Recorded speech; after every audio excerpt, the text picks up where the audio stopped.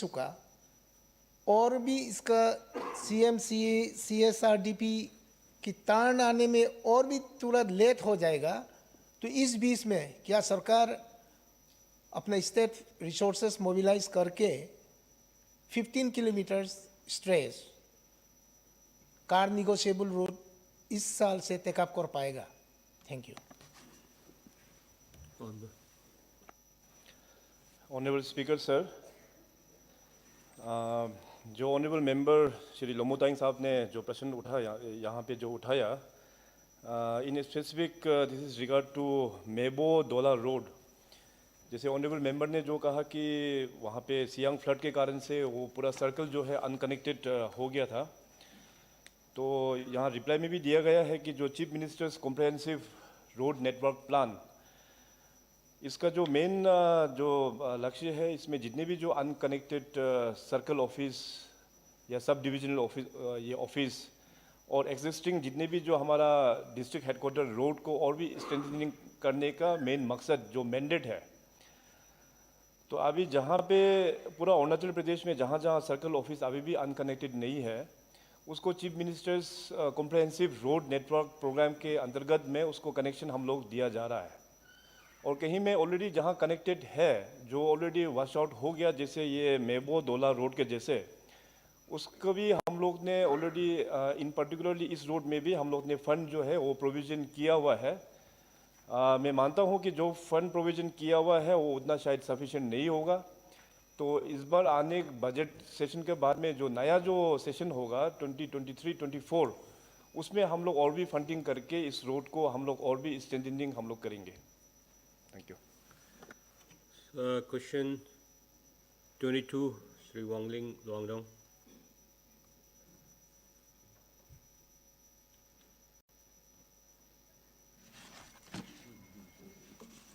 Speaker, sir, my question number 22 pertains to the posting of an IGP rank officer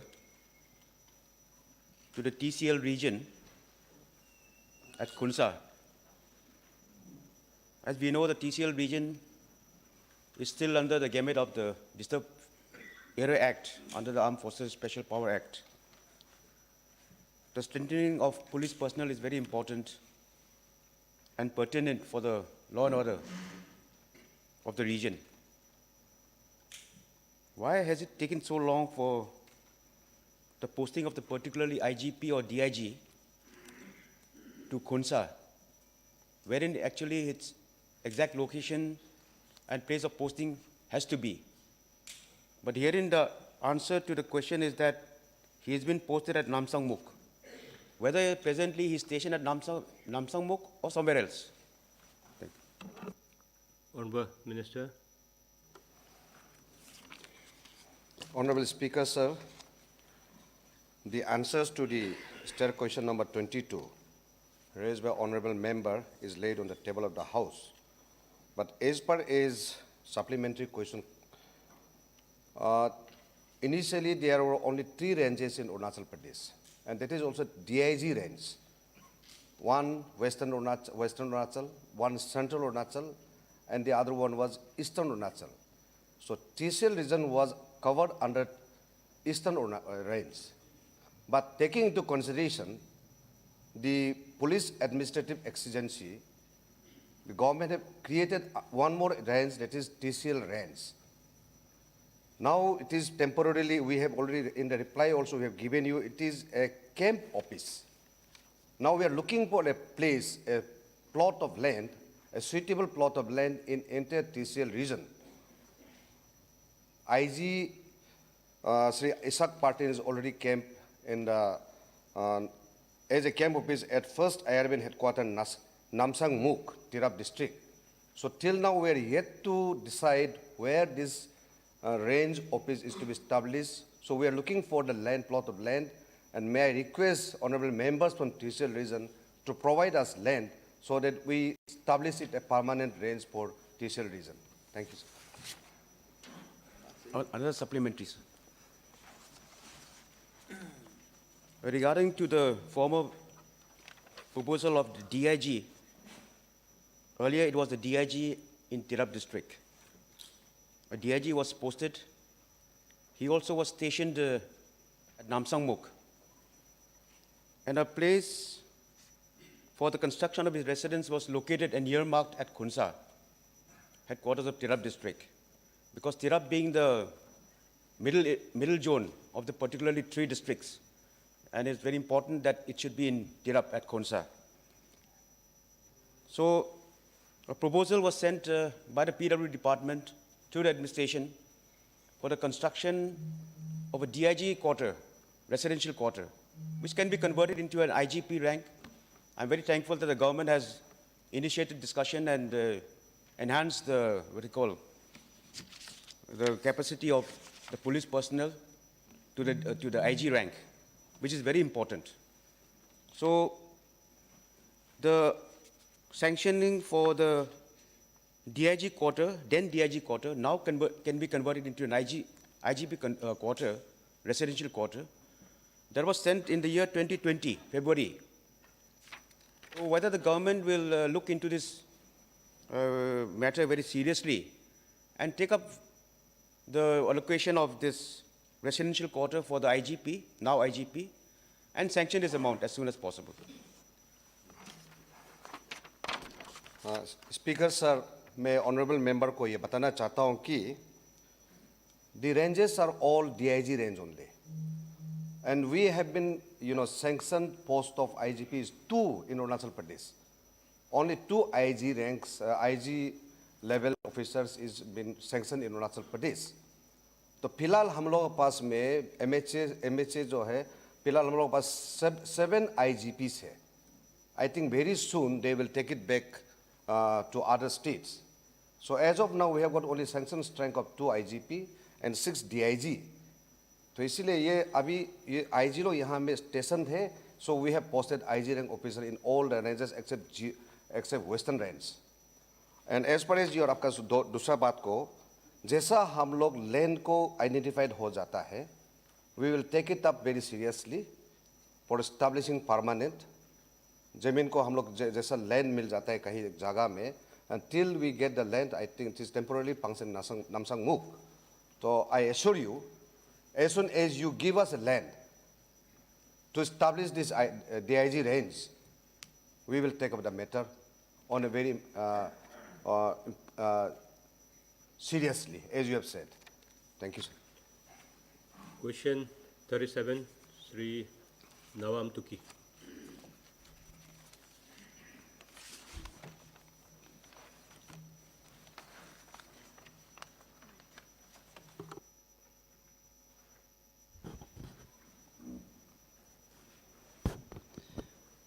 Speaker sir, start question number 37.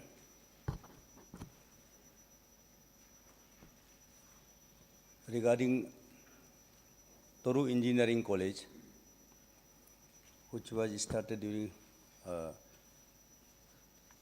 2014-15. Now it is, I think, about to be 7 years now. And it was sanctioned under RUSA, Ministry of Higher Education, Government of India. Amount about 26 crore to start the project. And till today, the project could not able to progress. It is going very slow, and there are several working agencies working in the project, PWD and the engineering wing of education department. So various agencies are working in the same project. That could be the reason which is delaying, or another reason could be the lack of fund provision. It could not be speed up the work, or maybe the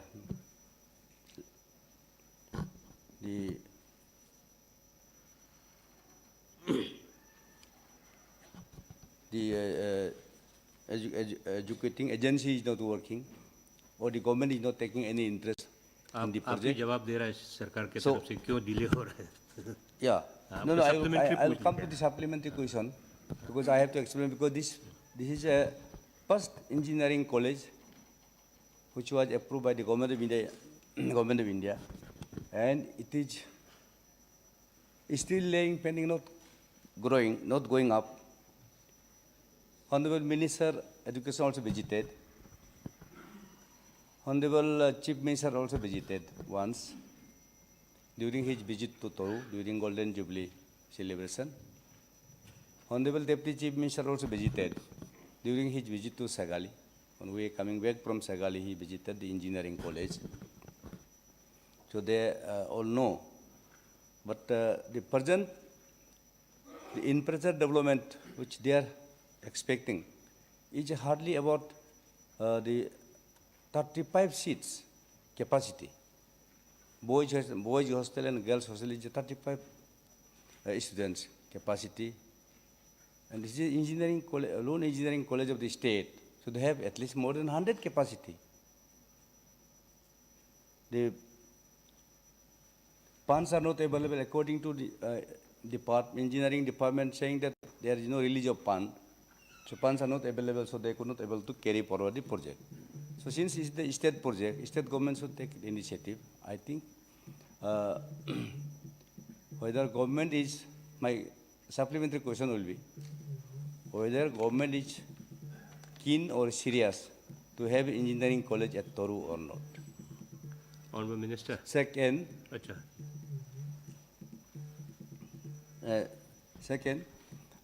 whether government will provide sufficient fund to establish the engineering college in this current financial year or not. These two supplementary questions. Honorable Minister. Honorable Speaker, sir, start question number 37. Reply is already laid at the House. जो supplementary honourable minister ने पूछा, sir इससे supplementary जवाब देने से पहले मैं sir इसका एक थोड़ा कहानी बता दूं। ये जो प्रोजेक्ट है 2014-15 में रूसा गवर्नमेंट ऑफ इंडिया ने अप्रूव किया, and project cost was 26 crore, 23.4 crore was central share and 2.6 crore is from state share. And main time जब वो बजटरी सपोर्ट करने के जा रहे थे, change of guard, government change हो गया, फिर उसके बाद एक साल उसमें डिले हो गया। तो सब्सिक्वेंटली जब सैंक्शन हुआ, बजटरी हुआ, then educating agency was engineering wing of education department, then उसे चेंज करके फिर अर्बन डेवलपमेंट को दिया गया। देन अगेन पब्लिक से that no it should be educated through PWD। तो इस PW को देने के उसमें सर चेंजिंग करने में उसमें एक साल चला गया। तो उसी प्रकार उसके बाद जब काम शुरू हुआ तो सर 2 साल कोविड आया, तो कोविड आने की वजह से गवर्नमेंट ऑफ इंडिया ने फंड रिलीज में सर थोड़ा डिले हो गया। तो इस साल जो फिजिकली जो फंडिंग है, हमने सर गवर्नमेंट ऑफ इंडिया से 23.4 करोड़ पैसा आ गया है, एंड स्टेट सरकार ने भी जो 19.6 करोड़ दे दिया, जहाँ वेयर इज हमको 2.6 देना था, उसके बदले में हमने 19.6 करोड़ का हमने ऑलरेडी एलोकेशन एयरमार्क किया है और दे भी रहा है। और फिजिकली उसमें से एकेडमिक एंड एडमिनिस्ट्रेटिव बिल्डिंग एक यूनिट है, और फिजिकली 75% कंप्लीट हो गया। गर्ल हॉस्टल 1 यूनिट है 30 गर्ल्स के लिए, और 100% कंप्लीट हुआ है। बॉयज़ हॉस्टल 1 यूनिट 30 का है, उसमें 100% कंप्लीट हो गया। और रेसिडेंशियल क्वार्टर्स जो इंजीनियरिंग विंग कर रहा है, जो स्टेट गवर्नमेंट जो फंडिंग कर रहा है, उसका टाइप 6 दिन क्वार्टर है, वो 75% कंप्लीट है। टाइप 4 6 यूनिट है, 75% कंप्लीट है, एंड टाइप 3 4 यूनिट्स वो भी 75% कंप्लीट है। और जो बाकी जो बाउंड्री वाल है, जो बाउंड्री वाल को कंप्लीट करना था, लेकिन वहाँ में फिर लैंड का जो मालिक है फिर डिस्प्यूट आ गया, जिसके वजह से थोड़ा बहुत उसमें बाउंड्री वाल में कंप्लीट करना बाकी है। और कंपनसेशन नहीं दिया बोलकर कोई लीगल में भी चला गया, जिसकी वजह से थोड़ा बहुत सर इस कॉलेज को एजुकेट करने में थोड़ा हेम्पर हुआ। सरकार तो चाहता है कि अरुणाचल में फर्स्ट इंजीनियरिंग कॉलेज जल्दी से जल्दी शुरू हो, लेकिन उसके बावजूद सर इसकी जो ग्राउंड की जो तकलीफें हैं, इसके लिए सर ये आगे नहीं बढ़ रहा है। और जब हमारे माननीय मुख्यमंत्री तोरू में विजिट किया गोल्डन जुबली स्कूल में, उस समय में जो साइट हमें जो दिया है दिक्रोंग नदी का दोनों तरफ में दिया है, एक तरफ एकेडमिक बिल्डिंग है, दूसरा तरफ हमारे गर्ल्स एंड बॉयज हॉस्टल का है, तो उसको पार करने के लिए भी कोई ब्रिज नहीं था। ऑनरेबल मुख्यमंत्री ने आया और उसके बाद सैंक्शन कर दिया, 12 करोड़ का जो आर्च ब्रिज का सैंक्शन भी कर दिया, और वो पैसा भी डायरेक्ट पीडब्ल्यू को पैसा दे रहा है। इसलिए ये जो सप्लीमेंट सर ने पूछा कि गवर्नमेंट कीन है ना सीरियस है, गवर्नमेंट बिल्कुल सीरियस है, कीन भी है। हम लोग भी चाहता है कि हमारे अरुणाचल में इंजीनियरिंग कॉलेज हो। और दूसरा जो सफिशिएंट फंड की जो बात किया है कि गवर्नमेंट ऑफ इंडिया जो हमें जो थर्ड इंस्टॉलमेंट जो आना था जो आ गया है, और अभी बजटरी सपोर्ट रेडी है, हम पैसा रिलीज करेंगे। और पीडब्ल्यूडी और इंजीनियरिंग में हमें एश्योरेंस दिया कि इस साल के अंदर में प्रोजेक्ट को कंप्लीट करेगा बोल के एश्योरेंस दिया है। लेकिन मैं अपने एक तजुर्बा से सब साइट विजिट किया तो मार्च तक तो हो नहीं पाएगा, लेकिन मई जून जुलाई तक तो हमारे सब खत्म होना चाहिए। यही sir, thank you sir. Supplementary आपका 2 हो गया। हाँ हाँ, लास्ट है। आप सीनियर आदमी हैं, तो एक बोनस दे देगा। लास्ट है नहीं नहीं बोनस आपके लिए। नहीं, मैं मंत्री जी से वही सुझाव देना चाहता हूँ कि जब वहाँ में कोई मालिक नहीं होगा तो प्रोजेक्ट आगे नहीं बढ़ेगा। सबसे पहले तो कम से कम प्रिंसिपल कोई ना कोई प्रिंसिपल एक तो पोस्टिंग कर दो, ताकि वो वहाँ रह के देखभाल करेगा, कम से कम स्टार्ट तो करवाएगा। तो बहुत जगह में कॉलेज इस प्रकार से भी स्टार्ट करते हैं, जो एनआईटी को किया, कंस्ट्रक्शन तो शुरू ही नहीं हुआ था, फिर शुरू तो कर दिया कहीं ना एक बंदोबस्त करके अरेंजमेंट करके शुरू कर ही देता है ना। तो पहले जो मेन पावर नहीं होगा तो शुरू कहाँ से होगा? कम से कम कुछ टेक्निकल एक्सपर्ट्स या कोई मैनेजर या कुछ प्रिंसिपल या कोई स्टाफ तो पोस्टिंग कर दो, ताकि वहाँ बैठ के काम करेगा, रहेगा, शुरू तो करेगा, प्लानिंग तो करेगा और सरकार को बताएगा। तो ऐसे कोई आदमी नहीं है, उसको शुरू करने के लिए प्रिंसिपल पोस्टिंग इस साल करेगा कि नहीं करेगा। और इस साल का जो नया बजट में और जो एडिशनल बिजली का, पानी का, सड़क का जो जरूरी है उसको पूरा देगा कि नहीं देगा, वही उतना ही है। उतना है ना आपका? हाँ। अच्छा, जवाब दे दीजिए। ठीक है, कोई आदमी posting mister speaker sir, supplementary question sir, question 37 जो process of creation of different post, lecturer का हो, प्रिंसिपल का हो, और सब के जब बिल्डिंग कंप्लीट हो जाएगा तो हम लोग टेकअप करेंगे, और जैसे बिल्डिंग खत्म होगा सर हम उसको प्रोसेस करेंगे sir. So next is start question 49, Sri Tarin Dakpa.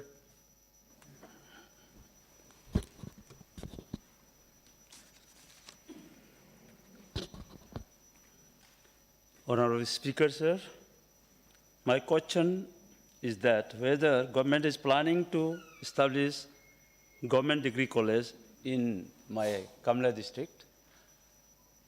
That was my question. And in reply, it is said that there is not enough students in Kamla district passing out. But my point is that Kamla district has got 4 higher secondary schools, 1 JNB schools. There are 3 secondary schools. Due to this non-existent college, our lot of students are, dropout students are there. Because of that, we are getting lot of problem, because they could not go to the college. As a result, parents could not afford to send them for their higher studies. Even in DN College, Itanagar, they are not getting admission because there is limited seats. There in the St. Clark School, College in Giro, there are also limited seats. In Jain College, they are not getting the admission. As a result, there are a lot of dropout students, and college is to be established. और इसने government ने लिखा है कि further और college नहीं खुलेगा. Then what is our plan? Government का क्या प्लान है, विजन क्या है? सिर्फ हमको इंफ्रास्ट्रक्चर के पैसा नहीं है, हमको टीचर अपॉइंटमेंट, वो तो नहीं चलेगा. मेरा ख्याल में एज ए गवर्नमेंट को विजन देखना पड़ेगा हर जगह में, क्योंकि डुलुमुख में भी तो अच्छा जगह है. I have got lot of plots, ज़मीन है, अवॉर्ड कर रहा है. तो इसलिए मेरा रिक्वेस्ट है कि instead of just saying that आपका स्टूडेंट नहीं है, इंस्टेड ऑफ दैट इंफ्रास्ट्रक्चर नहीं है, विल हैव टू प्लान. आज आप प्लान करके रखेंगे, नेक्स्ट में करेंगे, क्योंकि मेरा उधर बहुत स्टूडेंट है जो ड्रॉप आउट स्टूडेंट है. Parents are so poor. मेरा जो डिस्ट्रिक्ट में सबसे गरीब है, सबसे बैकवर्ड है, तो student they can't afford to go to the college. Even Itanagar में आजकल तो हॉस्टल है नहीं, वो लोग भाड़ा में बैठता है. इसलिए बता दीजिए. स्टूडेंट अभी ड्रॉप आउट होकर बहुत स्टूडेंट बैठा हुआ है. सो मैं my submission to the government, plan कर दीजिए कि next degree college in Kamle district में रख दीजिए. Thank you very much. मंत्री जी. Honorable Speaker, sir, is there question number 49, जो ऑनरेबल मेंबर ने सप्लीमेंट्री पूछा. सर, कॉलेज हमारा 18 कॉलेज गवर्नमेंट कॉलेज है, प्लस लॉ कॉलेज एक 19 कॉलेजेस है.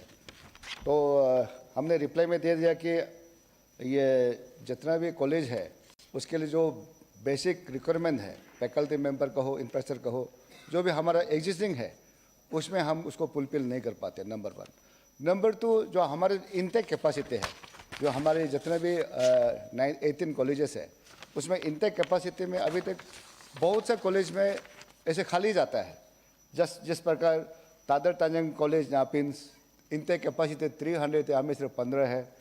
हमारे गवर्नमेंट कॉलेज पालिन जो इंटेक कैपेसिटी 300, इसमें सिर्फ 34 है. गेकू में है 300 कैपेसिटी 132. ऐसे करके सर हमारा जो भी गवर्नमेंट कॉलेज जो बनाया है इंटेक कैपेसिटी अवेलेबल है, लेकिन बच्चे यहाँ नहीं है. अगर उससे पहले अगर उसमें अगर बच्चे अगर सब कॉलेज में फुलफिल है, एक्सेस सरप्लस है, तो government will always think that for further extension of college. तो हम वो कॉलेज बनाने के लिए सरकार ना नहीं बोलता है, लेकिन जो ऑलरेडी हम सर कॉलेज बना चुका है उसमें तो कम से कम इंटेक पुल हो और बच्चे उसमें पढ़े, सरप्लस हो, तब नेक्स्ट हम प्लान कर सकता है. Thank you. Start question. हाँ बोलिए. Thank you, Speaker, sir, for giving me this chance to represent my constituency. तो जैसे कि अभी सर ने कहा कि नया कॉलेज तो मांग रहा है, तो मैं तो फॉर्चुनेट हूँ कि 14-15 में मुझे भी एक गवर्नमेंट मॉडल कॉलेज लपारादा पे दिया गया है.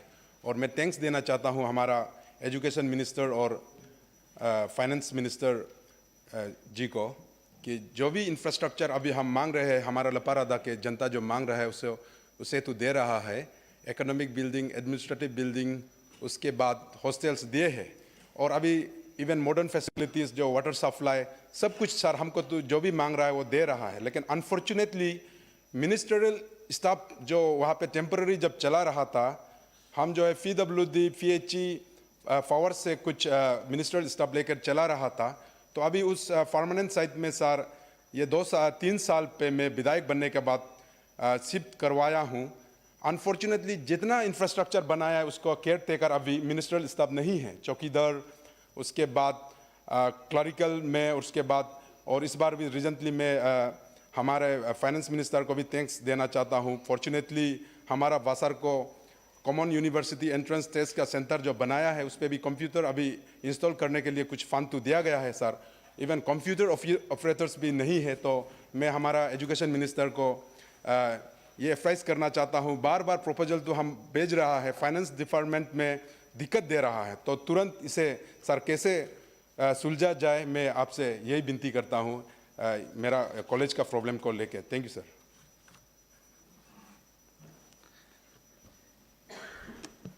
Speaker, sir, is there question number 14, a supplementary asked by Honorable MLA Basar. Sir, सिर्फ उनकी जो गवर्नमेंट मॉडल स्कूल कॉलेज बासर की सिर्फ नहीं है, पूरे हमारे 18 जो कॉलेजेस है सभी में हमारे मिनिस्ट्रियल स्टाफ की कमियां है. और इसलिए हम लोग सरकार की तरफ से कोशिश कर रहे हैं कि जो मिनिमम रिक्वायरमेंट है उसको दिया जाए, और चाहे कॉन्टीजेंसी स्टाफ हो, कुछ उस तरह से मैकेनिज्म सर वर्कआउट कर रहे हैं. अगर वो सक्सेस होता है तो हम जरूर देंगे sir. Start question number 2, Shri Ninong Ering. Honorable Speaker, sir, as the reply has already been laid on the table, and as the wage of the workers include that of unskilled and skilled laborers, are defined by and governed by the government of the finance department. So, and as because of the enhancement of the wages of the unskilled and skilled laborers do not come under the purview of the 7th Pay Commission, I will abide with the answer replied. But as there's a global recession throughout the world, so if there could be a provision, so give some special emphasis because Arunachal Pradesh is in the very the northeasternmost bordering China, Myanmar, and Bhutan. If some special category, or a special status could be made for the laborers working in our region, if the pay could be slightly enhanced, it would be very good. It would be a very big help to them financially, and especially to their own family members. Thank you, sir. Do you need a reply? No reply. Do you need a reply? I think that is an advice. We have taken note of it. No further, most probably, reply is required. Start question 23. Wang Ling Longdong.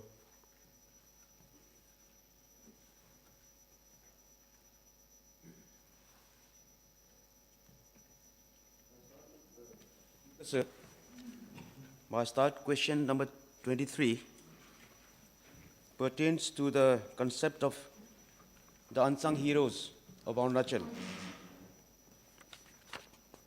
Personally, I abhor glorifying killings, but wherein most of the unsung hero concept is based on the fight with the British by the local people of our state in their respective regions or locations that as it may be. Now, the very purpose of dissecting the unsung hero concept is also to dig out those relevant incidences that had occurred, which were lost and unknown. If that is so the concept of the very basis of the unsung heroes of our state, then there are many incidences wherein these clashes with the Britishers took place, which were not written and conceptualized in the present context of the unsung heroes that has just come out from the state government and the research department. I would like to ask the state government whether this unsung hero concept and the heroes who had fought with the Britishers, whether it was for the concept of freedom or for any other purpose, but it was a fight to contain the British advance in that particular region who tried to subdue them. There are many incidents which took place. And how do we get to know of the incidents that took place? It was from the British only, the writings of the British personnel, the British army personnel, the political officers, the assistant political officers that may have been in that time. If that is so, whether the unsung hero concept will be stationary to that which has come out, or further research will be done. For example, there was also an Anglo-Nocte conflict in the year 1842, where it was completely missed out. In November 1842, the Nocte of Kitty village attacked an armed British expedition under Captain J. Brodie, political agent of Sibsagar. In the attack, the Britishers lost 2 soldiers and 4 were wounded, wherein the British had to retreat. A month later, in December 1842, a punitive expedition was launched against the Noctes. Captain Brody was joined by Captain S.F. Haney, commander of the Assam Light Infantry Battalion, Lieutenant Rollett of the 2nd Subdues, and Lieutenant Reard of the local artillery company. With full cannons, the Noctes defended themselves but were unable to push back the Britishers. The advancing British force burned down Kheti village and its inhabitants fled to some other locations. The punitive expedition lasted a week and they used every means to subdue and induce the tribe into submission, which they failed. Unable to pursue them further, the Britishers retreated. So these are incidents that have been completely left out.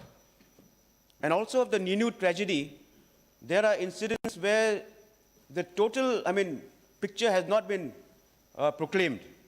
So some sort of left out, incidents that have happened against the Britishers. So whether the further study will be carried out or we will let it confine to that which has been done. And whether the state government will take any other proactive action in this case. Honourable Minister.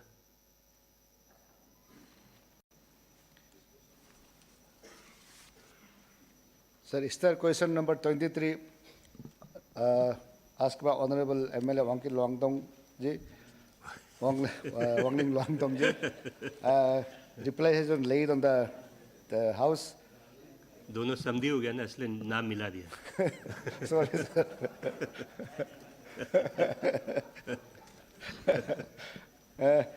Sir ये जो unsung heroes का जो main मुद्दा है, जो हमारी माननीय प्रधानमंत्री जो आज़ादी की अमृत महोत्सव की आफ्टर 75 years ऑफ इंडिपेंडेंस में जो अनसंग हीरोज, जो जिन लोगों ने गुमनाम हीरोज, जिन लोगों ने फ्रीडम के लिए जो फाइट किया ब्रिटिश सरकार कॉलोनी रिजम को, उन लोगों को बहुत से लोगों को उसमें नाम में नहीं आया.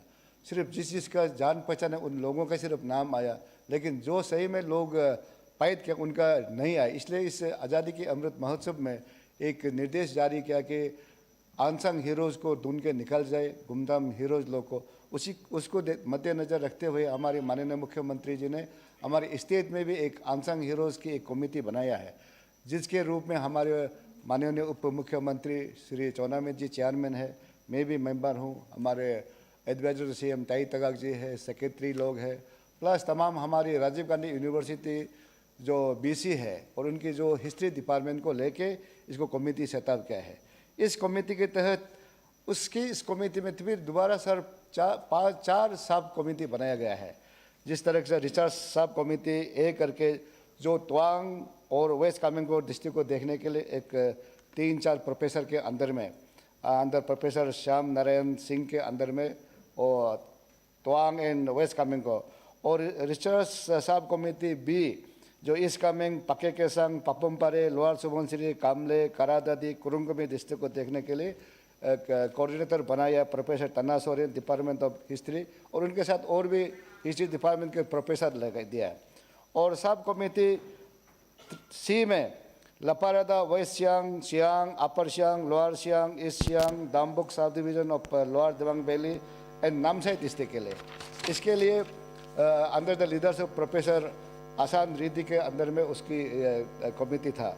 और एक दूसरा 4th कमेटी था sub committee D, lower Dibang valley, Dibang valley, Lohit, Anjaw, Tirap, Changlang, Longding district को. उसके अंदर में जो इंचार्ज था professor SK Chaudhary, head and department of anthropologist Arunachal university, plus उसके साथ तमाम 3-4 प्रोफेसर को लगा के. और इसके साथ तहत ये बहुत सा जगह पे वर्कशॉप किया गया, रिसर्च किया गया, टूर किया गया, CBO के साथ इंटरेक्ट किया गया है, लोगों के साथ इंटरेक्ट किया गया. और उसके बाद जितना भी आपके स्कॉलर्स है, ये इंटेलेक्चुअल है, उन लोगों के साथ जहाँ हैपनिंग हुआ उसके साथ इंटरेक्ट करके, वर्कशॉप करके, जैसे आपका राजीव गांधी यूनिवर्सिटी में कैंपस में, पासीघाट में, दाम्बुक में, नामसाई में, लोंगडी में, हर तरह में सर चर्चा किया गया है करके जो अभी जो. और ये जो कमेटी है हर जगह गया है, नेशनल आर्काइव्स ऑफ इंडिया में गया है रिपोर्ट देखने के लिए, अरुणाचल प्रदेश स्टेट आर्काइव में गया है, असम स्टेट आर्काइव्स में गया है, Asiatic society and national library Kolkata में गया है, ब्रिटिश लाइब्रेरी लंदन में गया है, नेशनल आर्काइव लंदन में गया है, रॉयल जोग्राफिकल सोसाइटी लंदन में गया है। जो भी हमारी जो टीम है, सब जहाँ में जितना भी डॉक्यूमेंट हमको मिलना है कलेक्शन किया है, और इसकी कलेक्शन करते हुए जो आज तक जो रिपोर्ट आया है उसमें हीरोज़ अनसंग हीरोज़ 18 पाया गया है और मार्टियर्स 76 लोगों को मिला गया है और फ्रीडम फाइटर 128 लोगों को मिला गया है। इसमें टोटल 222 लोगों को इसकी जो अनसंग हीरोज़ में इसमें किया है, इसमें कैबिनेट भी अप्रूव किया है। अब हमारे सप्लीमेंट्री जो पूछा है कि हमारे माननीय कि ये क्या यही ख़त्म है क्या? ये ख़त्म नहीं है। ये अभी जो जिस ढंग से अभी एंग्लो नोक्ते 18 नवंबर 1842 की जो वार जो बता रहा है, तो हमारे जो अनसंग हीरोज़ कमिटी अभी भी अलाइव है। अनसंग हीरोज़ कमिटी अभी भी एक्सटेंशन में है और भी रिसर्च कर रहा है। उसमें अगर डॉक्यूमेंट डाटा कुछ है तो हमें रिपोर्ट के साथ, आर्काइव का रिपोर्ट के साथ, कोई डॉक्यूमेंट्री एविडेंस के साथ हमारे रिसर्च डिपार्टमेंट को दीजिए, हम रिसर्च करेंगे, उसमें और इनकॉर्पोरेट करेंगे और हमारा अनसंग हीरोज़ को हम इसमें और लेके आएंगे। और हम लोग, हमारे माननीय मुख्यमंत्री पेमा खांडू सरकार चाहता है कि ये जो अनसंग हीरोज़ अरुणाचल के हैं उसको पाठ्यक्रम में भी हमारे स्कूल में भी लेके आना चाहिए, ताकि हम जो अरुणाचल में जो भी, चाहे वो फ्रीडम फाइटर हो या दीपा को हो, कांग्रेस का टाइम का हो, या आका एंग्लो आका वार का हो, या हमारी ये आमतौला कॉन्फ्लिक्स 1873 का हो, या लंगफा ताजा मेरी मिशंस 1911 to 1912 का हो, या दीपा कांग्रेस मूवमेंट हो, या एंग्लो ताई खामते वार 1839 का हो, या एंग्लो आदि वार तो 3-4 बार हुआ है उसमें। उसके साथ में आपको attempted to colonial subjugation of वांगचुलो का जो होगा, मिसिमी रेसिस्टेंट वाला है, एंग्लो सिंगपो वार 1828, 1830, 1843, जितना भी हमें डॉक्यूमेंट डाटा जो मिला है, आर्काइव से मिला है, उसको लेके इसके साथ अनसंग हीरोज़ के अपना हमने बुकलेट बनाया है। इसलिए जो अभी अगर हमें कोई रिपोर्ट देता है हम उसको सर स्वागत करते हैं।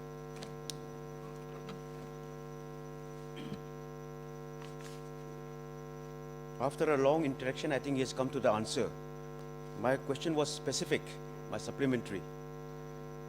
आपसे सीख लिया ना लंबा बोलने के। What the government is taking, what further steps to identify many unsung heroes who may be late buried. It should not be as Napoleon Bonaparte proclaimed, that history is a set of lies agreed upon. We have to be specific and put the facts forth. And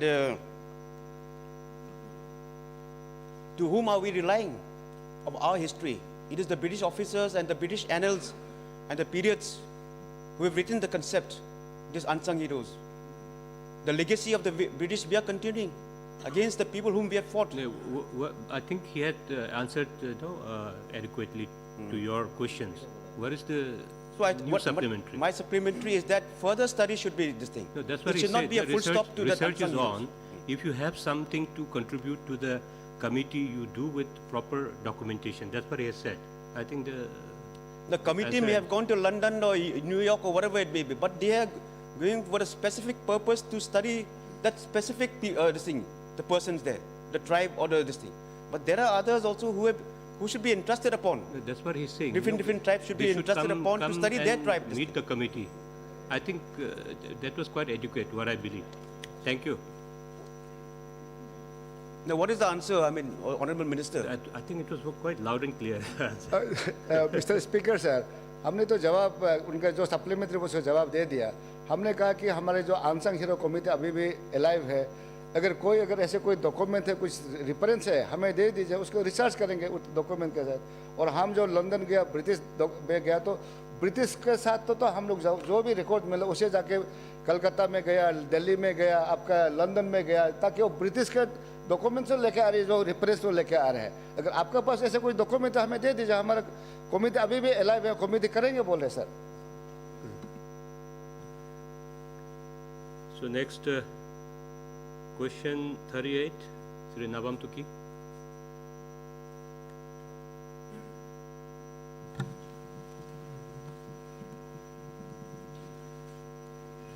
Is there question number 38? ये मेरा same issue में जो परंग primary health centre में NEC का funding था 2012 में 11-12, तो ये मेरा थर्ड क्वेश्चन है और उससे आगे और नहीं पूछेगा, ये दिस माय लास्ट क्वेश्चन मंत्री जी से ये जवाब चाहता हूँ कि ये हॉस्पिटल मंत्री जी चैन का सांस लेगा अभी। नहीं, वहाँ में परंग में प्राइमरी हेल्थ सेंटर बिल जो 90% कंप्लीट है, 10% बाकी है, अभी 4-5-6 साल से वो पेंडिंग है, उसको कंप्लीट करेगा कि नहीं करेगा, या परंग में हॉस्पिटल प्राइमरी हेल्थ सेंटर खुला हुआ है, अप्रूव है, वो उसको चालू करेगा कि नहीं करेगा, बस इतना ही, उससे ऊपर नहीं पूछेगा। ये तुकी साहब का लास्ट क्वेश्चन है, इसलिए आपको भी जवाब लास्ट होना है आपका। Thank you sir. Honourable speaker sir, ये एक्चुअली 2011 का नेक्स्ट से सेंक्शन किया है। ये 300 बेडेड हॉस्पिटल था, 30 बेडेड हॉस्पिटल था। इसमें 441 लेक्स का ये फाइनेंस किया गया है, 19:10। स्टेट गवर्नमेंट का जितना शेयर था ऑलरेडी दिया है, सेंट्रल गवर्नमेंट का शेयर है 380 करोड़ 80 लेक्स का दिया है, तो उसमें सिर्फ 61 पॉइंट समथिंग लेक्स का बाकी है, तो वो कंप्लीशन उसको 2014 में होना था। 2017 तक 3 इंस्टॉलमेंट देखे दिया है, तो इसलिए वो कंप्लीट नहीं हो पाया है। तो इसके बाद 2018 में ऐसे सीवेज बेसिस में उस ये को प्रोजेक्ट को नेक्स्ट से क्लोज किया है। तो इसके बाद सर ने हमको रियली पूछा है, 2-3 बार क्वेश्चन किया है, तो उनका क्वेश्चन पूछने का अनुसार मैं अपना डिपार्टमेंट का टीम भी ऑलरेडी वहाँ में परंग ये में प्लेस में भेजा है, भेज के हमारी रिपोर्ट भी आ गया। तो इसके लिए हम लोग डिस्कशन भी है, हम लोग उसको कंप्लीट होने के लिए क्या करने से हम लोग डिस्कशन किया है, वो रियली तो कंप्लीट होगा, क्योंकि इतना 90% कंप्लीट है, तो 10% के लिए कंप्लीट नहीं है कि हमारा जो एसेट है वो वेस्टेज जाएगा। तो इसके लिए हम लोग अभी डिस्कशन भी किया है, हमारा डिपार्टमेंट का टीम भी ऑलरेडी विजिट किया है, तो वो बहुत बड़ा आपने एस्टेब्लिश किया है, इंफ्रास्ट्रक्चर किया है, उसको सिर्फ मेडिकल में करना है ना, बाकी ये में करना है, उसको भी हम लोग डिस्कशन किया है। तो इसलिए सर आपको इसका बात आप भी पूछने का मौका भी हम लोग भी शायद नहीं देगा होगा। Thank you sir. अब कंप्लीट कर दीजिए। तो क्या डिस्कशन किया, थोड़ा बता दो अभी। नहीं, उसको हम लोग कैसे टेकअप करना चाहिए, उसको हम लोग डिस्कशन किया है, डिस्कशन का रिजल्ट बाद में मिल जाएगा। बाद में मिलेगा। हाँ, ओके। बाद में मिलेगा, ठीक है, बाद में मिलने से भी। Next third question 48 retiring doctor.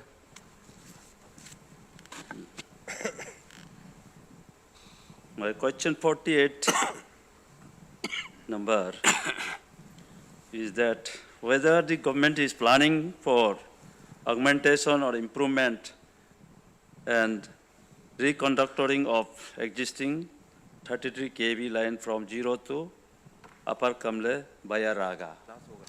As you know that power scenario of Kamle district is in pathetic condition due to dilapidated condition of existing 33 kV transmission line from 0 Daporojo via Raga. The existing 33 kV line was constructed way back in the year 1980 to evacuate power supply to Upper Subansiri district from Tago Micro Hydro Station, Yajali. Since then, no major maintenance has been done in the said line.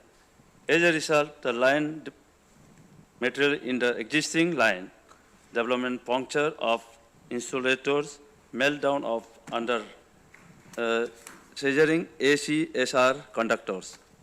Consequently, there is frequent breakdown of transmission line, and district is experiencing irregular power supply. So in order to overcome such irregularities, a new scheme may be initiated immediately. This was my question. Thank you. नहीं, आप कुछ supplementary है आपका पूरा? हाँ, supplementary है. Question My supplementary question is that Raga is a newly created district headquarters. The district administration infrastructure has already been created, but there is no electric connection with these buildings due to non-availability of fund and no pole erection, which is to reach to the newly constructed hospital, newly constructed DC office, DC buildings, then all the administrative buildings. So whether government is planning to give fund for immediate erection of poles, etc., to connect the newly created district administration buildings. Thank you. Electrify मंत्री जी. Honorable Speaker, sir. Thank you for allowing honorable member to repeat the question. The same question he has repeated. He has read out the same question. So I have a very beautiful answer for that also. I think he will be happy after hearing my answer for solution to this problem. The 0 to Upper Kamle. On the 0 to Upper Kamle via Raga transmission line, the portion from 0 to Taman, is presently fed by 33 existing dedicated express line. 33 kV existing dedicated express line, which is around 35 kilometers approximately. It is further stepped down to 11 kV at Taman and fed to Raga and Upper Kamle by 11 kV line. This portion is being upgraded to 33 kV line. This portion is being, the decision is taken to upgrade this 33 kV line under RDSS scheme and comprehensive scheme. We have already decided. Therefore, the entire transmission line from 0 to Upper Kamle is being subsequently upgraded and augmented to 33 kV under RDSS scheme and also comprehensive scheme. Besides, a proposal for construction of a 132 by 33 kV substation have been sent to Ministry of Power, Government of India, for consideration after completion of all formalities for an amount of 75 crore under National Infrastructure Pipeline. After the approval of the same, power scenario not only of the Upper Kamle but entire Upper Subansiri district, including the neighboring districts of Karadadi, will witness a sea change, which will mitigate the present power predicament faced by the people of the area. So, this one is taken under RDSS and comprehensive.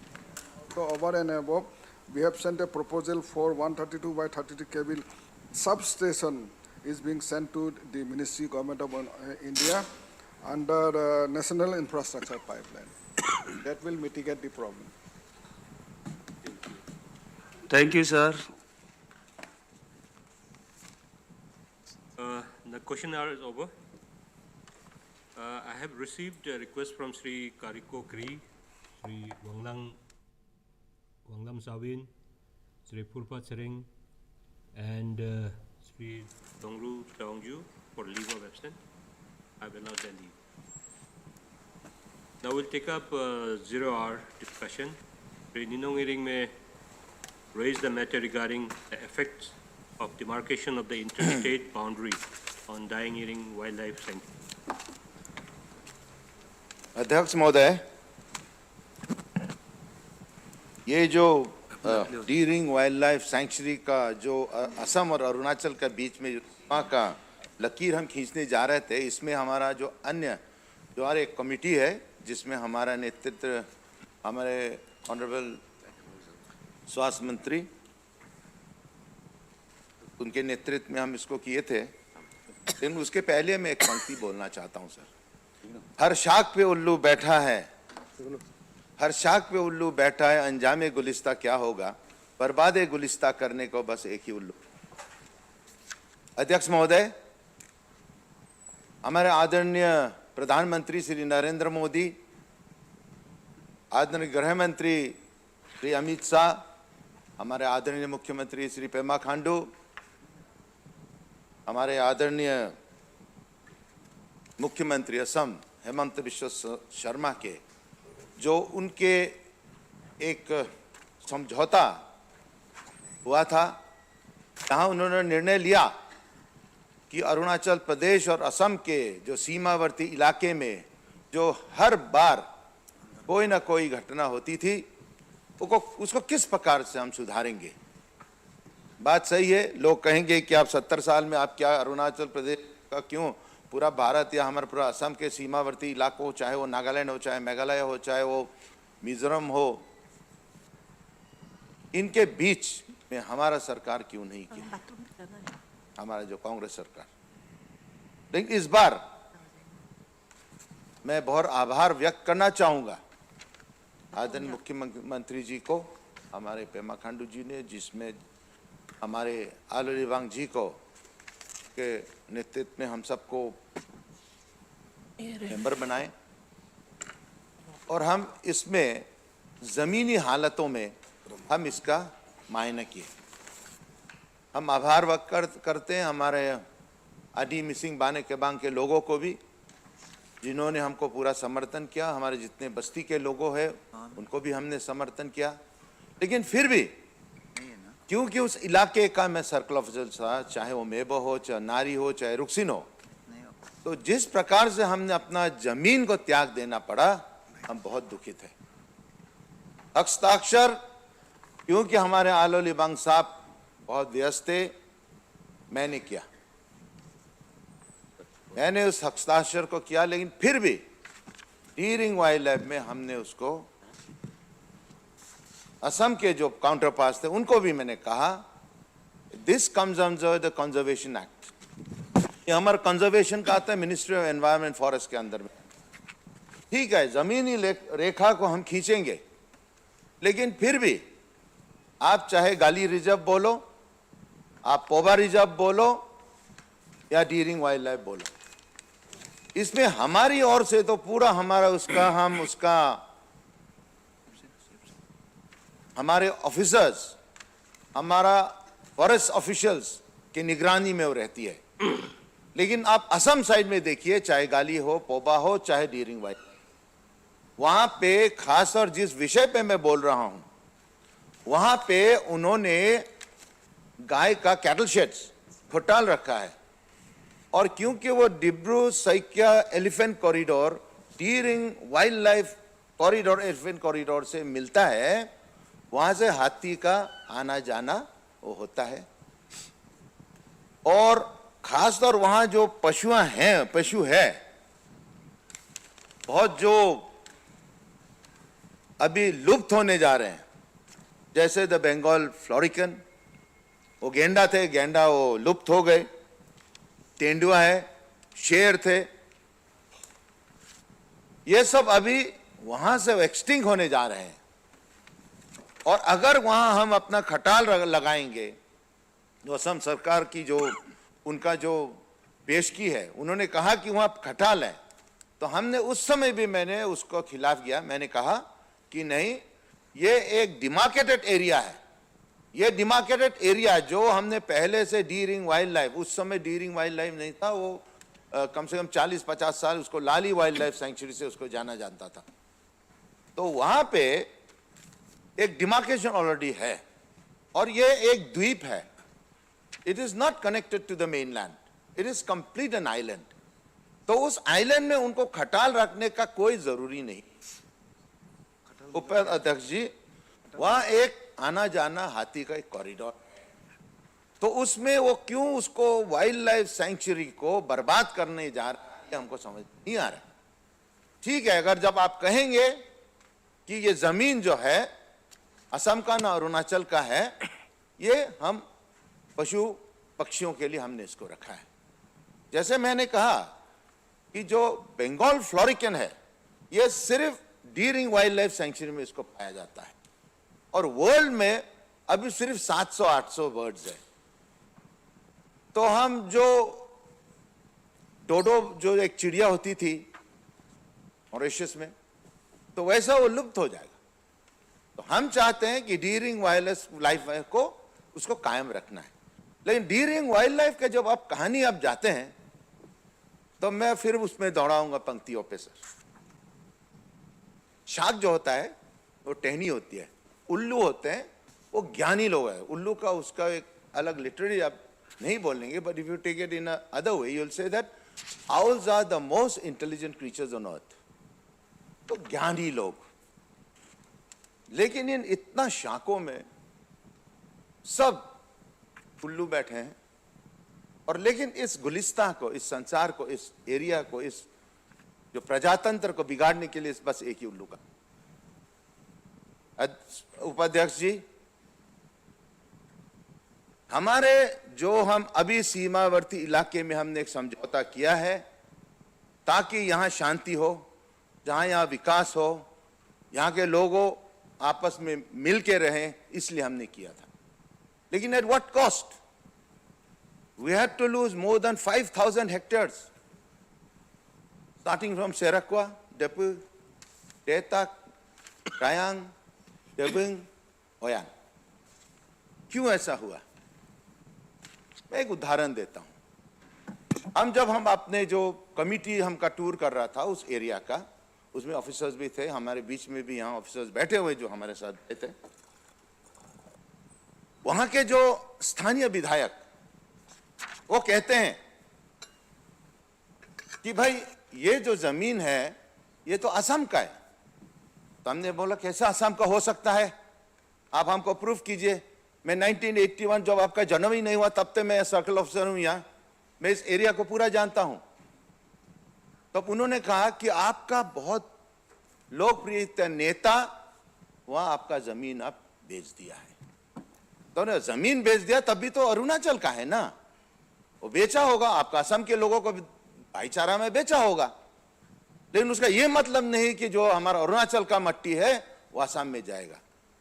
तो उन्होंने कहा कि नहीं, ये हम इसको revenue land में already हम लोग लिखित रूप से हम लोग ऑलरेडी इसको एंटर कर चुका है। तो जहां अभी जो डीरिंग वाइल्ड लाइफ सेंचुरी का जो कैंप है, जहां ऑफिस है, वहां से कम 3 किलोमीटर आगे उन्होंने लकीर खींचने लग गया। तब मैं उसको विरोध किया, मैंने कहा इससे ऐसा नहीं होगा। लेकिन तीनों जो हमारे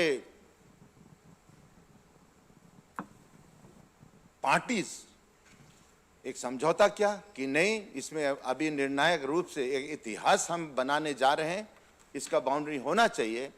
तो आप देखिए सर, उस अन्य इलाके में सीधा है, लेकिन जैसे हमने कहा कि ओयान जैसे एक एरिया है,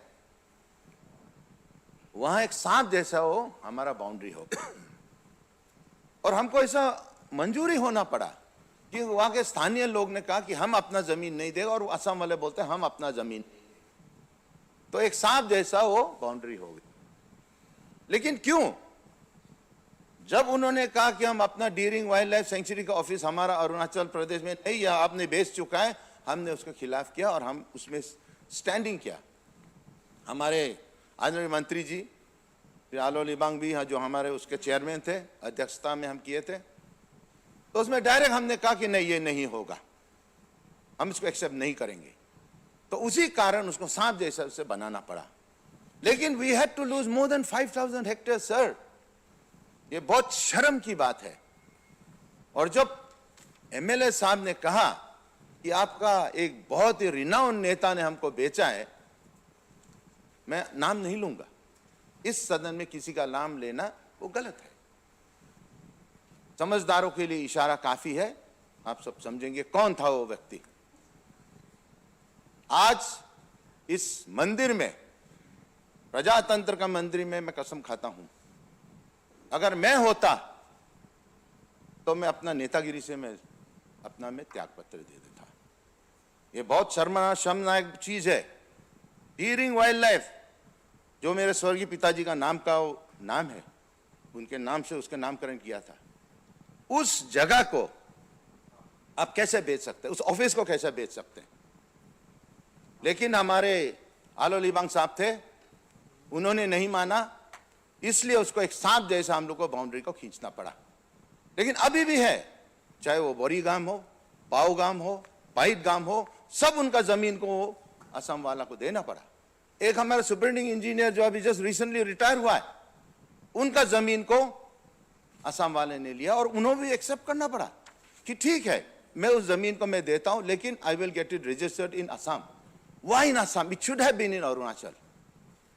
तब मैं कहता हूं सर, एक ज्ञानी के कारण से ये पूरा गुलिस्तान को बर्बाद कर दिया।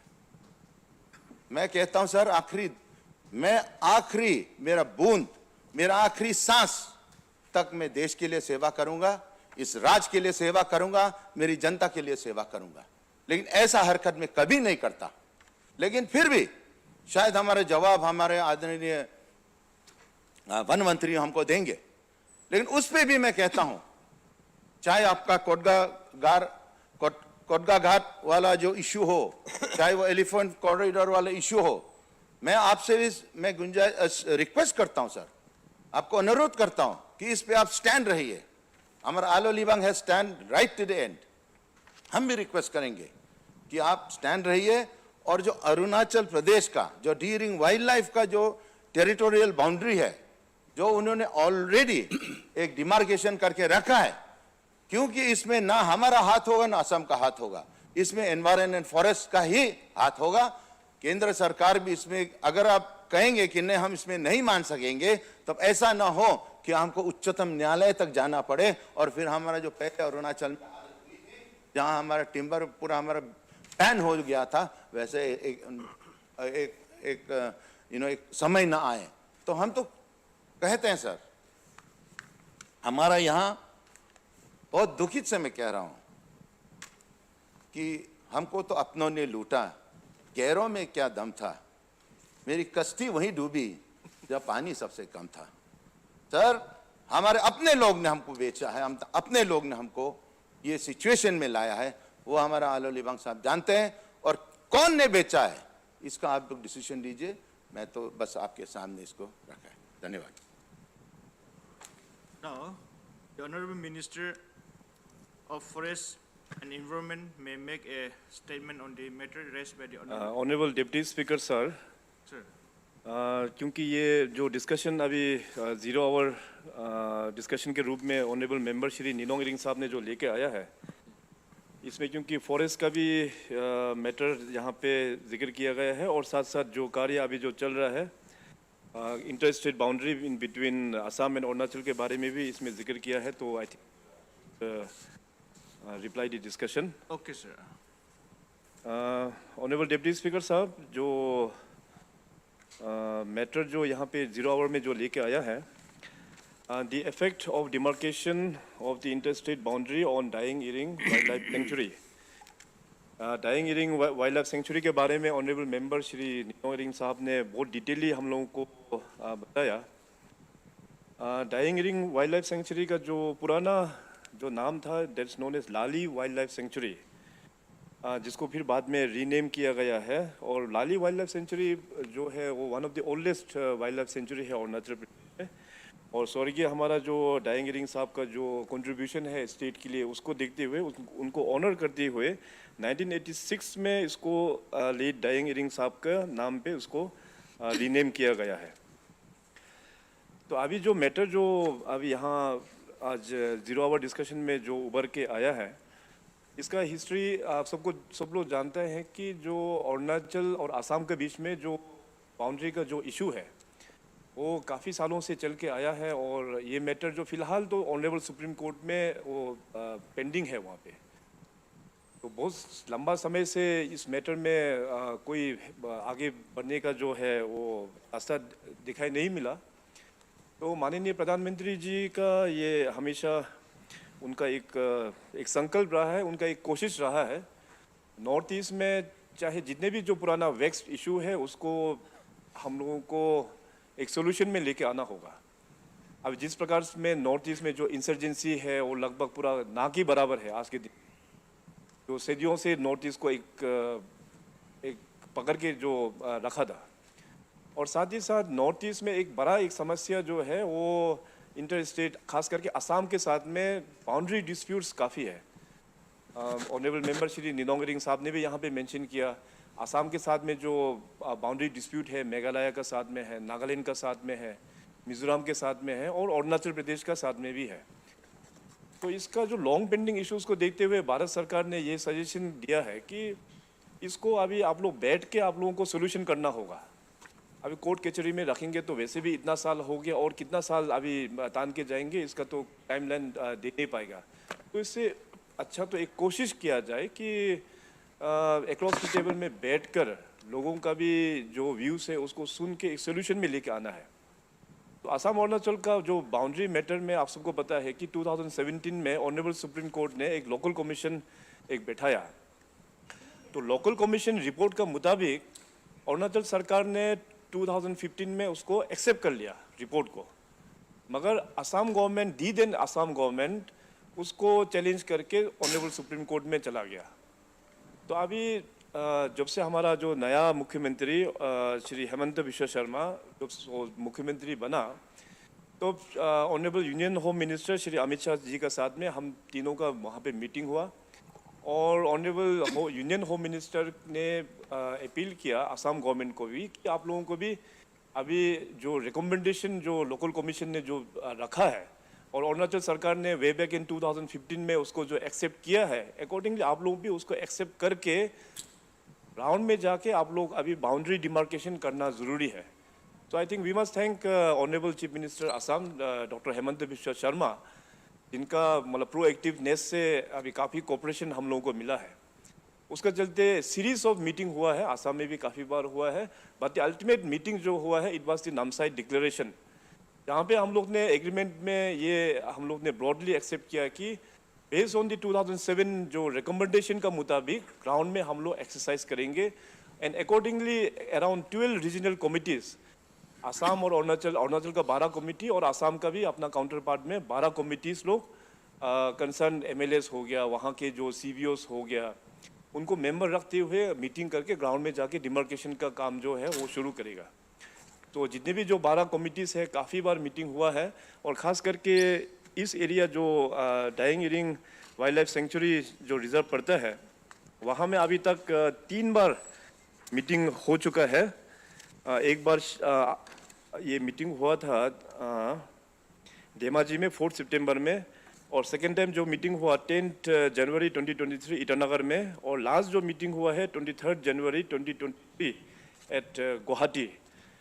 तो जितने भी जो रीजनल कमेटी का जैसे इस राज्य की ओर से हमारा ऑनरेबल हेल्थ मिनिस्टर आलोलीवांग साहब उसको चेयर करते हैं और ऑनरेबल मेंबर श्री निनोंग इरिंग जी भी इस कमेटी का मेंबर भी है। तो इन सारा एरिया जो इनका जुरिसडिक्शन में पड़ता है उसका पूरा डिटेली डिस्कशन हुआ है। अभी डिस्कशन हो के हमारे पास यहाँ पे माइनट्स ऑफ द मीटिंग जो 3 पर जो बैठा गया है इसका यहाँ पे आ गया है। तो मैं चेक कर रहा था कि अपना निनोंग इरिंग साहब आपका भी यहाँ पे सिग्नेचर है, यहाँ पे सिग्नेचर है। तो मैं ऑनरेबल हाउस को ये इंफॉर्मेशन देना चाहेगा ऑनरेबल डिप्टी स्पीकर आपके माध्यम से कि अभी हमारा जो 12 जो रीजनल कमिटीज़ और असम के जो काउंटर 12 जो रीजनल कमिटीज़ है इनका जो भी रिकमेंडेशंस है अभी हमारे पास में आ गया है और बहुत जल्दी अभी क्योंकि असम में भी बजट सेशन होना है तो असम का बजट सेशन के बाद में मैं फिर यहाँ से डेलीगेशन लेके असम में जाऊँगा। लेकिन जाने से पहले हर एक रीजनल कमेटी का साथ में दोबारा मैं यहाँ पे बैठूँगा, बैठ के ताकि जो रिपोर्ट का मुताबिक जो यहाँ पे रिकमेंडेशन किया है उसको किस हद तक है मैं अपना इंटरनल एक्सरसाइज भी मैं करके जाऊँगा। तो जो कंसर्न जो आपने यहाँ पे रेज किया है और आपने जो कहा कि वहाँ पे जो लकीर जो खींचा है थोड़ा सा टेढ़ा मेढ़ा होके गया है बोल के जो बताया, आई डोंट नो इस चीज़ का यहाँ पे रिपोर्ट में पूरा डिटेल रिपोर्ट पढ़ा नहीं, इस रिपोर्ट में कैसे रिफ्लेक्ट किया गया है हमको अभी तक जानकारी नहीं है। मगर जैसे मैंने बोला है कि मैं असम जाने से पहले हर एक रीजनल कमेटी का साथ में एक फाइनल सिटिंग मैं करके जाऊँगा, एक क्लैरिटी के साथ मैं वहाँ पर जाऊँगा। और दोनों चाहे असम गवर्नमेंट हो या अरुणाचल सरकार हो, देखिए दोनों जहाँ में पब्लिक है तो दोनों अपना ही जनता लोग है, तो जनता को हम लोग नाराज़गी हम लोग कर नहीं सकता है। तो पब्लिक का कॉन्फिडेंस भी हम लोगों को लेना होगा। एंड आई डू बिलीव कि जितने भी जो रीजनल कमिटीज़ चाहे आसाम को हो या अपना अरुणाचल का हो, जो भी रिकमेंडेशंस किया है कि पब्लिक का भी जो वॉइसेस को भी यहाँ पे रिकॉर्डेड करके ही भेजा होगा। So through you honourable deputy speaker साहब, मैं आश्वासन देता हूँ ऑनरेबल मेंबर निनोंग इरिंग जी को कि मैं जाने से पहले इसका भी जो रीजनल कमेटी के साथ में बैठक करके पूरा चीज़ों को क्लियर कट समझ के ही मैं यहाँ से आसाम उस मैटर को हम लेके जाएंगे। Thank you. Next, we will proceed to agenda item number 3, short duration discussion. Sri Gabriel Denong Wangsuji may make a short statement on the matter regarding the land, soil and water conservation activity in Arunachal Pradesh. Thank you, Honorable Deputy Speaker, sir. In fact, we all know that the land, air and water are three very, very important components for sustenance of life on this earth. And then the land and water resources, as we all know, are under tremendous pressure from various quarters, especially in present times, and when we especially talk about climate change and global warming. On one hand, while they are growing pressures to enhance food production, and on the other hand, there is also equivalent requirement for conserving and managing land and water resources. There is a depletion of land resources due to various regions, and then the need to meet the ever-increasing demand for food, fiber, besides other needs of housing, industries, and roads, which is also contributing largely to the depletion of the land resources. And in fact, return on investments in rural areas, particularly on land-based activities, has decreased.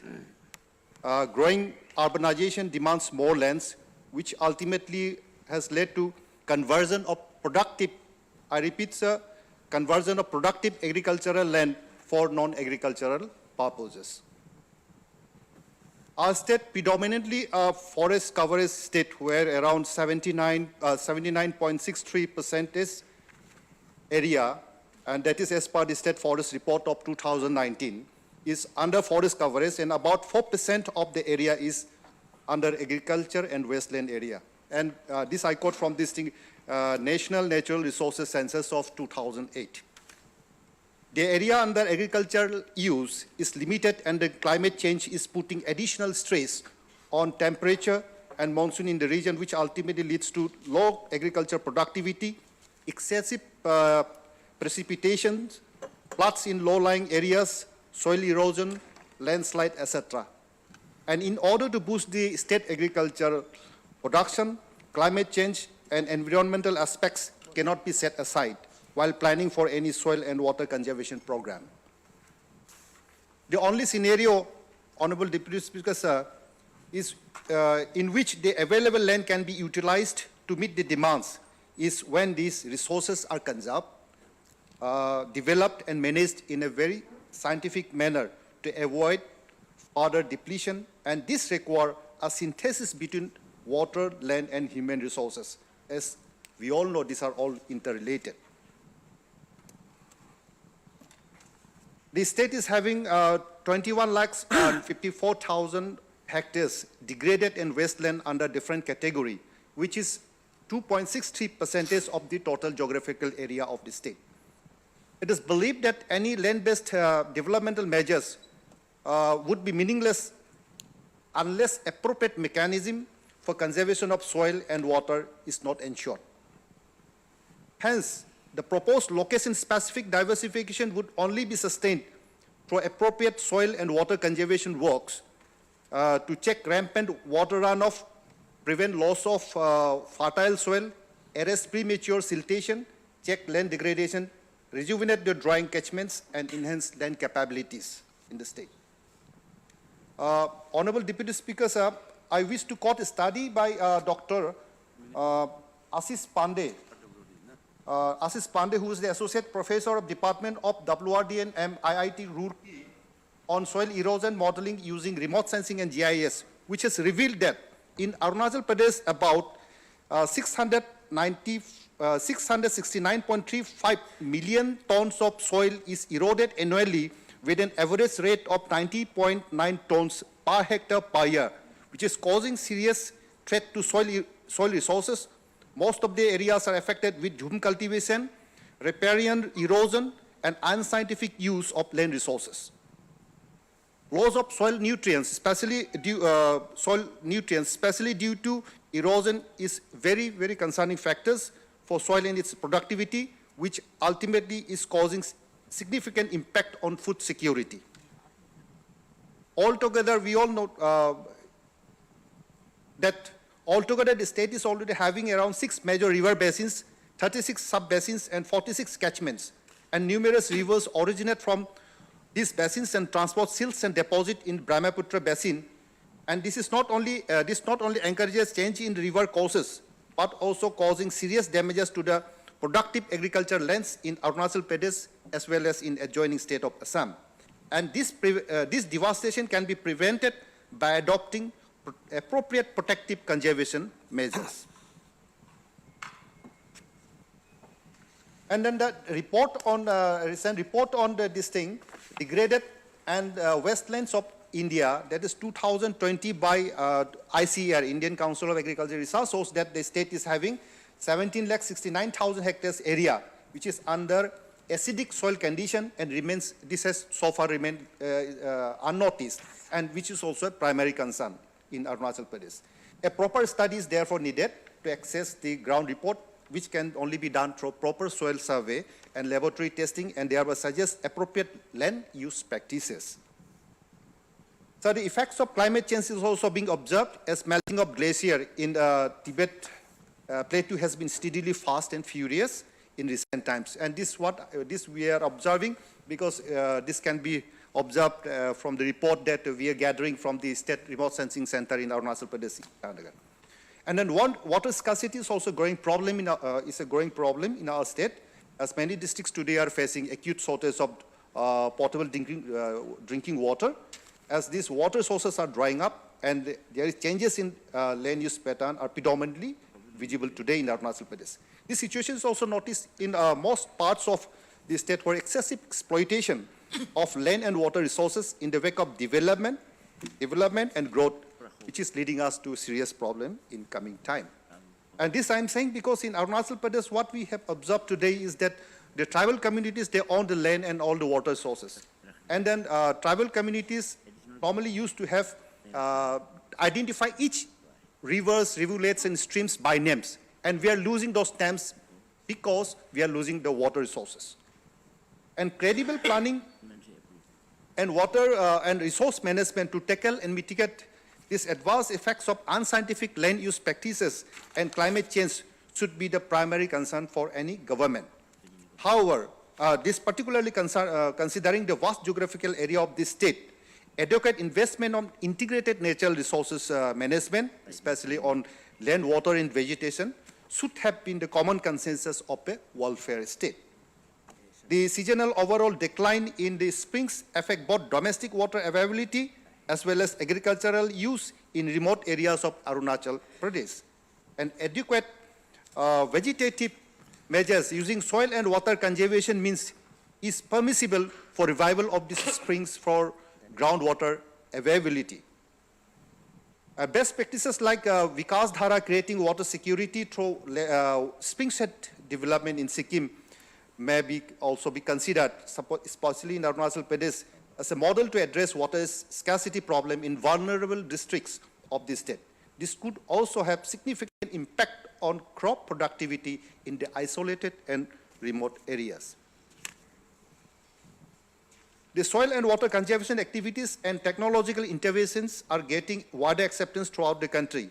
And now the majority of the programs are being planned in consideration with the existing land use pattern, land capability class, agroclimatic conditions to ensure effective conservation of soil, water, and vegetation and socio-economic development. And therefore, the vast land resources of the state demands highest attention to attain self-sustenance and self-reliance in terms of state agricultural growth, industries, roads and communications, irrigation, water budgeting, which is impossible without a definite long-term plan. And therefore, Honorable Deputy Speaker, sir, to address this long-term debated subject, especially this thing, land resources, that's soil and water, a holistic approach for an institutional framework, I repeat here, an institutional framework needs to be developed in consultation with the departments, with the state government and other land user departments, so that factors like conservation, management and development, which is being jeopardized due to existing land use practices, especially this unscientific and unplanned manner, should be definitely be prioritized. Without appropriate planning, harnessing of these resources would be crucial in the long-term perspective. As a viable solution, government should come out with a concrete blueprint, especially with relation to land utilization policy and water conservation plan, which most of the states have already done. Right? And failing which there would be serious consequences in terms of depletion of water level, severe soil and water erosion, soil pH, deforestation, loss of productive soil and productivity, etc. So since the soil and water conservation in Arunachal Pradesh are now being clubbed under our Rural Works Department, and the activities of this important sector has failed to produce any substantial output, thereby striving to make its sustenance. And I'm talking here is with regard to the soil and water conservation unit. There's a unit in Arunachal Pradesh. There's under one director, which is taking care of this, especially this soil and water conservation initiatives in Arunachal Pradesh, that has failed to produce any substantial output, thereby striving to make its existence in state budget provisions as well. Elsewhere, majority of the program plannings was carried out in accordance with the engineering methodology, undermining the basic principle of soil and water conservation. Primarily, these activities are confined to land protection and land development works through engineering plannings, benefiting just only individuals, not keeping in view the common interest of the state or the people of Arunachal Pradesh. Honorable Speaker, sir, the existing functioning of soil and water conservation under rural development as a subsidiary unit may be looked upon as purely an ad hoc administrative arrangement which won't make any definite impact on long-term plans and policies. Despite having adequate infrastructure, trained and specialized professionals under the soil and water conservation unit, there is lack of coordination among land user departments and administrative complexities that has hindered it from making its presence felt in any policy planning on soil and water conservation at state level. Unlike in other activities of other departments, these soil and water conservation units are overshadowed due to its parent body, that is RWD, which is purely an engineering department primarily dealing with roads and bridges. And this time, the time has come for us to introspect and explore the possibilities how best to use the vast land resources of this state.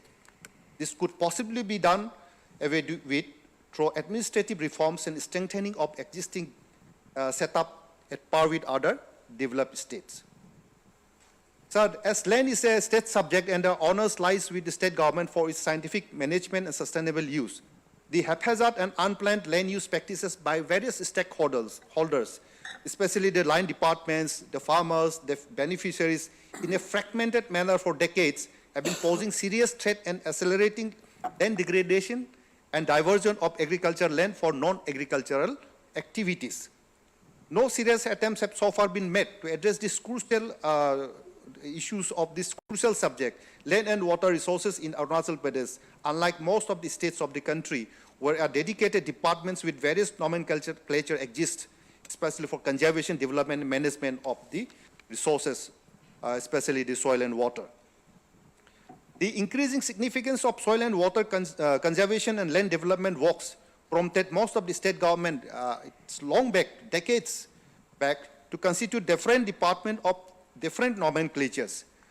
Here I would like to inform you that unlike in our state, different states have already constituted their own department called Soil and Water Conservation. For example, in Meghalaya, in Assam also we have already Soil and Water Conservation Department. Nagaland's Department of Soil and Water Conservation, and even supposing one of the largest states of India, in Uttar Pradesh, we already have Uttar Pradesh Bhumi Sudhar Nigam. Then in Rajasthan, we have the Department of Watershed and Soil Conservation. And therefore, the mandate of Soil and Water Conservation Department is very appropriate and applicable in our state. That would be the custodian for all soil and water conservation program planning in a universally accepted principle. And therefore, at this juncture, interventions like soil conservation, water conservation, land development, soil survey and investigation, land reclamation, land protection, wasteland development, springset development, catchment area treatment may be taken up more vigorously. Here I would like to inform this House that we already, even if we already have a department called Soil and Water Conservation, but I would like to make this statement that it's a strange bedfellows. It is very, very paradoxical that we have one department, the Rural Works Department, that is supposed to take care of the road and bridges, you construct the road. But in the same, under the shadow of the same department, you have another unit which talks about conservation. So it's it's a strange it's a very strange situations where we are facing a situation where we are finding two strange bedfellows. So this is the situation at this present moment. And therefore, it is very important that we take care of this, especially the land and soil conservation, water and land conservation in Arunachal Pradesh. Otherwise, it's going to be, we are going to confront a very different kind of situations where our own the basic land, water, and air cannot be taken care of Arunachal Pradesh, while the entire world is trying to ensure that these three important components are very well taken care of. And therefore, the government may like to intervene accordingly, even to the extent of making the Soil and Water Conservation Directorate more effective as an independent department in the larger interest of this state. Honorable Speaker, sir, after all, we all know that the poor land makes farmers poor, and poor farmers can make a nation poorer. And therefore, I would like to, through this, in this August House, I would like to request that this particular subject need to be taken up very, very seriously, so that the productivity of our soil, productivity of our water resources, the existence of our water, whatever distinct water resources that exist today need to be taken care of, so that our food security is, so that we ensure the food security as well as ensure that the air, water, and lands are taken the best care of for our future generation. With these few words, I conclude. Thank you. Honorable members who desire to take part in the discussion may do so. Any member? Yeah. Honorable Deputy Speaker, sir, I want to take part in the short duration discussion raised by G.D. Wangsu, the Honorable MLA, regarding the land, soil and water conservation activities in the state of Arunachal Pradesh. Yes, we all are aware of the Arunachal Pradesh having hilly terrains areas and the people are practicing the jhum cultivation. The jhum cultivation lead dries up water bodies. You see especially in the TCL region, maximum people are practicing the jhum cultivation, for which fallen downs of trees, clearance of jungles, etc., and burn out. So there is one option that the government of Arunachal Pradesh should encourage the changing of cultivation by encouraging terrace cutting and go for WRC. You see, it is known to the Agos House that Arunachal Pradesh is a practice of inhabitants in the top hilly areas. And the people used to cut down of the jungles and the trees. Therefore, if the government initiate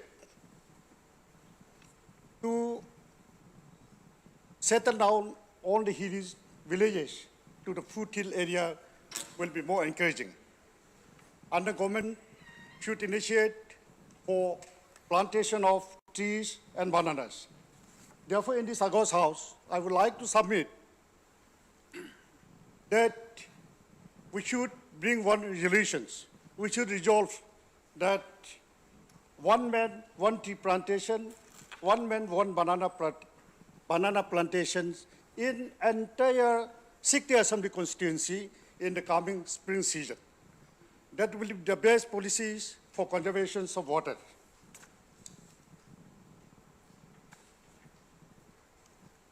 And if we give one fund provision for preservation of catchment area, I'm sure Arunachal have having their own individual landholders to compensate the landholders as well as for plantation of trees. If we give some fund provision in this budget 2023-24 budget provision, that for preservation of the catchment area and the plantation of trees and bananas in the hilly areas for conservation of water will be the most specific, and that will play a vital role for the better interest of Arunachal Pradesh.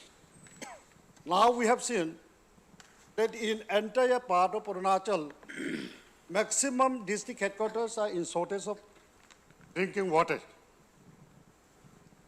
The natural resource of the waters had been dry up because the people used to go for jhum cultivation. Therefore, it is my suggestion that the water conservation is more important, for which, in view of the need of the water conservation, I would like to appeal to the August House to keep the fund provision in 2023-24 financial year budget for the larger interest of the people of Arunachal Pradesh. Thank you.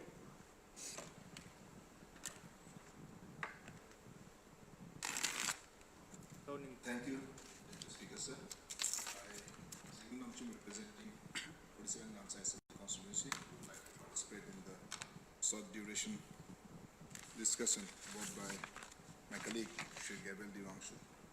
It's related to land, soil, and water conservation activities in our education.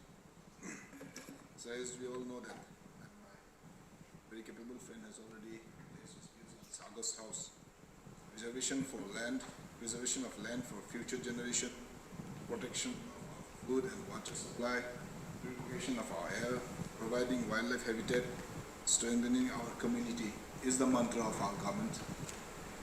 Our Honourable Prime Minister has spoken widely on this subject, and our state government, under the able leadership of our Prime Minister, Chief Minister, Shri Pema Khandu sir, we recently had a SDG Sustainable Development Goal meeting in Namsai, where the mantra is that protect and restore water-related ecosystem, including mountains, forests, wetlands, rivers, aquifers, and lakes.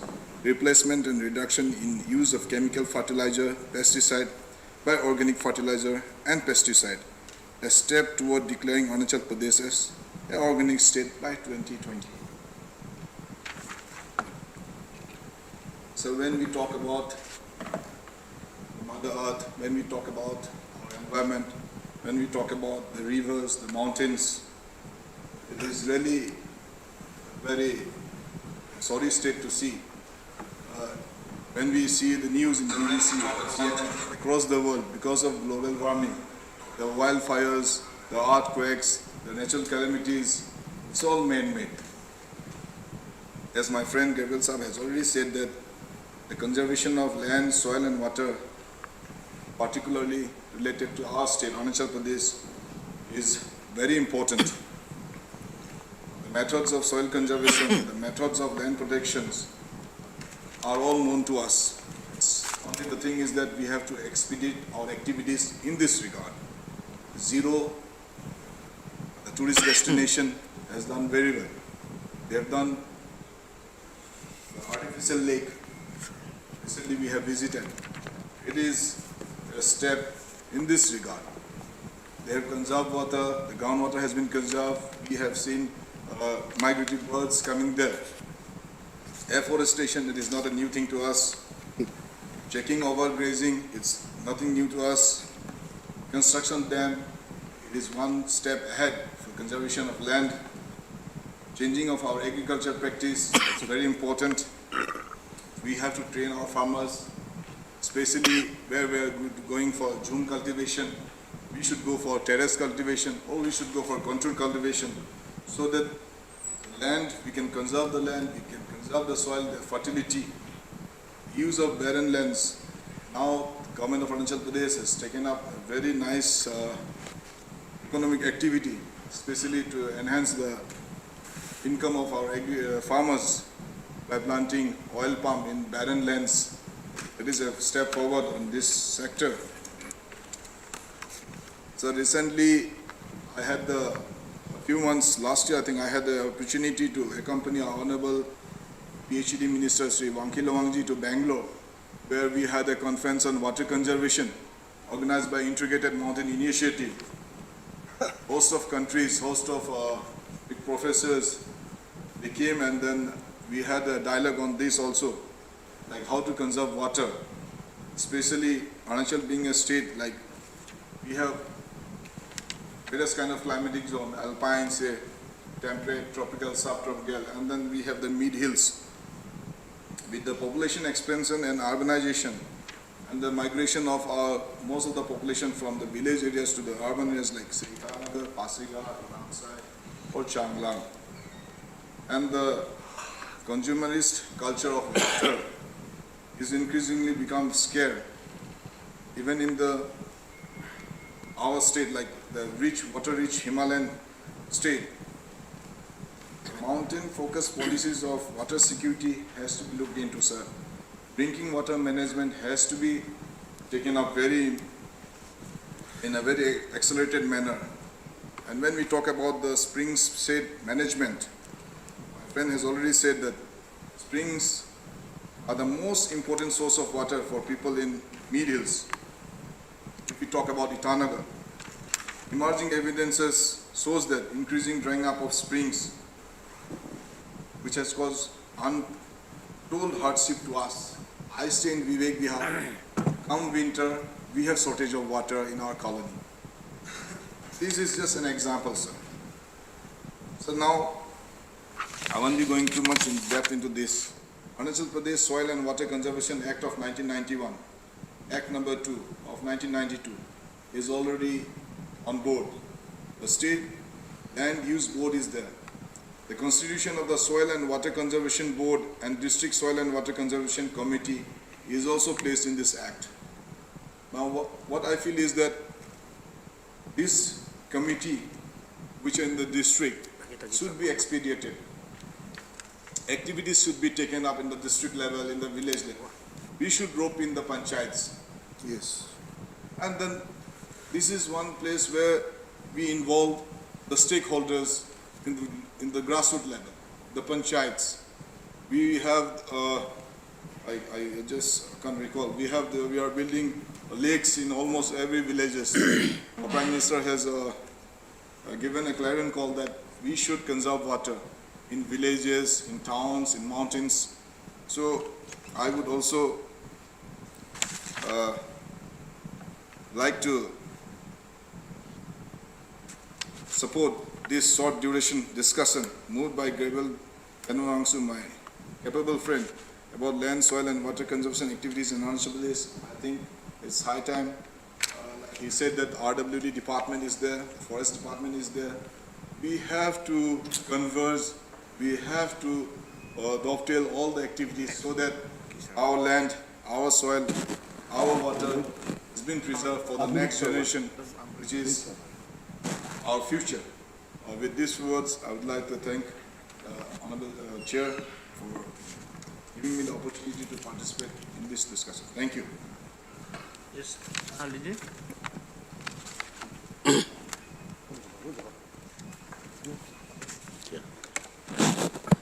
ये मैं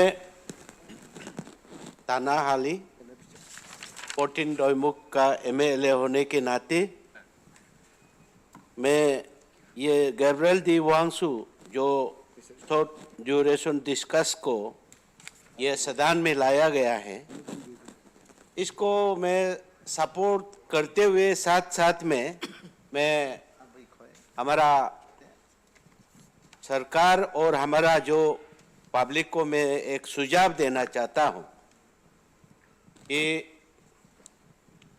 land, water, air ये एक हम लोग का मनुष्य का जीवन में सबसे एक इम्पोर्टेंट चीज़ है कि भगवान ने हम लोग के लिए दिया गया है, लेकिन इसको भगवान हम लोग को दिया है, लेकिन इसको हम लोग बहुत सा मनुष्यों ने मिसयूज कर रहा है। तो मिसयूज इसलिए जो कर रहा है, इसको जो हमारे जो स्पीकर जो उप अध्यक्ष जी को मेरा यही आपका तरफ से मैं ये सरकार और मेरा जनता को मैं ये बताना चाहता हूँ कि जो ये लैंड एंड और वाटर और सबको हम लोग को जब दिया है, इसको प्रॉपरली यूज होना चाहिए कि हम लोग का जीवन में अकाल आने नहीं देना है। इसको जब हम लोग मिसयूज करेगा, हर तरह का अकाल आएगा। जैसे कि हम लोग सब जो वातावरण की पोल्यूशन से हर बीमार के मतलब हम लोग का मनुष्य का जीवन में आता है। जो बीमार आएगा तो हम लोग का इकोनॉमिक डिग्रेडेशन होने के लिए बहुत सा ये चेंजेस है। फॉर एग्जाम्पल मैं आज इस सदन में और हमारा उप अध्यक्ष की तरफ से मैं ये बताना चाहता हूँ कि पर्टिकुलरली हमारे एरिया में एयरपोर्ट है, जो अभी रिसेंटली होलोंगी एयरपोर्ट को आप लोग जो इनॉग्रेशन किया है, तो अभी एयरपोर्ट का ऊपर में हिल लुक है। तो हिल लुक का बारे में हम लोग को अभी फॉर एग्जाम्पल मैं चिंता करता हूं कि ये हिल को यदि काट दिया जाए, इसको लैंड पोल्यूशन हम लोग करने शुरू करेगा, तो इसका लैंड जो सिल्टेड हो करके हम लोग का एयरपोर्ट में पूरा आ जाएगा। तो उसको हम लोग कैसे प्रिजर्व करना है, मेरा यही एक जो हम लोग का अपना सुविधा के लिए जो हम बनाया है, तो उसको हम लोग कैसे प्रिजर्व करना है, उसको हम लोग का सरकार सोचने से अच्छा होगा। और इसके साथ साथ में आप लोग सब मालूम होता होगा कि सारा ईटानगर को हमारे पामा रिवर से आप लोग को पानी सप्लाई देता है। पानी जब सप्लाई देता है कि पामा रिवर को कैसे प्रिजर्व करना है, हम लोग को सोचना है कि एक दिन ऐसे ना हो कि ये सूख जाने से ईटानगर पानी कहाँ से आएगा और उसको ट्रांसपोर्टेशन करने में कितना करोड़ एंड करोड़ रुपया खर्चा होगा। उसके लिए हम लोग जो सरकार उसका बारे में सोचने से अच्छा होगा, क्योंकि पामा जो रिवर है हमारा एरिया में पड़ता है और उसका पानी को आप लोग सारे जो ईटानगर के वासी और ईटानगर का जितना कर्मचारी सरकार का जो लोग भी उसको पीता है। तो इसको हम लोग कैसे प्रिजर्व करना है और इस बेसन को कैसे हम लोग प्रोटेक्शन देना है, और उस इलाका का जो आदमी के लिए भी हम लोग सोचना पड़ेगा, जो जिस इलाका में जहाँ से आप लोग पानी पी रहा है उसके लिए भी हम लोग सोचना है कि इसको किस तरीका से उन लोगों को भी कैसे कुछ फैसिलिटी दिया जाएगा या उसको प्रिजर्वेशन में उन लोग को कैसे पब्लिक को यूज किया जाएगा, उसके लिए हम लोग सोचने से अच्छा है। तो इसलिए मैं दो एग्जाम्पल दे करके जो गैब्रियल डी वांगसू जो शॉर्ट ड्यूरेशन डिस्कस जो लेके आया है, मैं उसके बात को मैं अपना तहे दिल से मैं हमारा जो भी 14 नवंबर का जनता की तरफ से और हमारे अपना पर्सनल की तरफ से और मैं सरकार की तरफ से भी मैं उसका साथ समर्पित करता हूं कि उसका जो डिस्कशन को हम लोग बहुत सा सोच करके और इसको हम लोग अच्छा तहे दिल से सोच करके उसको हम लोग देखना है और सारा अरुणाचल को कैसे एनवायरनमेंट को और ग्लोबल वार्म का रिलेटेड में हम लोग कैसे सोचना है उसका बारे में हम लोग सोच के इसको अच्छा से भाग लेने से अच्छा है और हम लोग सरकार हमारा सरकार जरूर उसका साथ देगा बोल करके मेरा पूरा का दिल में आशा है। इसी शब्द के साथ में हमारा बात को इधर विराम रखता हूँ। Thank you. Yes. Again, Taki. बाकी साहब तो नहीं करना स्टिक का। हाँ? दे रहा है। मिनिस्टर ये रिप्लाई देगा ना। ये कौन देगा? RWD देगा ना? ये रिप्लाई तो ये देगा ना? हम लोग नहीं बोले। गवर्नमेंट दो तक तो नहीं बोल सकते। नहीं हम तो ये देने के लिए। नहीं वो नहीं ना। मिनिस्टर कंसर्न में भी If there is no member, then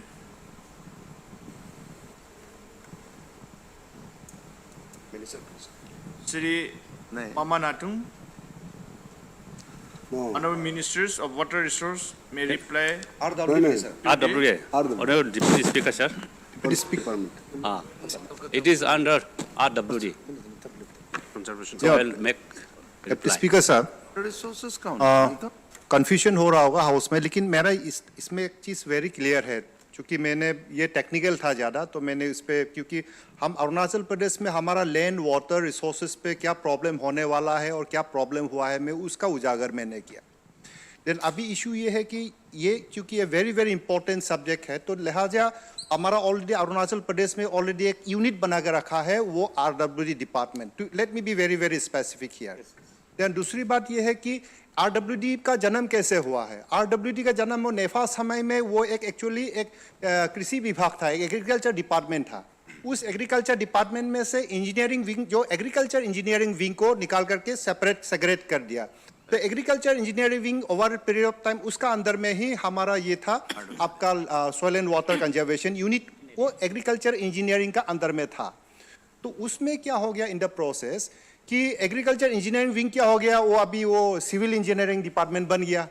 तो उसका साथ अभी इसको एक स्ट्रेंज बेड फेलोज जैसा एक रास्ता कटिंग करता है, दूसरा कंजर्वेशन की बात करता है। तो ये बहुत बड़ा एक सिचुएशन। तो RWD डिपार्टमेंट ओवरशेडो कर दिया हमारा जो एक वेरी इंपॉर्टेंट जो यूनिट है soil and water conservation. And therefore, we already have around 125 officers in that particular directorate, so-called unit. So, Abhi, why don't we, because this is a very, very serious and very, very important subject, and therefore, my suggestion would be, why don't we, in fact, create an independent department so that that department can effectively take care of the air, water, and land resources of Arunachal Pradesh. And that actually is the main agenda of my raising this important issue. तो इसमें confusion होने का बात नहीं है. So that is why this is what I desire. I desire that our land, our water resources are taken care of in the most effective manner by the professionals, by the specialized professionals of Arunachal Pradesh. So that was my position. Thank you. इसमें nomenclature में थोड़ा problem है, क्योंकि यहाँ में mostly we are talking about water and soil conservation and then forest related. फिर यहाँ में RW department, यहाँ में जो response दिया गया था इसमें water resource and forest को minister का ये था. लेकिन anyway, when the Department of Soil Conservation is with RW department, then RW minister may reply on it. Honorable Deputy Speaker, sir.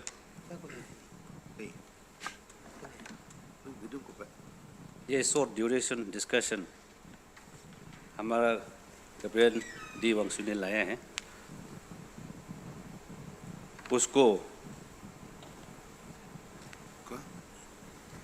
तनफो जी को, टिंगनू जी को राणा हाली जी को मैं धन्यवाद देना चाहूँगा। This is very important department, this is very important topic और issue जो लाया गया है, which attracts the concentration and attention of this of this house. जैसे अभी बहुत लंबा, इसका तो लंबा बहुत है ये प्रेजेंटेशन,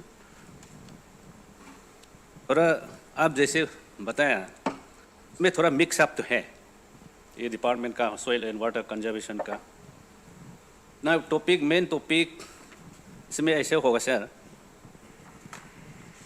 डिपार्टमेंट जो है इंडिपेंडेंट या सेपरेट डिपार्टमेंट बनाना है और फंडिंग देना है सोल्यूशन के लिए, मेन पॉइंट वही है इसमें। Before my coming to this department मैंने देखने को मिला सर, एडमिनिस्ट्रेटिव पावर दे के रखा हुआ है, डायरेक्टोरेट भी है, लेकिन उसका creation of separation of the department अभी तक नहीं हुआ।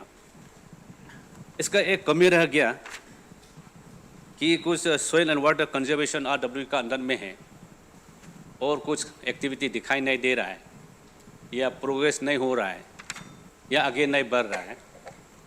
तो इसमें it is seen that funding pattern जो है बिफोर दिस 2-3 years नहीं था फंडिंग जो है, इसलिए थोड़ा कुछ तो कर रहा है, लेकिन पब्लिक को विजिबल, ठीक से विजिबल होने का दिखाई नहीं दिया।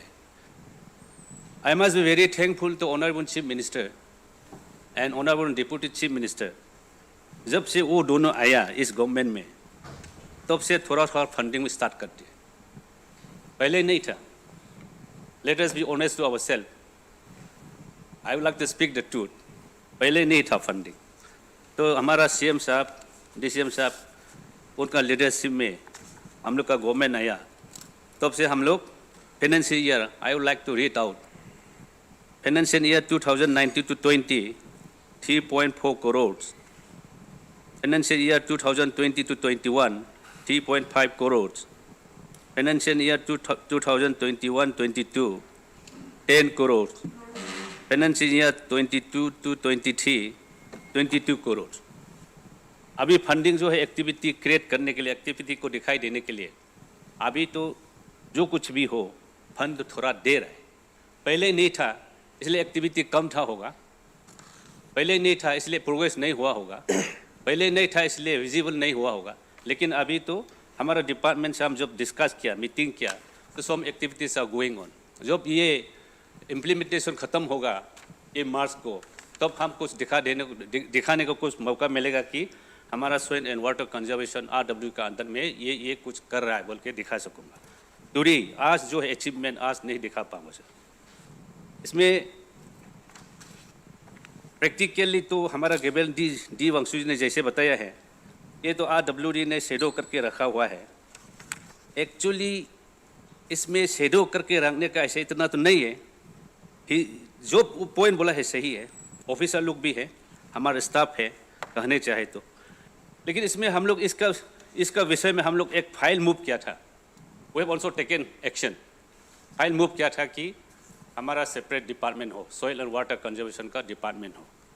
तो उसमें फाइल मूवमेंट में हमारा चीफ सेक्रेटरी साहब का ओपिनियन था, उसका सजेशन था कि जो भी department like forest department, like agriculture department, like WRD department, like RD department, जो भी सॉइल एंड वाटर कंजर्वेशन जो डिपार्टमेंट एक्टिविटीज़ ले रहा है, it should be channelise in one department. एक डिपार्टमेंट में चैनलाइज करना है ताकि वर्किंग कन्वीनियंट होगा और अच्छा होगा, आगे बढ़ेगा बोल के चीफ सेक्रेटरी का ये ओपिनियन था। उसको लेके हम लोग अभी तो उसका क्रिएशन का आगे बढ़ने का नहीं हुआ है। सोचने से ये सही है सर, क्योंकि इसमें ये थोड़ा मिक्स अप किस लिए बोल रहा हूँ, राष्ट्रीय कृषि विज्ञान योजना ये एग्रीकल्चर डिपार्टमेंट करता है, ये भी सॉइल एंड वाटर कंजर्वेशन का ही एक्टिविटी है। प्रधानमंत्री कृषि सिंचाई योजना ये हमारा water resources department and rural department करता है। और हमारे डिपार्टमेंट में जो ईयरली जो कुछ भी छोटा मोटा फंड देता है, जो भी हो आज तक जितना भी दिया है, वो हम लोग भी तो सॉइल एंड वाटर कंजर्वेशन का ही काम करता है। तो इसमें थोड़ा कन्फ्यूजन तो है। Confusion is not created by all of us. ये पहले से थोड़ा सा स्ट्रीम लाइनिंग का थोड़ा कमी हुआ होगा। So now we have to put our heads together and think for. अभी मेरा ये ओपिनियन है, मेरा सजेशन है सर, कि जैसे चीफ सेक्रेटरी ने ओपिनियन दिया था या सजेशन दिया था, उसे करके एक कमिटी बैठाने से इसमें दूध का दूध पानी का पानी निकल जाएगा। तो RW का अंडर में रहेगा, सेपरेट नहीं होगा, फंडिंग कम होगा तो भी ज़्यादा काम नहीं कर पाएंगे। ये जो एग्रीकल्चर कर रहा है, जो WRD कर रहा है, जो फॉरेस्ट कर रहा है, जो RD कर रहा है, ये हमारा सॉइल और वाटर कंजर्वेशन हमारे अंडर में जो RW डिपार्टमेंट का अंडर में है वो कर रहा है। तो थोड़ा कन्फ्यूजन होगा फ्यूचर में भी, वर्किंग कन्वीनियंट भी नहीं होगा, वर्किंग पैटर्न भी ठीक नहीं होगा। इसलिए it is always better, I hope that you all will agree to my point. अभी headed by the chief secretary of this state, एक कमिटी immediately बैठा के उसका एनालाइज करने से ठीक है, उसका स्टडी करने से ठीक है, उसका कंपेयर करने से ठीक है, उसको क्लब अप करके एक डिपार्टमेंट क्लियर कर, may be soil and water conservation RW उसका सेपरेट डिपार्टमेंट भी निकल सकता है बाद में। नहीं तो एग्रीकल्चर को, नहीं तो फॉरेस्ट को, नहीं तो WRD को भी दे सकता है। ऐसे करके कमिटी कॉन्स्टिट्यूशन इज नेसेसरी। मैं ये सुझाव देना चाहूँगा, अपील करना चाहूँगा कि हम लोग we are also very serious. Gewan ji ने जो बताया वो इज़ वेरी इंपॉर्टेंट, बहुत इंपॉर्टेंट है। It is our life is connected to water and soil and air, बहुत ज़रूरी है। If we study very minutely तो कोई साइंटिफिकली उसका स्टडी करना पड़ेगा, रिसर्च करना पड़ेगा, साइंटिफिकली मैनेज करना पड़ेगा, साइंटिफिकली इसको डेवलप करना पड़ेगा। लैंड कैसे होगा या वाटर कैसे होगा। पानी तो मेनली जैसे हमारा तनफो साहब ने भी बताया, हमारा TCL एरिया में तो वाटर कंजर्वेशन तो बहुत जरूरी है। वहाँ का रेन फेड वाटर होता है।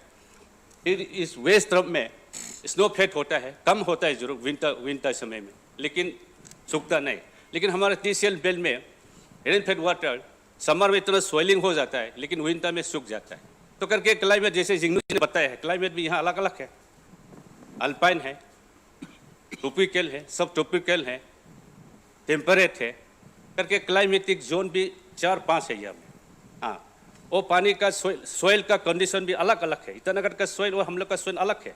फिर उस सब का पहाड़ी का, तवांग बमजिला का, उस सब अंजाव का सोइल अलग है। तो सोइल कंजर्वेशन कैसे करे, साइंटिफिकली कैसे मैनेज करे, कैसे डेवलप करे, हाँ, कैसे रिसर्च करे, उसके लिए एकदम स्पेसिफिक, एकदम concrete specific very strong department निकालने के लिए इसमें constitution of committee is highly necessary, headed by the chief secretary of the state. मेरा ये सजेशन है। I am very thankful that this you have brought this issue, this very important issue which is related to our daily life लाया है। इसके लिए आपको आप सबको धन्यवाद देता हूँ और कमिटी कॉन्स्टिट्यूट करने के लिए मेरा तरफ से ये proposal. Honorable Minister sir, can you give specific data of that staff who are holding this soil conservation and what is their exactly activity doing till now? Activity I have already told you, sir. All activities which are taken after giving fund in last 2-3 years आपके पास till today. staff तो है ना? हाँ, वो staff है कि overshadow हो रहा है। दिखाई देगा, रिटर्न फॉर्म ही दिखा देगा कितना स्टाफ है, कितना ऑफिसर है और कितना अचीवमेंट है, आपको दिखा दे। ओवरशेडो नहीं हो रहा है। ओवरशेडो तो नहीं है, नॉट डायरेक्टली ओवरशेडो। अलग से काम हो रहा है। अलग से काम कर रहा है। फंडिंग का मैं जैसे बताया, फंडिंग पहले फंडिंग नहीं था, लेकिन आज हमारा honourable chief minister, honourable deputy chief minister दोनों ने कुछ फंड 2-3 साल में दिया गया है, उसे कुछ काम कर रहा है। मेरा कहने का ये मतलब। So with this proposal of constitution of committee, I would like to end my reply here. Thank you. Thank you. तो ये बहुत इम्पोर्टेंट टॉपिक था। तो अगला ऑनरेबल मिनिस्टर साहब ने जो रिप्लाई दिया उसका मुताबिक कॉन्स्टिट्यूटिंग एक कमिटी बना करके अलग सा कुछ सुटेबल डिपार्टमेंट क्रिएट किया जाएगा ना, किस तरह से स्ट्रेंथनिंग करेगा उस तरफ से सोचा जाएगा. Thank you. Next, item number 4, laying of papers. Number 1, Sri Pema Khandu, Chief Minister may lay on the table of the House the 34th Annual Report of Arunachal Pradesh Public Service Commission for the year 2021-22. Honorable Deputy Speaker, sir, I raise to lay the 34th Annual Report of Arunachal Pradesh Public Service Commission for the year 2021-2022 on the table of the House.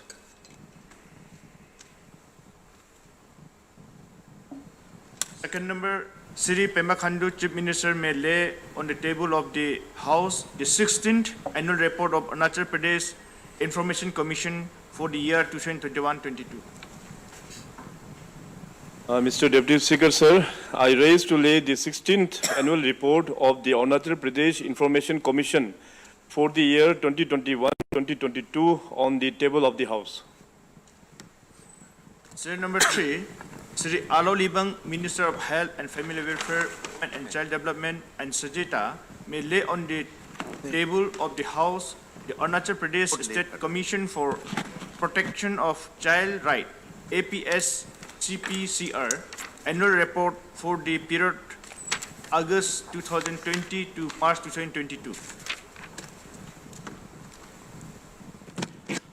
Honorable Deputy Speaker, sir, I rise to lay the Arunachal Pradesh State Commission for Protection of Child Right Annual Report for the period of August 2020 to March 2022 on the table of the House.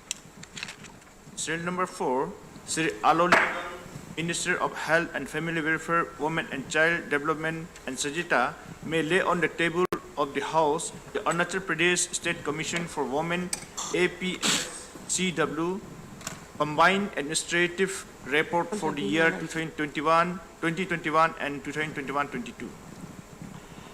Mr. Deputy Speaker, sir, I rise to lay the Arunachal Pradesh State Commission for Women Combined Administrative Report for the years 2020, 21, and 21-22 on the table of the House. Item number 5, assent to bill. Secretary to report assent to bill.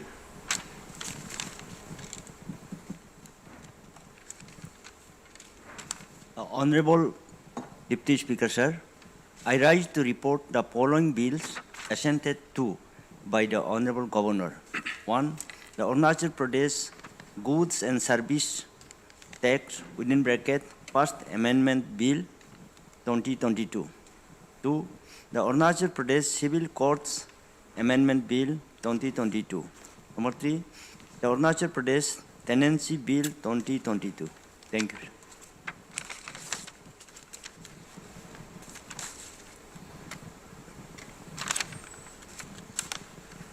Item number 6, presentation of BSc report. Now, presentation of BSc report, Sri Bamang Felix, Minister of Parliamentary Affairs, may present the report. Mr. Deputy Speaker, sir, I rise to present the 9th report of Business Advisory Committee. Item number 7, adoption of BSc report.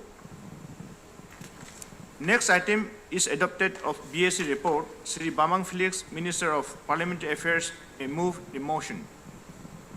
Mr. Deputy Speaker, sir, I rise to move the following motion that this House agrees with the 9th report of the Business Advisory Committee. I will now put the motion to vote of the House. Those in favor may say ayes. Ayes. Those against may say noes. I think ayes have it, ayes have it, ayes have it. The motion is adopted.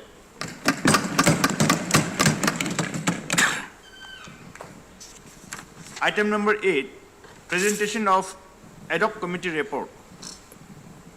Sri Kento Jini, member of ad hoc committee on right to information, RTI, may present the report.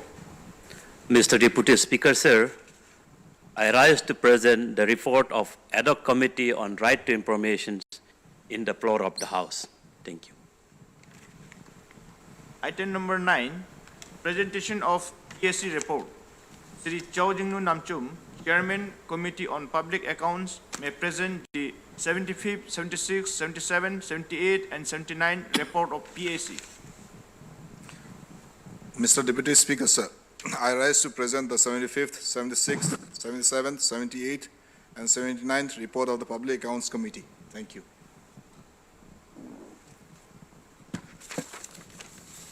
Bill for consideration. Item number 10, serial number 1, the Arunachal Pradesh Goods and Tax Amendment Bill 2023. Now, bill for introduction, Sri Chonamen, Deputy Chief Minister and Minister in charge of Tax and Excise and Narcotic, may move the motion for the leave of the House to introduce the Arunachal Pradesh Goods and Tax Amendment Bill 2023.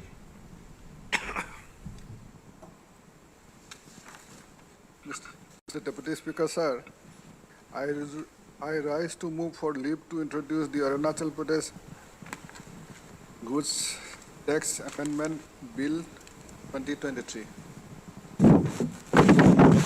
Now, the question is, leave be granted. Those who are in favor of leave be granted may say ayes. Ayes. Those against may say noes. I think ayes have it, ayes have it, ayes have it. The leave is granted.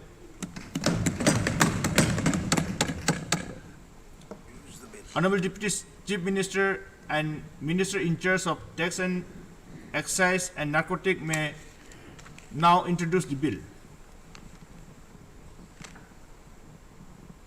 Mr. Speaker, sir, I rise to introduce the Arunachal Pradesh Goods Tax within bracket amended Bill 2023. The Arunachal Pradesh Goods Tax Amendment Bill 2023 is introduced. Item number 10. Serial number 2, the Arunachal Pradesh Protection of Drinking Water Catchment Areas Bill 2023. Now, bill for introduction, Sri Wangki Lowang, Minister of Public Health, Engineering and Water Supply, may move the motion for the leave of the House to introduce the Arunachal Pradesh Protection of Drinking Water Catchment Areas Bill 2023. Deputy Speaker, sir, I rise to move for leave to introduce the Arunachal Pradesh Protection of Drinking Water Catchment Areas Bill 2023. Now, the question is, leave be granted. Those who are in favor of the leave be granted may say ayes. Ayes. Those against may say noes. I think ayes have it, ayes have it, ayes have it. The leave is granted. Honorable Minister of Public Health, Engineering and Water Supply may now introduce the bill. Deputy Speaker, sir, I rise to introduce the Arunachal Pradesh Protection of Drinking Water Catchment Areas Bill 2023. The Arunachal Pradesh Protection of Drinking Water Catchment Area Bills 2023 is introduced. Now, item number 10, serial number 3, the Assam Frontier Administration of Justice Regulation Amendment Bill 2023. Now, bill for introduction, Sri Pema Khandu, Honorable Chief Minister may move the motion for the leave of the House to introduce the Assam Frontier Administration of Justice Regulation Amendment Bill 2023. Mr. Deputy Speaker, sir, I rise to move for leave to introduce the Assam Frontier Administration of Justice Regulation Amendment Bill 2023. Now, the question is, leave be granted. Those who are in favor of the leave be granted may say ayes. Ayes. Those against may say noes. I think ayes have it, ayes have it, ayes have it. The leave is granted. Honorable Chief Minister may now introduce the bill. Mr. Deputy Speaker, sir, I rise to introduce the bill. The Assam Frontier Administration of Justice Regulation Amendment Bill 2023 is introduced. Now, item number 11, presentation of supplementary demands. The Deputy Chief Minister and Minister in charge of Finance may present the supplementary demands for grant for the year 2022-23.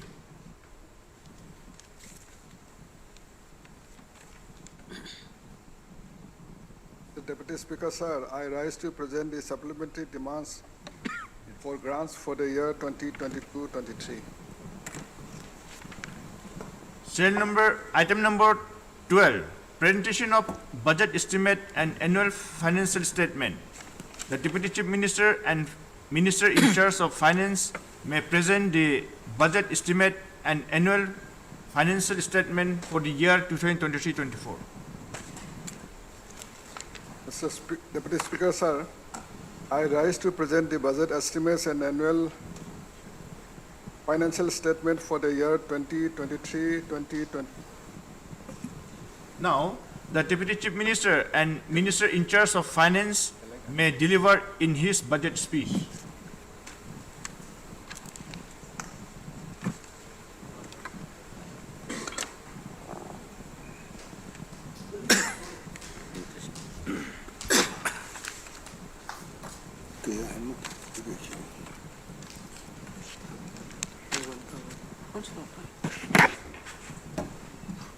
Honorable Deputy Speaker, sir, with your permission, I rise to present the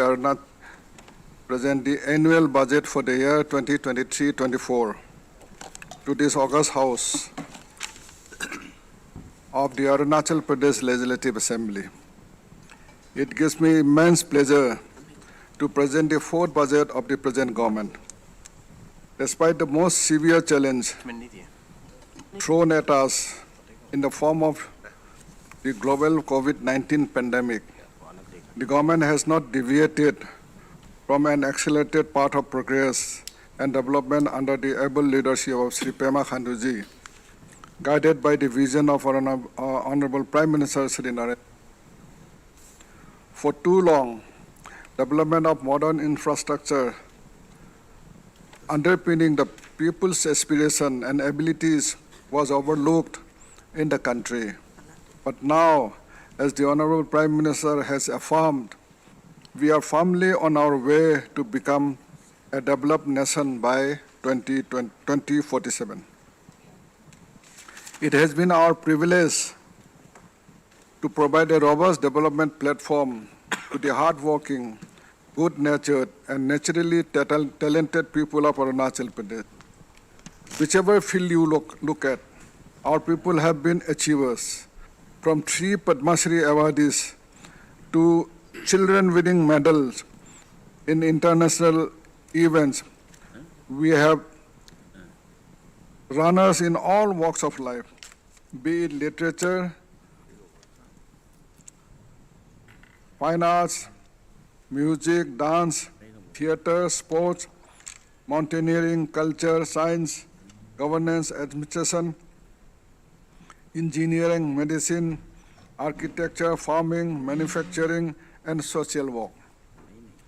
It is the belief of the government that when you bring in all-round development aimed at increasing happiness, the array of talents get the opportunity to shine in all walks of life.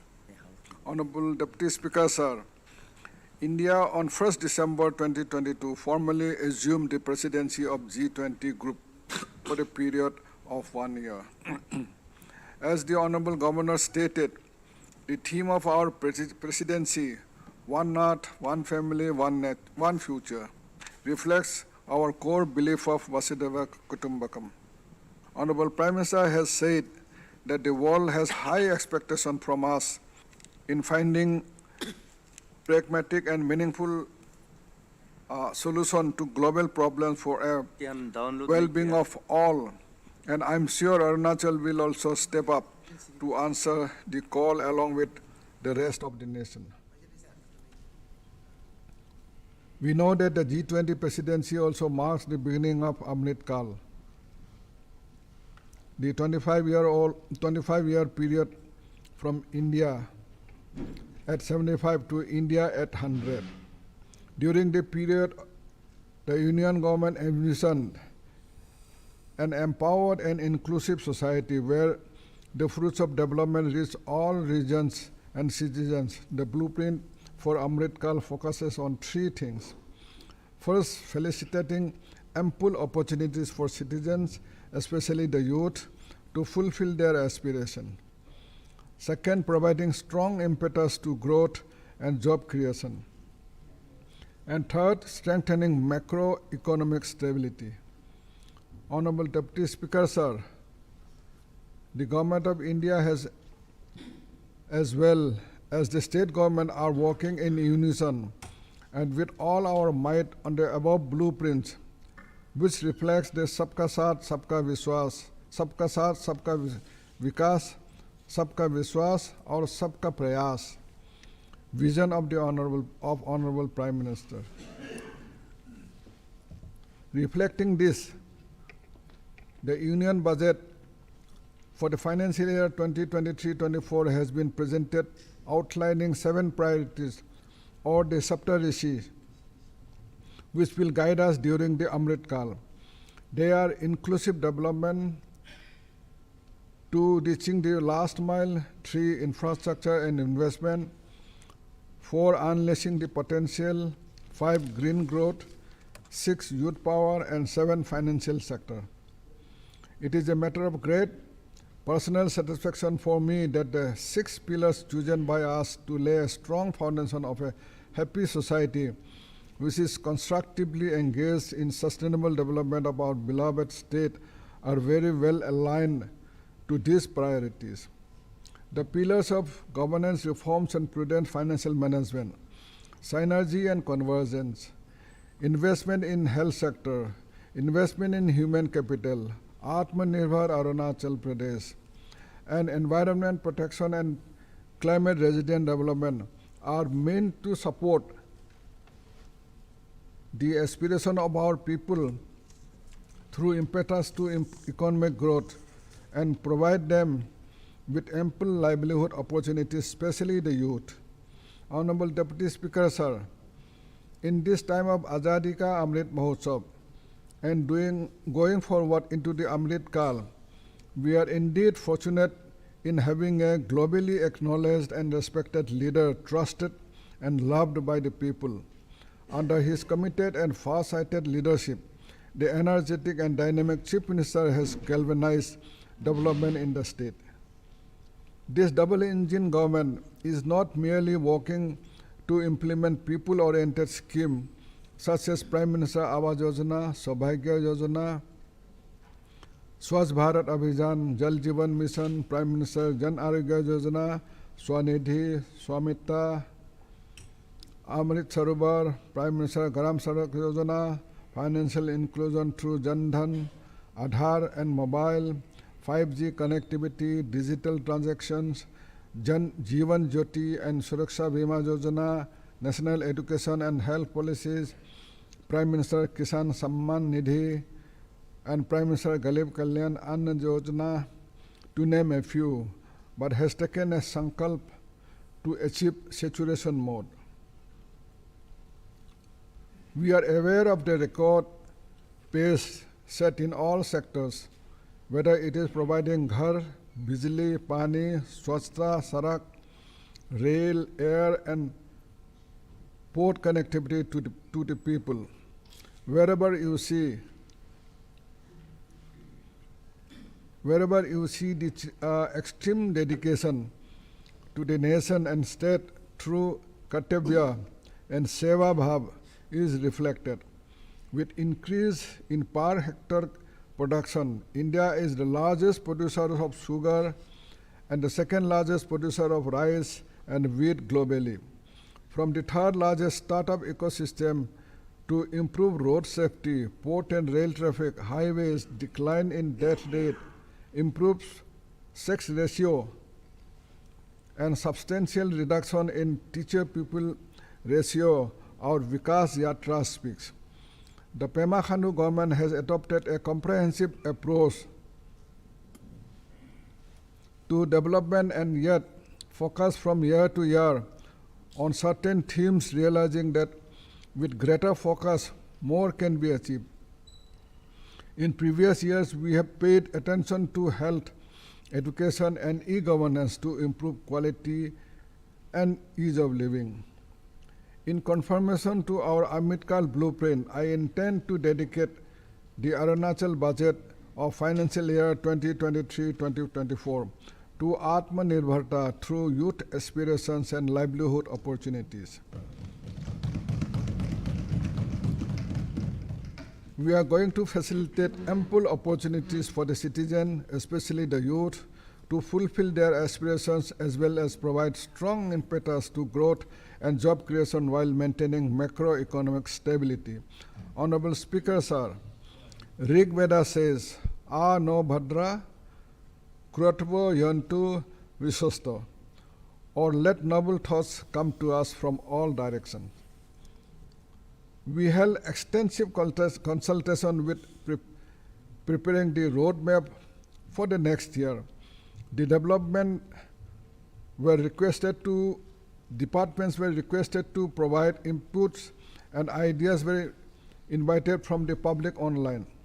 The three best ideas are going to be rewarded by the government, and this relates to quality, affordable, and inclusive education for all, transforming rural Arunachal, and skill development and employment generation. I myself held consultation meeting with the community-based organization, and I am thankful to them for their proactive participation and several useful suggestions which are all aligned to the approach this government has been taking for the betterment of our state. For instance, the suggestions included fighting the drugs menace and strengthening the drugs rehabilitation center, improvement of tourism infrastructure and tourism policy, preservation of wildlife, infrastructure development of Arunachal Pradesh University Pasighat, initiative for youth empowerment and skill development, including our unsung heroes in education curriculum, supply of textbook,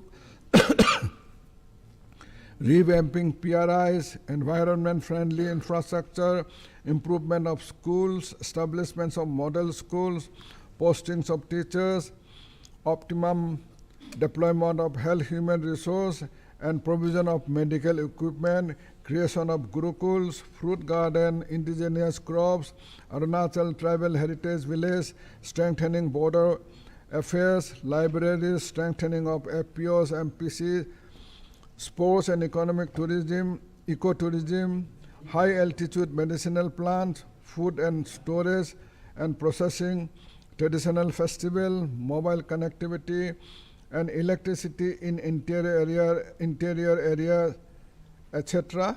And as well, and as we will see, the government is mindful of all these areas. Honorable members, with the permission of the House, I extend the time up to 1:30. Honorable Speaker, sir, in the global economy, India is a beacon of hope, being the fastest growing large economy of the world.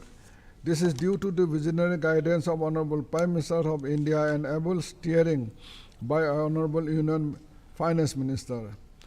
Their efforts during the last 2 financial years are there for all to see. India has overtaken the United Kingdom to become the world's 5th largest economy in terms of gross domestic product and 3rd largest economy in terms of purchasing power parity. With our continuing robust growth, the Indian economy would be the 3rd largest economy of the world soon enough. Now, turning to the state's current financial situation, I would like to inform this August House that the gross state domestic product was estimated at rupees 29,372 crores in BE 2022-23 and rupees 30,870 crores in RE 2022-23 at current prices, as per the communication received from the Ministry of Finance. For preparing the budget estimates of a financial year we consider the GSDP communicated by the Ministry of Finance. Therefore, the GSDP of RE 2022-23, that is rupees 37,870 crore, is taken into consideration for preparation of BE 2023-24. I would like to share with the House the resource position of the state and the projection for the current financial year. During 2022-23, the share of central taxes as per union budget estimate was estimated at rupees 14,348.54 crores. I am pleased to state that the same has been enhanced to rupees 16,689.17 crores in revised estimate for the current financial year 2022-23. I extend my sincere thanks to Honorable Union Minister of Finance for additional allocation of share of central taxes to the tune of rupees 2,340.63 crores in revised estimate of 2022-23, which has been the substantial help in covering our ongoing capital expenditure. This enhancement has been a welcome news after a hiatus of 2 years. Further, I welcome the initiative of Honorable Union Minister of Finance for front-loading the installment of share of central taxes for timely distribution to the state, as also expressed gratitude for substantially enhancing the state's allocation under the Special Central Assistance Scheme to the state for capital expenditure, which is a 50-year interest-free loan. In the budget estimate 2023-24, we are in a position to project revenue receipt of rupees 26,157.65 crores and capital receipt of rupees 3,499.51 crores, making total receipt of 29,657.16 crores, which is 14% higher compared to the total estimate receipt of 26,111.63 crores in BE 2023-23.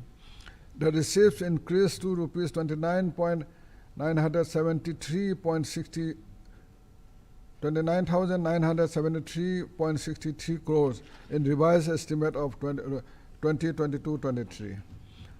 Our share of central taxes has been pegged at rupees 17,946.84 crores as per Union Budget 2023-24, which, as the highest source of resources for the state, is a significant 8% increase from BE 2022-23.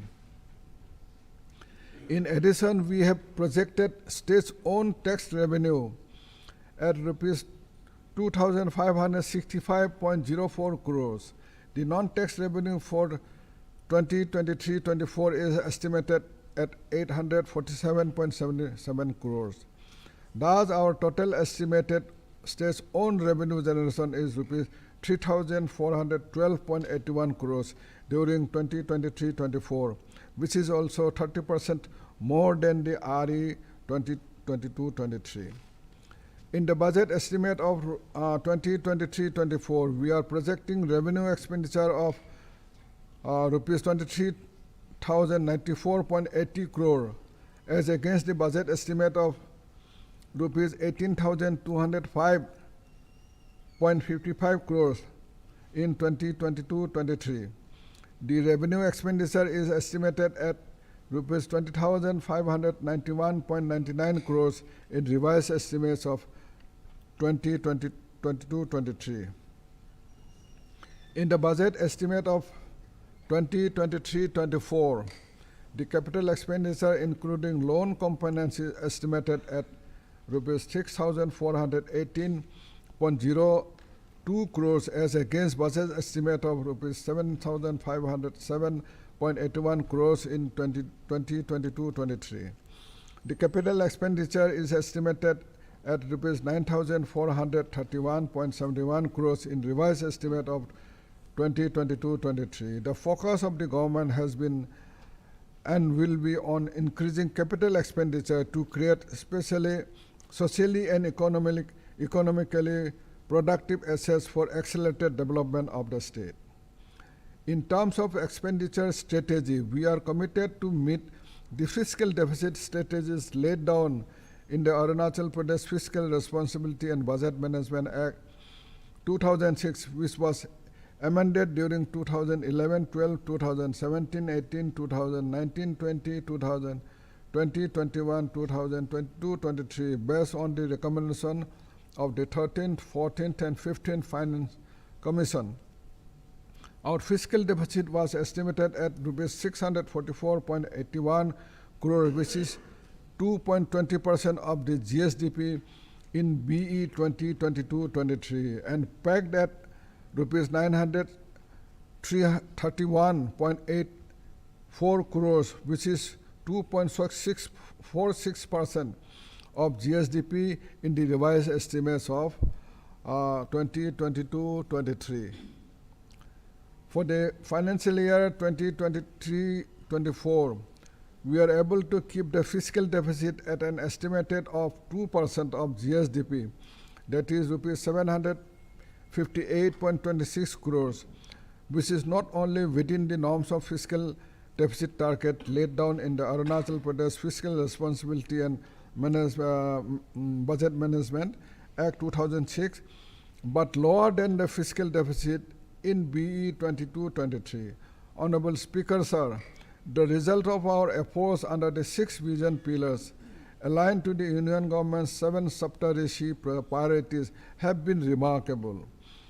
These two will guide us through the Amrit Kal to Arunachal at 2047, when we celebrate 100 years of country's independence and 75 years of naming of Arunachal Pradesh.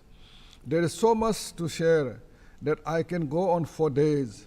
However, in the interest of time, I will briefly highlight key achievements in individual sectors grouped under the vision pillars, and then what we intend doing in financial year 23-24. Honorable Deputy Speaker, sir, our vision pillars 1 of government reforms and prudent financial management is aligned to the financial sector's Saptarishi. I can state with pride that the state's GSDP has nearly doubled since 2015-16. We have nearly reached rupees 38,000 crores GSDP mark. When compared to rupees 20,373 crores in 2015-16, this is a staggering rise of 86%. Out of the rupees 17,497 crores increase, more than 10,000 crores was added to the GSDP only in the past 5 years. Arunachal Pradesh has been able to maintain more than 30% share of capital expenditure in the total expenditure outlay, which is the highest in the country, and consistently so over a 5-year period.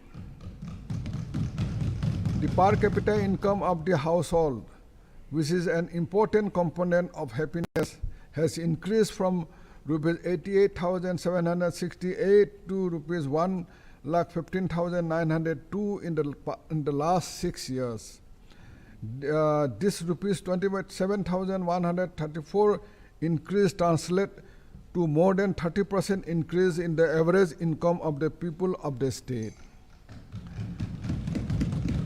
A remarkable success story is the implementation of GST in Arunachal Pradesh. GST was implemented with the rest of the country from 1st July 2017. We initially faced hurdles due to the lack of robust IT infrastructure, difficult terrain, and low tax base.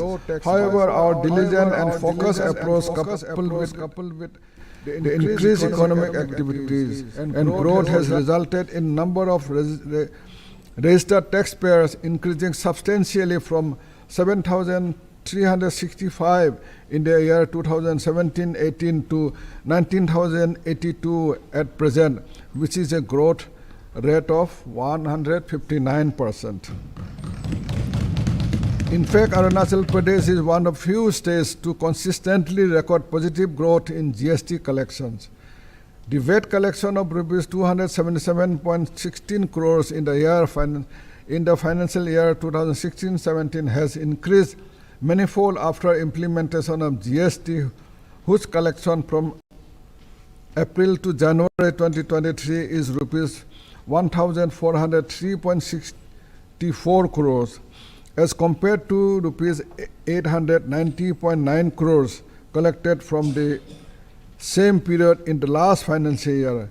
The growth rate is 58%. This has resulted from the socially and economically productive capital investment that have been the hallmark of our government. In fact, despite the adverse economic effect of COVID-19 pandemic, the state government continued to invest in infrastructure besides honoring all committed liabilities such as salaries, wages, and loan repayment.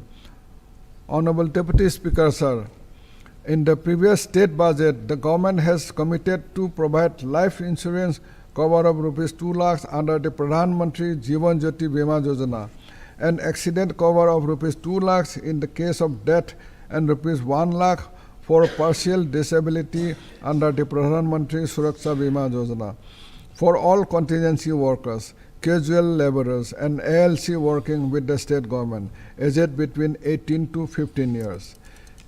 With a view to further expand financial inclusion, I'm happy to announce that the special campaign will be launched to cover all Anganwadi workers, midday meal workers, auxiliary nurse, midwives, and Gaon Buras under the two schemes with payment of applicable premium by the state government.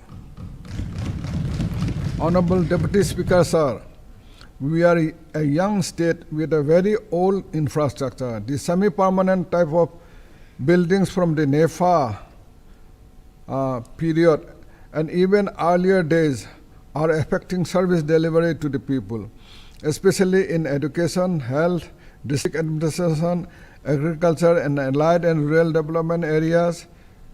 The government feels the pressing need to replace structure in dilapidated condition and intend to take up the work of reconstructing needed infrastructure in the above paid priority sector in a phased manner with pre-decided criteria. To this end, I am announcing a sum of rupees 300 crores under Arunachal Uday scheme.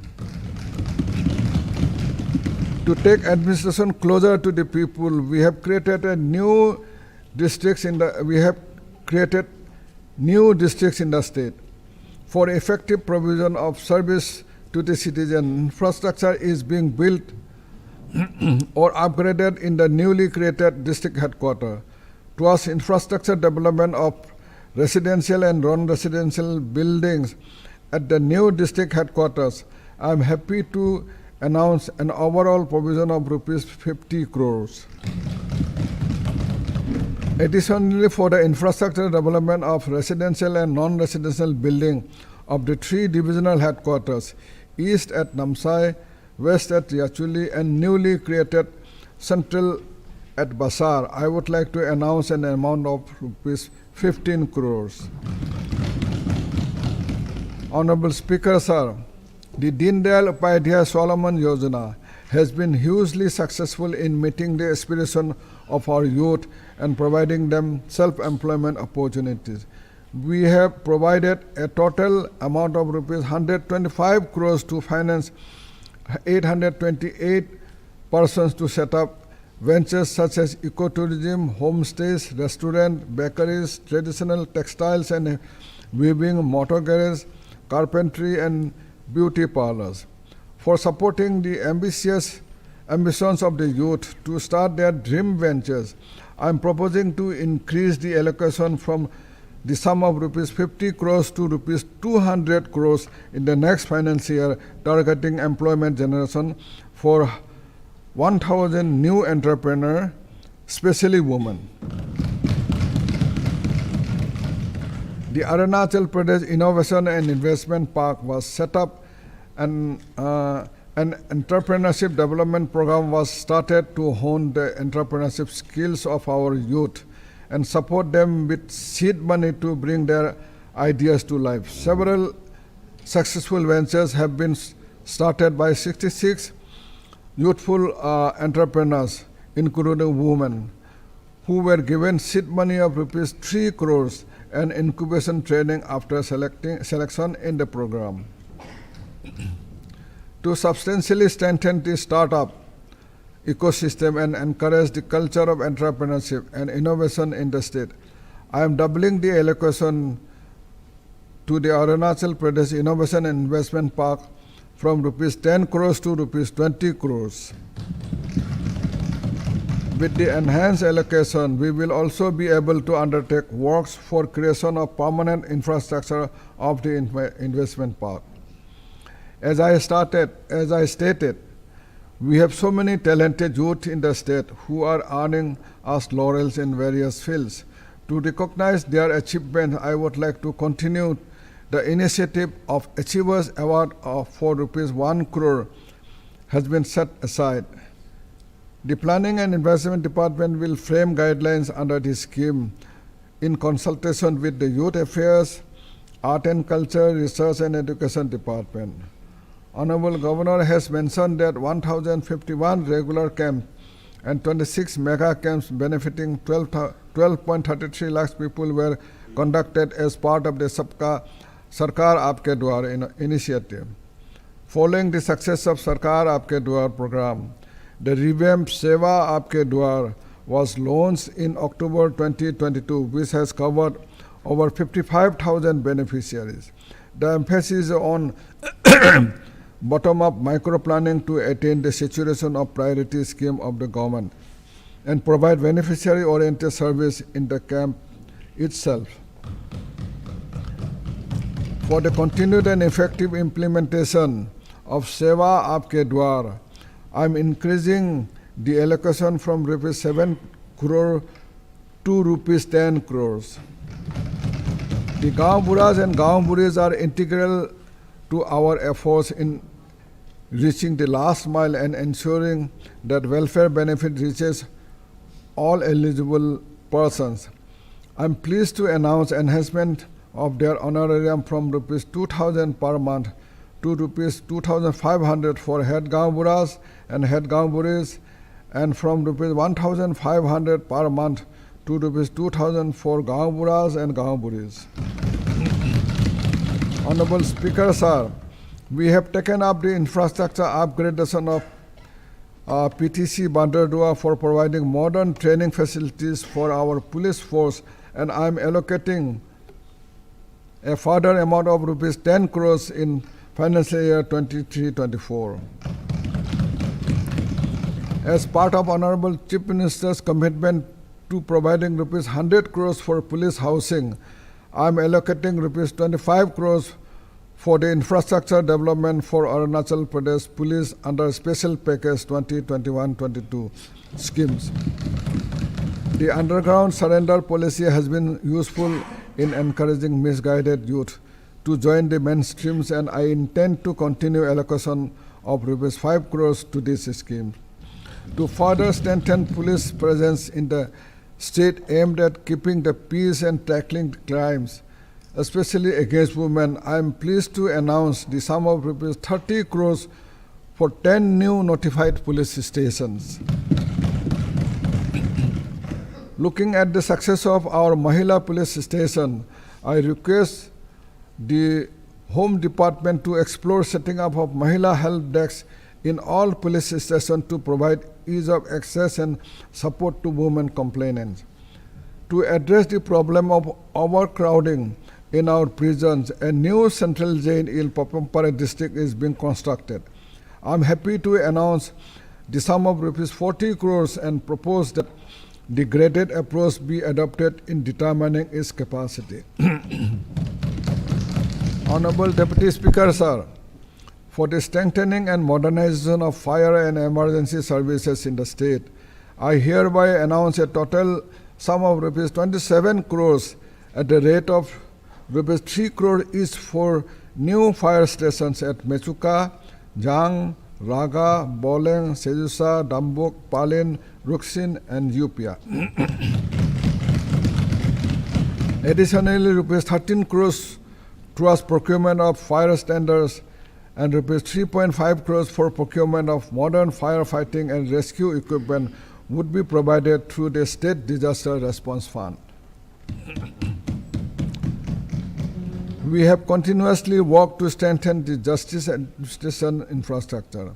To continue the activities pertaining to upgradation and construction of new judicial infrastructure, an amount of 10 crores has been allocated. I am pleased to inform that for the High Court building being constructed in the capital complex, an amount of rupees 50 crores has been allocated. Setting up the Arunachal Pradesh Service Selection Board has reformed the public recruitment process. 10 APSSB examinations have been conducted with 0 complaints received, and APSSB has been awarded ISO 9001:2015 certification for fair, transparent, prompt, and merit-based recruitment process, which is historic in the state. We have been quite progressive in providing training opportunities to our officers, including orientation and capacity building programs with the Lal Bahadur Shastri National Academy Administration, Mussoorie. To continue with the specialized training approach, an amount of 5 crores has been allocated. For the ongoing construction work for upgradation of Administrative Training Institute, Naharlagun, rupees 7 crores would be provided, and I am pleased to announce a further allocation of rupees 10 crores for the construction of additional 3 floors for the hostel building at ATI to upgrade its capacity. Honorable Speaker, Deputy Speaker, sir, for a statue of Mahatma Gandhi near the main entrance gate of the Assembly, besides creating a footpath along the boundary wall of the Assembly building, I am setting aside rupees 5 crores. We have taken significant steps in strengthening grassroots democracy in the state by devolving powers to the Panchayat Raj Institute based on sustainable, participatory, inclusive, comprehensive, and empowerment, that is known as SPICE formula in 29 subjects.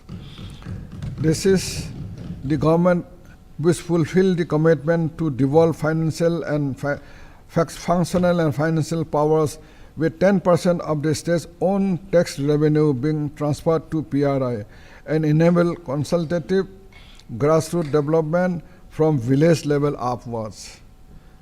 Continuing this initiative, I have hereby announced a sum of rupees 143.11 crores to the PRI in financial year 23-24. Mr. Speaker, sir, coming to the Vision Pillar 2, synergy and convergence aligned to infrastructure and investment, and reaching the last mile, subterraces, we have vastly upgraded air, road, rail, and digital connectivity in the state to improve the ease of living of the people and back their efforts with synergy and convergence. The inauguration of Donipolo Airport, Itanagar, has been a landmark event in Arunachal Pradesh civil aviation sector, connecting us to the national civil aviation map. Our government left no stone unturned to make this project a reality, and we are extremely thankful to the generous support provided by the Government of India and the blessing of Honorable Prime Minister, who inaugurated the airport on 19 November 2022. The historic moment and addition to the fast-growing infrastructure capability of our state will remain etched in our memory. Itanagar has now joined the other state capital in having wide-body jet connectivity to domestic and international destinations. The state now has 7 operational advanced landing grounds in Vijayanagar, Mechuka, Walong, Tuting, Jiro, Alo, and Pasighat. 2 more ALGs have been proposed by the state in Anini and Dirang for augmenting intra-state air connectivity under PM Divine scheme with an amount of rupees 400 crores. We have progressed by leaps and bounds in the civil aviation sectors. Towards the ongoing works of infrastructure development, an amount of rupees 5 crores is allocated. To further boost seamless operation of civil aviation and strengthen infrastructure works of Walong, Tuting and Daporejo ALGs, as well as construction of 2 watchtowers at Naharlagan helipad, I am pleased to allocate rupees 2.7 crores in the financial year 23-24. Honorable Speaker, sir, Deputy Speaker, sir, the government has shown exemplary dedication towards infrastructure development in the last 6 to 7 years, where the state struggled to build more than 300 kilometers of road per year in the first 70 years since independence. We have now built 50,555 kilometers of roads, averaging nearly 2,838 kilometers per year. In the next 4 or 5 years, Arunachal Pradesh will have around 5,000 kilometers of national highway in the state. Our gratitude is due to the Union Ministry of Road, Transport and Highways for approving an additional 2,574 kilometers of highways for the state of Arunachal Pradesh worth 44,000 crores as part of the big infra push on our border areas.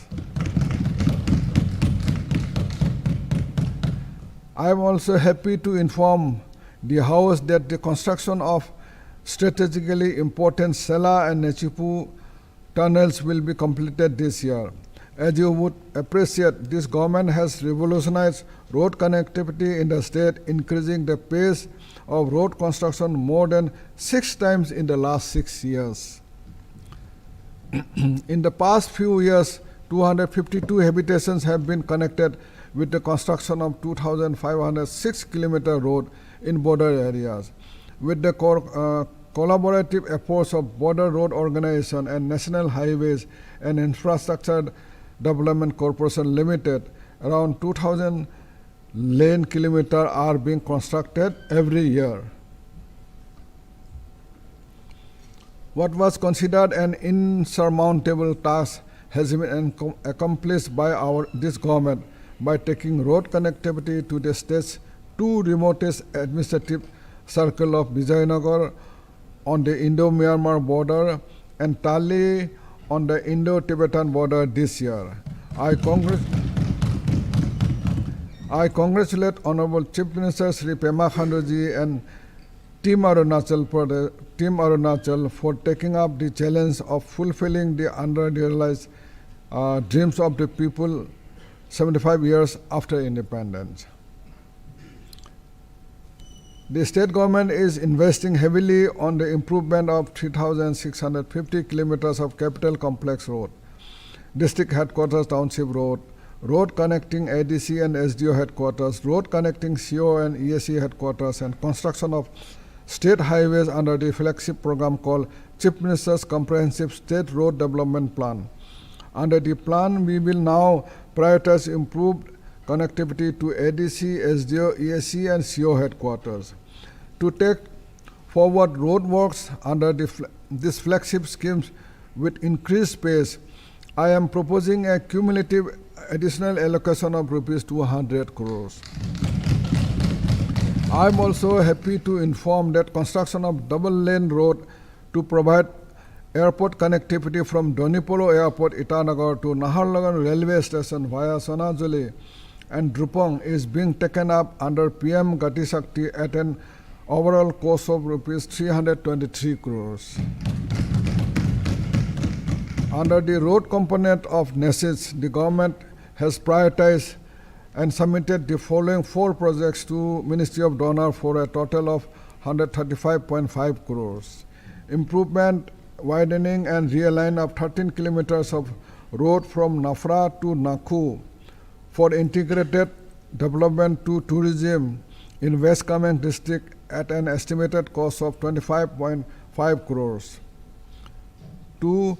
construction of phase 1 15-kilometer road out of total 22 kilometers road length from Bana ESE headquarters to Richukrong, CO headquarters via all Sapung, Sijang and Kajung villages in East Kameng district at an estimated cost of rupees 45 crores. Construction of 18-kilometer road from Thangleng PMGSY road to Thangpe Pilgrimage Center in Tawang at an estimated cost of rupees 25 crores. Construction of road from PWD road to Peki Modi under Upper Siang districts at an estimated cost of rupees 40 crores. The Noding River is large tributary of the Brahmaputra River, which is crossed by small boats by the locals in Miao Devan area of Changlang district currently. We will take up the cable suspended structure bridge over Noding River in between Miao and Devan at Miao Ghat, for which I am pleased to announce a sum of rupees 10 crores. A sum of rupees 20 crores would be provisioned towards completing the new district secretariats in the states, and additional rupees 20 crores would be provided towards the building infrastructure plan of the department. The works on common directorate would be carried forward in the next financial year.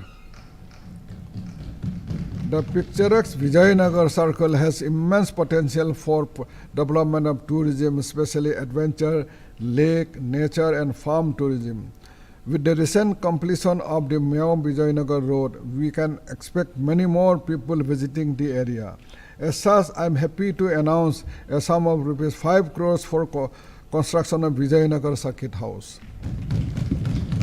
The entire valley and Preetnagar Lake will now be accessible to the tourists, and therefore I am proposing a further amount of 2 crores for development of ecotourism facilities at Preetnagar Lake.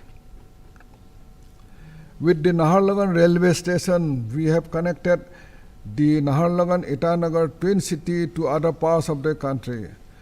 A world-class railway station is planned at Pasighat, which is targeted for completion in 2042.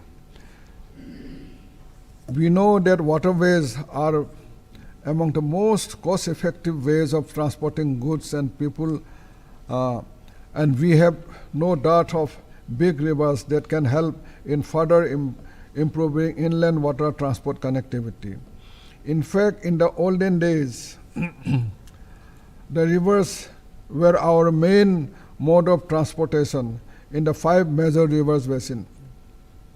The government will explore the possibility of developing inland water transport facilities for goods and people on our riverways with support under the relevant schemes of Government of India. The PMGY schemes has been a boon for us, connecting 1,523 habitation with 12,692 kilometers of road. For the maintenance of roads under Pradhan Mantri Gram Sahayak Yojana, an allocation of rupees 80 crore will be made. I would also like to announce a sum of rupees 10 crores for the shifting of Office of Chief Engineer Eastern Zone of Rural Works Department to Miao, Changlang districts. Honorable Speaker, sir, let us recall here that the state has achieved 100% rural electrification by connecting 4,676 villages. Our government has ensured that the benefits from Sabhagya and the Deen Dayal Upadhyaya Gram Jyoti Yojana have reached more than 1.54 lakhs households. With funding support from the Ministry of New and Renewable Energy, 20,000 solar street lights have been installed in various district headquarters, circle headquarters, and villages, providing green energy. About 6,000 solar street lights are being installed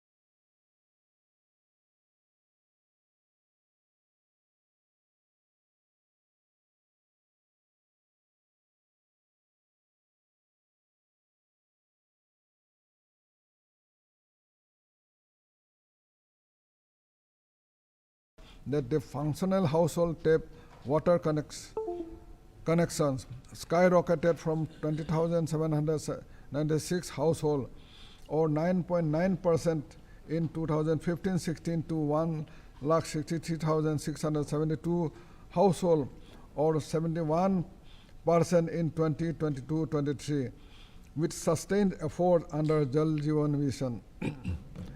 I am happy to inform the House that the provision of 20 into 47 tapped drinking water to all eligible 2,30,275 households under the Jal Jeevan Mission and Arunachal Jal Sankalp will be completed by December 2023. To mobilize community participation in water management, 19,264 women have been trained in handling field testing kits and 6,307 youth have been imparted skill training. To continue the activities under Water for All program, an amount of rupees 68 crores have been allocated.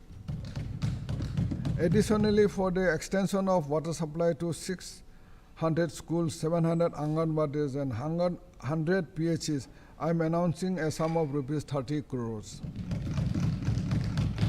I am happy to inform the House that the state government is separately taking up 5 water supply projects under NESIS for substantially augmenting the water supply to Namsai, Teju, Bomdila, Daporijo, and Basar Township amounting to more than rupees 266 crores.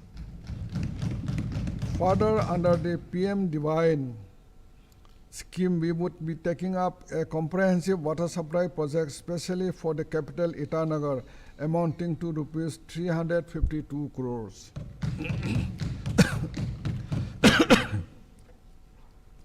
For the Water Resource Department, an amount of rupees 10 crores is set aside for smooth implementation of the ongoing and new initiative, while an allocation of rupees 3 crores has been made for the ongoing construction of Pake Paga Hornbill Festival Complex at Sejusa.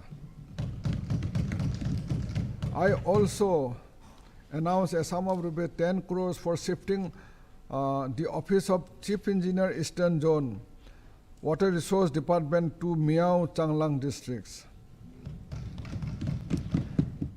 The solid waste collection and treatment gap has been reduced in the state with concerted efforts of the government, urban local bodies and urban development department. We are also upgrading liquid waste management capacity by taking up sewerage treatment facilities in Itanagar and Pasighat. For solid waste management in 44 urban towns, including the payment of wages, I am keeping aside rupees 30 crores. An allocation of rupees 15 crores has been set aside for the phase 1 sector-wise remodeling existing government quarters into multi-story residential blocks. I would like to announce an amount of rupees 20 crores for multi-story parking lot at Namsai and Arlo. To set up open gym in parks and gardens for use of children and families as part of Fit India movement in remaining 12 out of 34 townships, I am allocating rupees 3 crores at the rate of rupees 25 lakh per town. I am allocating rupees 10 crores as grants in aid to Itanagar Municipal Corporation and Pasighat Municipal Council as per extent ratio in financial year 23-24. Honorable Deputy Speaker, sir, 1/3 of the Arunachal population lives in remote border areas and patriotic citizens are working soldier to soldier with the armed forces as guardians of our frontiers. Towards repair and renovation of foot suspension bridge used by our for patrolling by our border guarding forces and people living in or visiting border areas. I am continuing allocation of rupees 7.5 crores. We are very happy with the recent announcement on Vibrant Village program in the Union budget.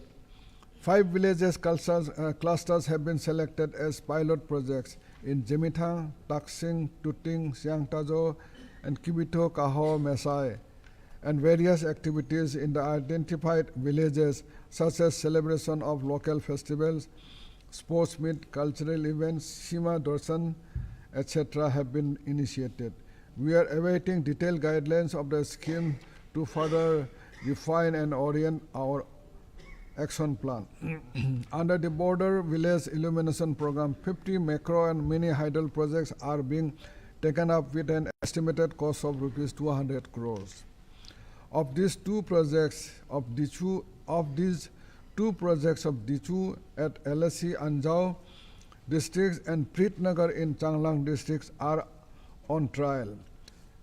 15 more projects are nearing completion under phase 1, benefiting 128 border villages with an estimated cost of rupees 50 crores.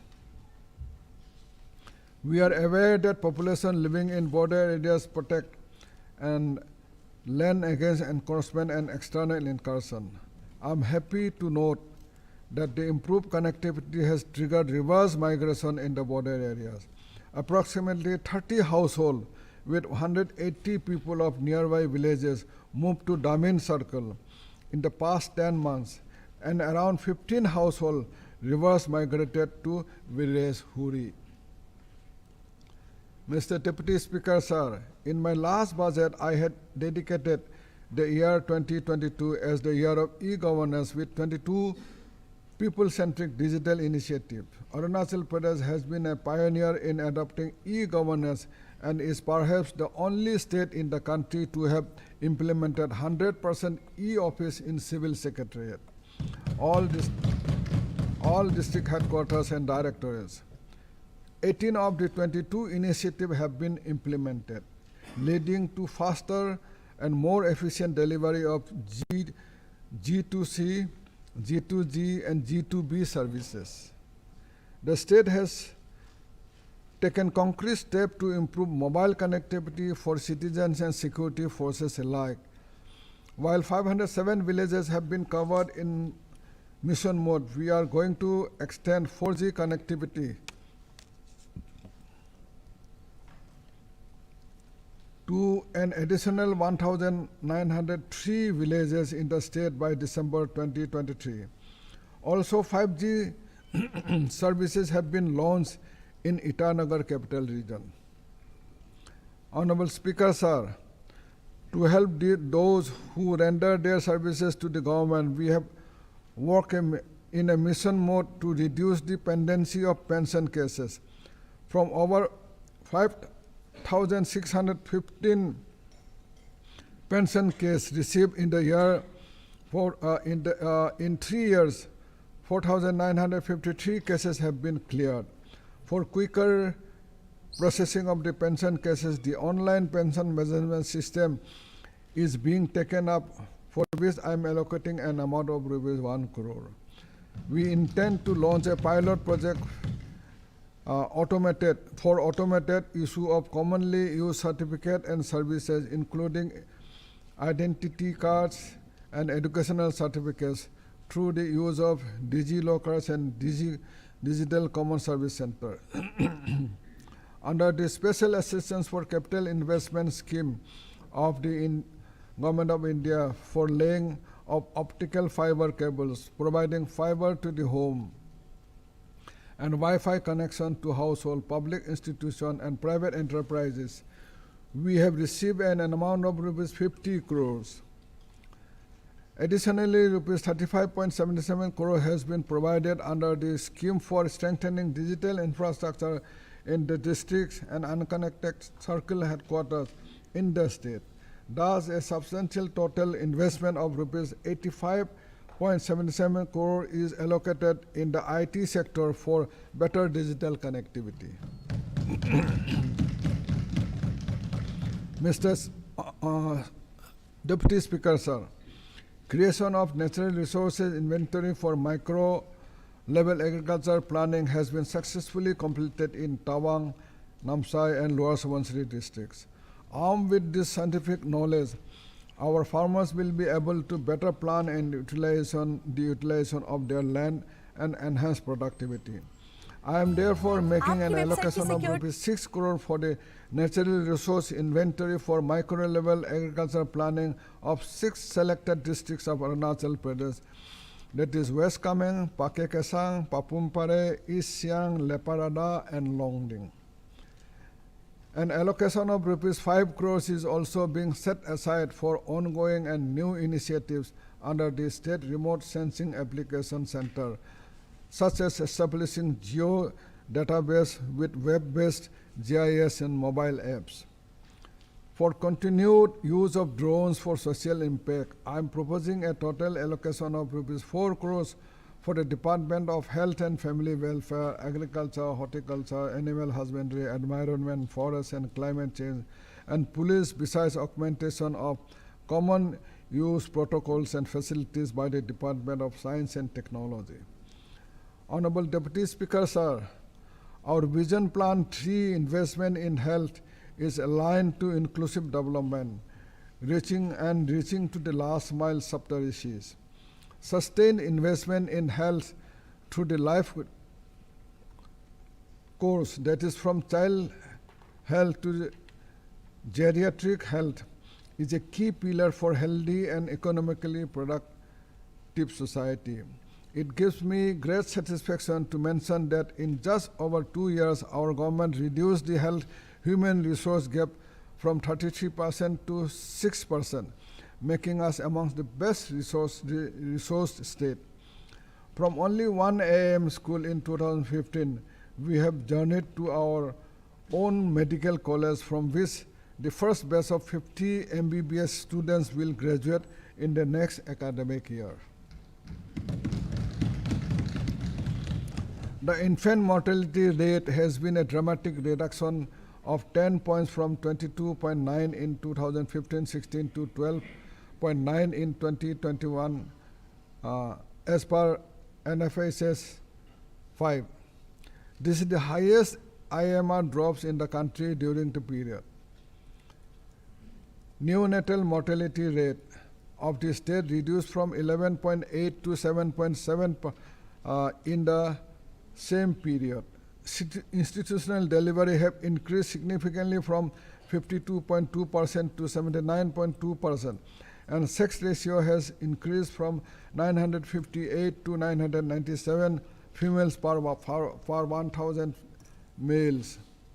Launched in the year 2019, free diagnostics service is implemented in 55 health facilities at present, where 44 indicated tests are performed to reduce out-of-pocket expenditure. About 25 lakhs tests have been conducted, benefiting more than 8 lakh patients. Honorable Deputy Speaker, sir, I am pleased to state that from not having an emergency ambulance service in the state, the 108 emergency response ambulances currently has a fleet of 110 ambulances. In past 1 year, the service has dealt with 3,417 cases, including 815 pregnancy cases, 561 traffic accidents, 303 non-vehicular injury cases, and 185 cases involving COVID-19. About 34,000 beneficiaries have been served and more than 2 lakh kilometers trip covered. The government started Medicine from the Sky program to deliver vaccines and medicines to remote locations using drones in a unique initiative. The drone network has delivered more than 4,000 vital and emergency medicine, covering over 10,000 kilometers of ground distance. More than 300 drones flights have been operated in East Kameng, Lower Subansiri, and Karadari districts. The government is providing cover for needed tertiary health care through the Chief Minister's Arogya Arunachal Yojana and Ayushman Bharat Yojana, Ayushman Bharat Pradhan Mantri Jan Arogya Yojana, whose success can be noted from the fact that nearly 25,000 patients have been treated under the two schemes with a cumulative spending of rupees 39 crores. The two programs together have saved and changed lives for the better since their launch, and currently cover more than 6.1 lakh state residents. To further support tertiary care intervention needed by the people, the allocation amount to CM Arogya Arunachal Yojana will be increased fourfold to 20 crores. Honorable Speaker, Sir, Honorable Governor has proclaimed our commitment to achieve the goal of drug-free Arunachal through supply reduction, demand reduction, and harm reduction strategies with multi-sector coordination cooperation from the society and communities. Since we declared war against drugs in the year 2021, a multifold rise has been seen in cases registered under NDPS Act 1985, with over 500 cases and double this number of peddlers arrested. The number of authorized officers empowered to conduct research and search and seizure operation under the NDPS Act has been increased significantly, and all COs and ESCs and SDOs are designated as executive magistrate to aid the police in search and seizure case procedures. More than 3,000 persons have received treatment at drug de-addiction and rehabilitation center till date. The government increased the resource under this program fourfold last year for upgradation of Lathau de-addiction center and rehabilitation center in eastern Arunachal from 30 bed to 50, establishing 2 more state-of-the-art 50-bed substance use disorder de-addiction home-come rehabilitation center, that is known as Sudhar, at Bhalukpung and Lekhi in western and central Arunachal respectively.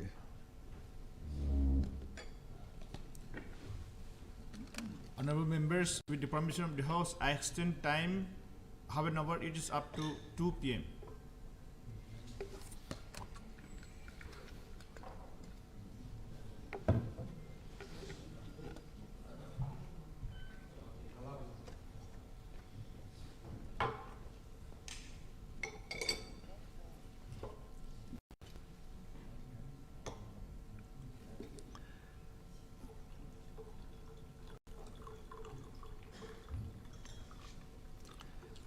As a measure of government's commitment to tackle the drug menace, the allocation under Mukhyamantri Nasha Mukti Yojana is being increased to rupees 20 crore for opioid substitution therapy in district hospitals, drug treatment and rehabilitation center, and partnering with CBOs and society in addressing the issue. It is my fervent appeal to the local communities and society leaders and elders to come forward and join our movement for a drug-free Arunachal through community care programs and promoting alternate crop and livelihood for those affected by the menace. Reorganizing the importance of addressing mental health issues, we have allocated out of district mental health program in 16 districts, besides strengthening the state's lone 20-bed mental hospital at Mitpu in Papumpare district under the Telemanas program, including the teleconsultation service from Nimhans, Bangalore. I am making an allocation of rupees 3 crores to Mukhyamantri Mansik Swasthya Yojana. An amount of rupees 50 crores will be provided as grants in aid to the Tomoriba Institute of Health and Medical Science. Besides this, towards continuing the initiative of free chemotherapy at Tomoriba Institute of Health and Medical Science, an amount of rupees 6 crores has been allocated and rupees 4 crores will be given to the Renal Care Fund. Under Mukhyamantri Rogi Kalyan course, an amount of rupees 10 crore has been allocated, while the Golden Jubilee top-up under the ongoing Dulhari Kanya schemes will continue with an amount of rupees 4 crores kept for this purpose. I am keeping an allocation of 9 crore for ASHA workers incentive as a state top-up to the National Health Mission Fund. For the upgradation of Bakinpartin General Hospital, Pasighat, to 300-bed hospital.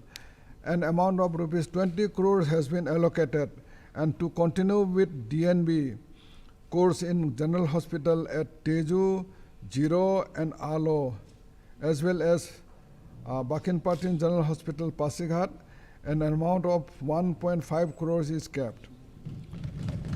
I'm pleased to allocate rupees 20 crore for the upgradation of health center in the state in financial year 23-24.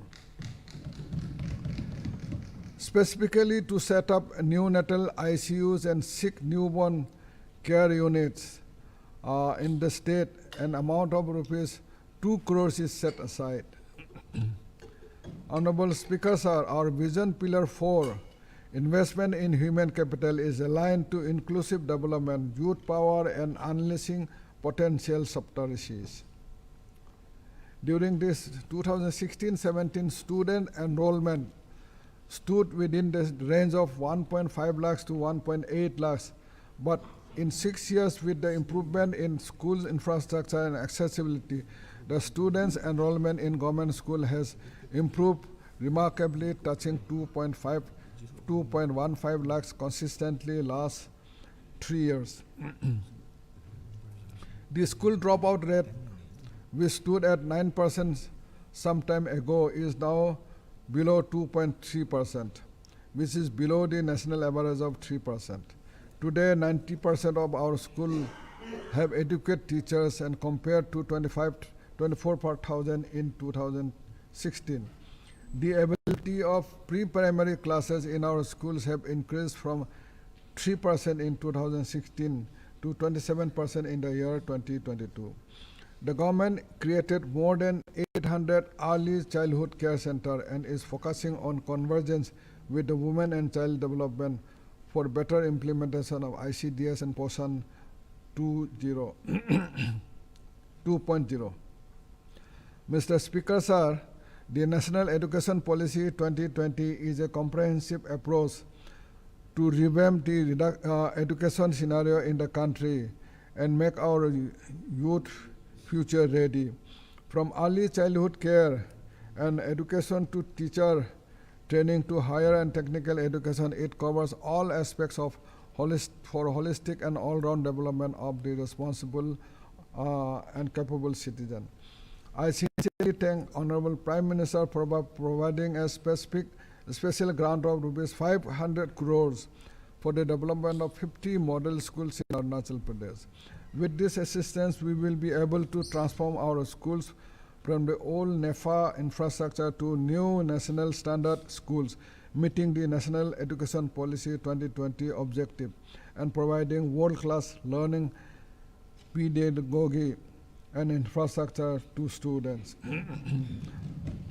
For the upgradation of identified schools, I am proposing an allocation of rupees 200 crores in BE 2023-24, and I am sure that Education Department will take up the project expeditiously.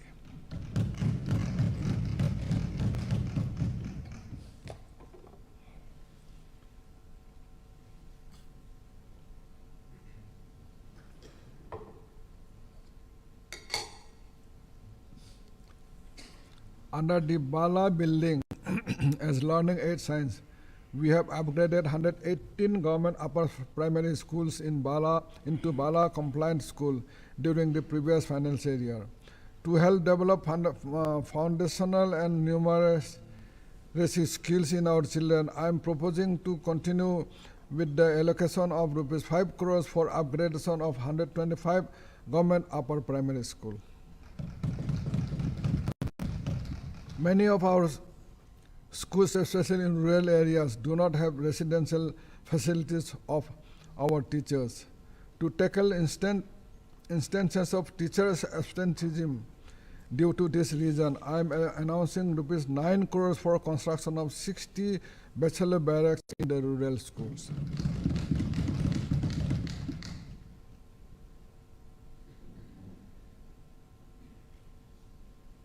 Under the Golden Jubilee Meritorious Student Award schemes, the state presently provides fixed sum of rupees 2 lakhs to students for securing admission in IITs, IIMs, AIIMs, and NLUs. For this, I propose an outlay of rupees 2 crores. I have set aside rupees 5 crores for strengthening of DIAS for better teacher training infrastructure in the state, and rupees 1 crore for technology intervention, ICT and digital initiatives under Mission Shiksha. I am happy to state that an amount of rupees 20 crores is being provided for school uniform students.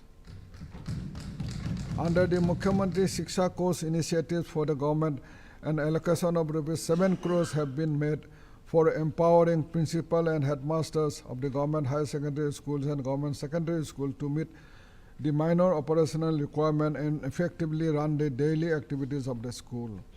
The Champion Fund for activities like essay competition, elocution, extempore, drawing and painting competitions, story writing, quizzes, sports competition, etc. will be continued with an allocation of rupees 3 crores.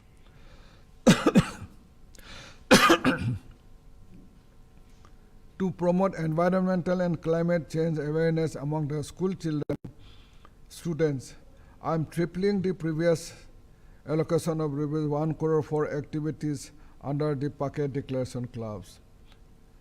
We will continue to provide laptops for district toppers of class 10 and class 12, for which an amount of rupees 1.5 crores has been allocated. With these and other efforts, the government would like to set a target for achieving 70% pass rate in class 10 and 90% pass rate in class 12 for all students studying in government schools by 2024-25. I request honorable members to assist in this educational transformation for the benefit of our children. Honorable Deputy Speaker, sir, our school-going children and youth learn a lot of valuable things from their NCC days, like discipline, teamwork, patriotism, and self-sufficiency. Therefore, for the establishment of NCC Academy Complex at Balijan and for upgradation of the infrastructure of 3 NCC battalions in the state at Pasighat, Tawang, and Naharlagun, it gives me a great pleasure in announcing a sum of rupees 30 crores. I am also happy to allocate a sum of rupees 1 crore for NCC Development Fund and provide a sum of rupees 1 crore to meet the operational expenditure for operation of NCC in Arunachal Pradesh. I am allocating rupees 5 crore for grants in aid to carry forward the development activities at Arunachal Pradesh University, Pasighat, and take pleasure in announcing rupees 25 crores for coming financial year for infrastructure development of this university. I am happy to inform the House that the Vice Chancellor has been appointed, and with the completion of the construction of the academic block at the university, we will start activities from the next academic session. Honorable Deputy Speaker, sir, this government is committed to the improvement of higher and technical education through completion of pending projects. To this end, I am making all the following provisions. A sum of rupees 10 crores will be provided for the infrastructure development of Government Engineering College, Toru. A sum of rupees 10 crores will be provided for the infrastructure development of Government Engineering College, Toru. And a sum of rupees 15 crores will be provided for the infrastructure development of Government Engineering College, Tezu. A sum of rupees 5 crores will be provided for the infrastructure development of Government Model Degree College, Pyong, and alike a sum of rupees 5 crores for the infrastructure development of Government Model Degree College, Kanubari. Along with the above, I announce a sum of rupees 10 crores for infrastructure development of Government Model Degree College, Daporijo. Similarly, towards the infrastructure development of Biniyanga Government Women College, Poma, a sum of rupees 10 crores will be provided. I am happy to announce that the construction of Girls Hostel G+1 would be taken up at IGG College, Tezu, and DPG College, Kamki, with a sum of rupees 8 crores. And for construction of a 300-bed boys hostel at Daranatung Government College, Itanagar, I am happy to announce a sum of rupees 8 crores. Our government has been working towards building capacity of our youth in inculcating 21st century skills and providing them job opportunities both in government and private sectors. I am happy to state that an amount of rupees 10 crores has been allotted to the Chief Minister's Yuva Kaushal Yojana, which is 43% more than the previous financial year's allocation. Towards the apprenticeship program promotion scheme, and an amount of rupees 1 crore has been allocated. The dual system of training, which has been implemented in 3 ITIs in the state, creates direct linkage between the training institute and the industries, increasing the employment potential of our youth and helping them become job ready.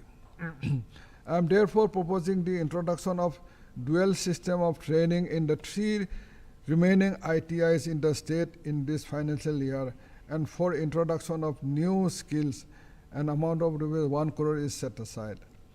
Honorable Speaker, sir, Arunachal Pradesh, the Arunachal Pradesh Ease of Doing Business Act 2021 and other transformative steps taken by our state government have led to business environment improving considerably.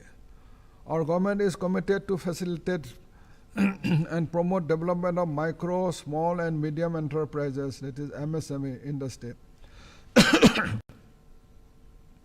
It is an achievement for the state that more than 5,000 MSMEs have been registered so far under the e-registration system called Udyam registration introduced by the Government of India. The state government is committed to provide an enabling environment for the continuing success of these MSMEs and is further targeting an increase in the number of registered MSMEs in the state to 10,000 so that we are able to take full advantage of the several schemes taken up by the Government of India in MSME and fruit processing sectors. As part of improving the business environment, we have also enabled self-certification for issue of trading licenses and have repealed 9 outdated laws and regulations to reduce the compliance burden. Honorable Speaker, sir, it gives me great satisfaction in stating that government covered nearly 8.5 lakhs beneficiaries, improving food accessibilities for citizens under the National Food Security Act. To further support the economic and social well-being of the people, all the beneficiaries are availing free food grains as decided by the Government of India with effect from 1st January 2023. We have distributed more than 4.5 lakhs metric tons of free rice grains to nearly 8.4 lakhs beneficiaries at the rate of 5 kg per person per month in 7 phases of the extremely successful Pradhan Mantri Garib Kalyan Anna Yojana, which was launched during the COVID-19 pandemic period. Moreover, under the One Nation, One Ration card scheme, nearly 1,700 fair prices shops in the state have been automated, with about 1.8 lakh ration cards automated with EPOS devices, increasing ability and accessibility devices for all the citizens. Honorable Speaker, sir, our glorious indigenous heritage and culture is a source of pride for us. We are indeed one of the biggest repositories of diverse languages and cultures, with culturally rich tribes coexisting peacefully as one. Each one of us has the responsibility to preserve our rich tribal and indigenous culture, without which our prosperity will not lead to happiness. The state government has allocated funds to establish indigenous prayer centers and provide honorarium to over 3,000 registered indigenous priests, in addition to construction of tribal culture center to preserve the tribal way of life. identify cards have been issued to all the registered priests. Our indigenous priests play a crucial role in preserving and propagating our culture and tradition. I'm happy to make an overall provision of rupees 4 crores for the payment of honorarium of rupees 1,000 per month to acknowledge their role in the society. For the preservation of our indigenous belief and prayer system, I'm pleased to announce an allocation of rupees 10 crores to establish indigenous prayer center for different indigenous faiths across the state. Recognizing that the loss of language may adversely affect tribal culture, especially their folklore, the Department of Indigenous Affairs has taken up the project of documenting the cultural heritage of Adi, Nishis, Wancho, Nokte, and Tangsa tribes in the first phase. This project has been extended to cover 14 tribes, namely Galo, Apatani, Tagin, Monpa, Sadakpen, Sartang, Bugun, Aka, Mismi, Idu, Tarao, Kaman, Miji, Khamti, Memba, and Khamba, and is targeted for completion by end 2023. To promote and showcase our indigenous culture to the rest of the country, we are proposing to conduct a national traditional folk music and dance festival to be organized by the state during the year under the Ek Bharat Shresth Bharat motif. I am setting aside rupees 3 crore for this purpose. Additionally, a sum of rupees 1 crore is being earmarked for organizing a state folk music and dance festival of Arunachal Pradesh. Research Institute of World Ancient Traditions, Culture and Heritage, that is known as REWATCH, in Roar Dewang Valley district has been doing great service in the area of preserving languages and cultures, and I have kept aside a sum of rupees 2 crore for this partner institute of the government. The government is promoting and supporting the establishment of gurukuls to encourage and promote local dialects, languages, culture, while continuing with education. I propose to support the existing indigenous 1 Galo and 2 Nisi tribal gurukuls while helping set up indigenous gurukul 1 each for the Adi and Tangsa tribes. For this, I am proposing an allocation of rupees 5 crores in 2023-24.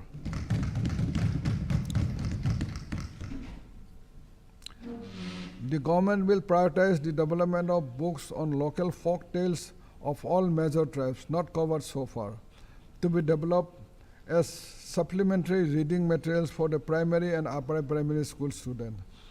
Also, documentation of tangible and intangible cultural heritage of all major tribes would be taken up, for which the Department of Research and Indigenous Affairs would be evolved to concrete framework in consultation with the Planning Department.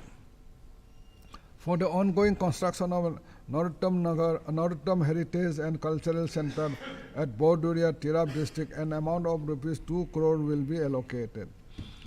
Honorable Deputy Speaker, sir, the government has prioritized preservation and promotion of our rich culture, indigenous tribal culture. In this regard, I am pleased to inform you that an MOU has been inked between the Department of Art and Culture and Indian Council for Cultural Relations under the Ministry of Cultural External Affairs. The talent of our youth and artists in all the fields, be it theater, music, and dance, are impressive. To create a platform to showcase the richness of our theater, arts, and culture, I am happy to announce a sum of rupees 10 crores for the construction of Arun Rangmanch, an auditorium cum theater in Itanagar. The government will also take up the establishment of an institute of performing arts through a government society to be set up for this purpose. This institute will go a long way in preserving, protecting, and promoting our rich indigenous art and culture in all fields such as theater, music, dance, folk arts, folk song, and folk storytelling. To take up the work of setting up the society, and design the institute, I'm setting aside a sum of rupees 2 crores. This August House would be happy to hear that since 2016, our players have bagged 314 golds, 212 silver, and 277 bronze medals in various recognized international, national, and zonal events. We have been ranked second amongst all northeastern states and 16 overall in national games, and third in recently concluded Northeast Olympic Games. With better sports infrastructure, our state has the potential to transform to the sporting powerhouse. The government has disbursed cash incentive of rupees 3.83 crores in 2015-16 to 2021-22 to meritorious sportspersons for bringing accolades to the states. As I have said in the beginning, sports is an area of strength for us, and our sportspersons have proven their mettle in various platforms. Sports also gives the youth a sense of purpose and achievement, and besides keeping them away from the menace of drugs addiction, and by keeping their energies productively channeled. The government has provided rupees 4 crores for the conduct of Sunset Khel Sparda, which will be held in April 2023. Honorable Speaker, sir, our focus area in the field of sports has always been on creating enabling ecosystem for our high-performing athletes and providing them with requisite infrastructure, coaching facilities, and other requirements. I am proposing a special coaching program for enabling highly skilled sportspersons to achieve their full potential for the purpose of the deployment of coaches, including guest coaches from national and international associations. I am setting aside an allocation of rupees 3 crores. An additional allocation of rupees 1 crore is being kept for providing supplementary nutrition through macro and micronutrient-based diets for sportspersons selected to participate in national Asian Games or the Olympics. I am proposing a cumulative allocation of rupees 2 crore for participation in the 17 national games at Goa, the third Northeast Olympic Games at Naharlagun, and the any Zone Interstate Badminton Championship 2023 at Itanagar, as well as Olympic Day celebration in the state.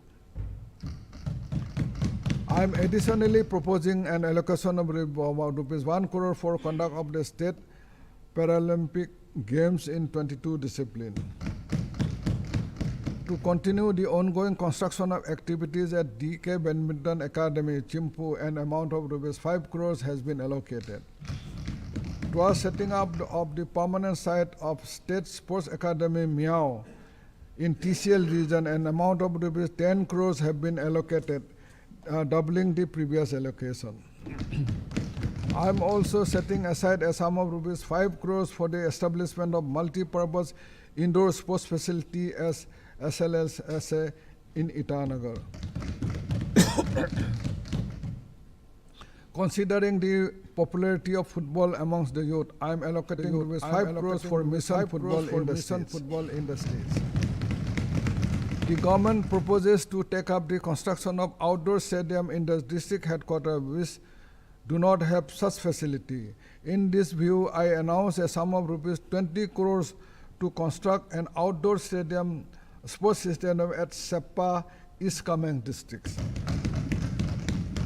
To foster the spirit of unity and brotherhood amongst all the tribes of the states and provide platform for interaction and cultural exchange program, Arunachal Yuva Samanvay has been a successful initiative, and I am happy to allocate a sum of rupees 3 crores for the Samanvay 23-24.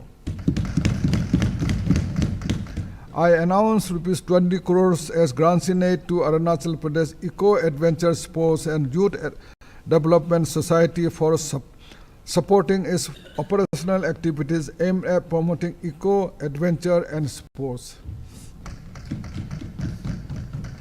Arunachal Pradesh is bestowed with a predominantly young population. In order to provide a platform for the holistic implementation of youth engagement and outreach initiatives, the government will take up priority activities as part of its mission youth. A self-defense training program for girl students studying in classes 11 and 12 in government school will be taken up to empower our young girls and increase their confidence. It will also provide empowerment opportunities for young martial and arts and sports persons. For the initiative, I am proposing an allocation of 1 crore in this year.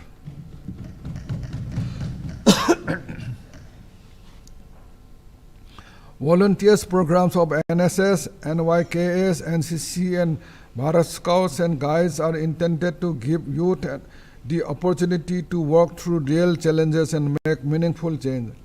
Young people who volunteer regularly to develop a civic identity as leaders and change makers and therefore become more socially active adults. To promote and encourage volunteerism amongst our youth, I propose to earmark a sum of rupees 1 crore for conducting volunteer program of NSS, NYKS, and Bharat Scouts.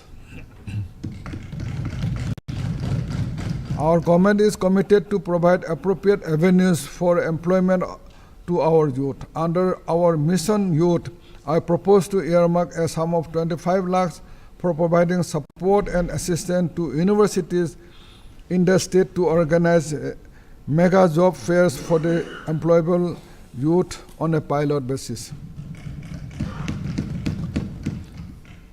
Through the concerted efforts of the central and state government during the last 2 years, the number of underweight children in the state in the age group of 0 to 6 years has been reduced to 4% as per the National Family Health Survey 5. To supplement the Poshan Abhiyan aimed at building the nutritional status of children and women, I am pleased to announce Phal Se Poshan Yojana, under which the Anganwadis will be supported to add 10 to 15 kg of fresh, locally available nutrition food items and seasonal foods, fruits and vegetables every month to the pregnant women, lactating mothers and children. To pilot this initiative, I am proposing an allocation of rupees 2.5 crores. The Department of Women and Child Development, Horticulture, Rural Development, Agriculture Marketing Board will work out details of this scheme. I am proposing to make up the upgradation of 60 Anganwadi Kendras by dovetailing existing schemes such as ICDS, Manregas, etc.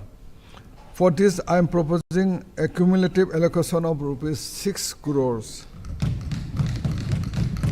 Towards the initiative of All India Tour for Rural Women Folk, we are continuing with an allocation of rupees 25 lakhs for the facilitation of women achievers. An amount of rupees 20 lakhs has been set aside. Honorable speakers, are investing in human capital also means providing for the valuable sections of society as well as those who contributed to its development in their youth. The state currently supports over 42,000 or less beneficiaries, over 6,000 widows beneficiaries, and nearly 3,000 disability beneficiaries under the National Social Assistance Program. As you are aware, the top-up given by the state government to each beneficiary under the National Social Assistance Program for old age, widow, and disability pension is much more than the central allocation given by the Government of India under the centrally sponsored schemes. As such, these 4 components would be grouped together and renamed individually as Chief Minister's Old Age Pension, below and above 80 years, respectively. Chief Minister Widow Pension and Chief Minister Disability Pension under an umbrella of Chief Minister's Social Security Schemes. Rather than add top-up funding to the national schemes, there would be a separate allocation in the annual budget 2023-24 for the state schemes. Chief Ministers, with the permission of the House, I extend time up to 2:30 p.m. CMSSS, for which I have kept aside rupees 153 crores, 150 crores. The amount has been given under the national NSLP by Government of India, would continue to be given to the beneficiaries separately. Towards the drug abuse awareness and training of the stakeholders department in collaboration with the National Institute of Social Defense, an amount of rupees 50 lakhs has been allocated. Honorable Deputy Speaker, sir, the fruits of development available to us today would not have been possible without the sacrifice and valor of our ancestors who went unrecognized so far. It is our privilege that we were able to undertake the service of remembering, recognizing, and honoring the immense contribution made by our forefathers to India's struggle against colonial rule. Our government has identified 220 unsung heroes of our, it has become 222 now, unsung heroes of our freedom struggle as part of the Azadi Ka Amrit Mahotsav program. An exhibition showcasing the lives, struggles, and achievements of our unsung heroes was recently inaugurated by Honorable President of India. I considered it my personal fortune that in this Golden Jubilee year I was able to contribute to bringing to life the history of our brave hearts, including unsung heroes, martyrs, and our freedom fighters. I would like to congratulate all those who were involved in their laborious field and academic research to properly document their lives from archival records and materials. From continuing with the documentation efforts, as well as spread the legends of their unmatched heroism, I propose the creation of a research unit in the RGU Arunachal Pradesh. I am honored to announce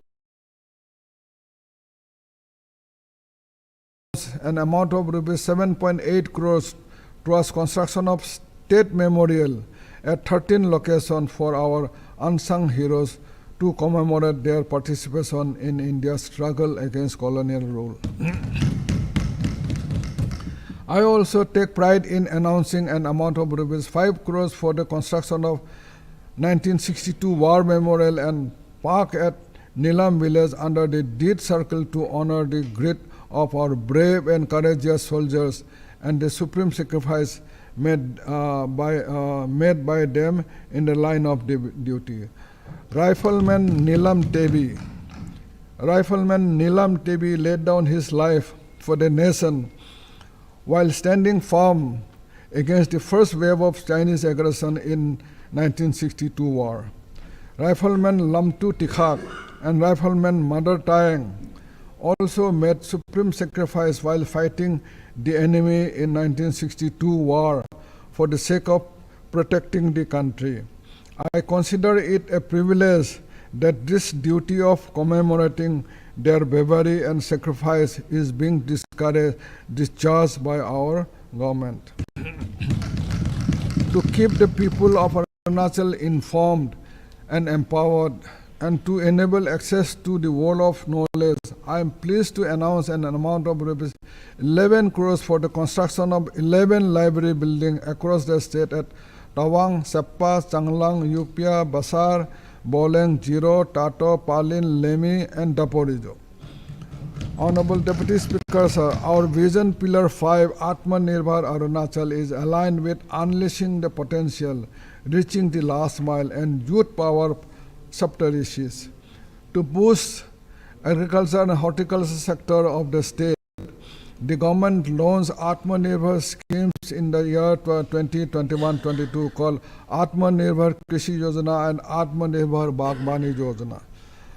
You will be happy to know that 9,622 individual farmers have been benefited from the Atmanirbhar Krishi Yojana in the financial year 2022-23, which is more than twice the number of beneficiaries in the financial year 2021-22.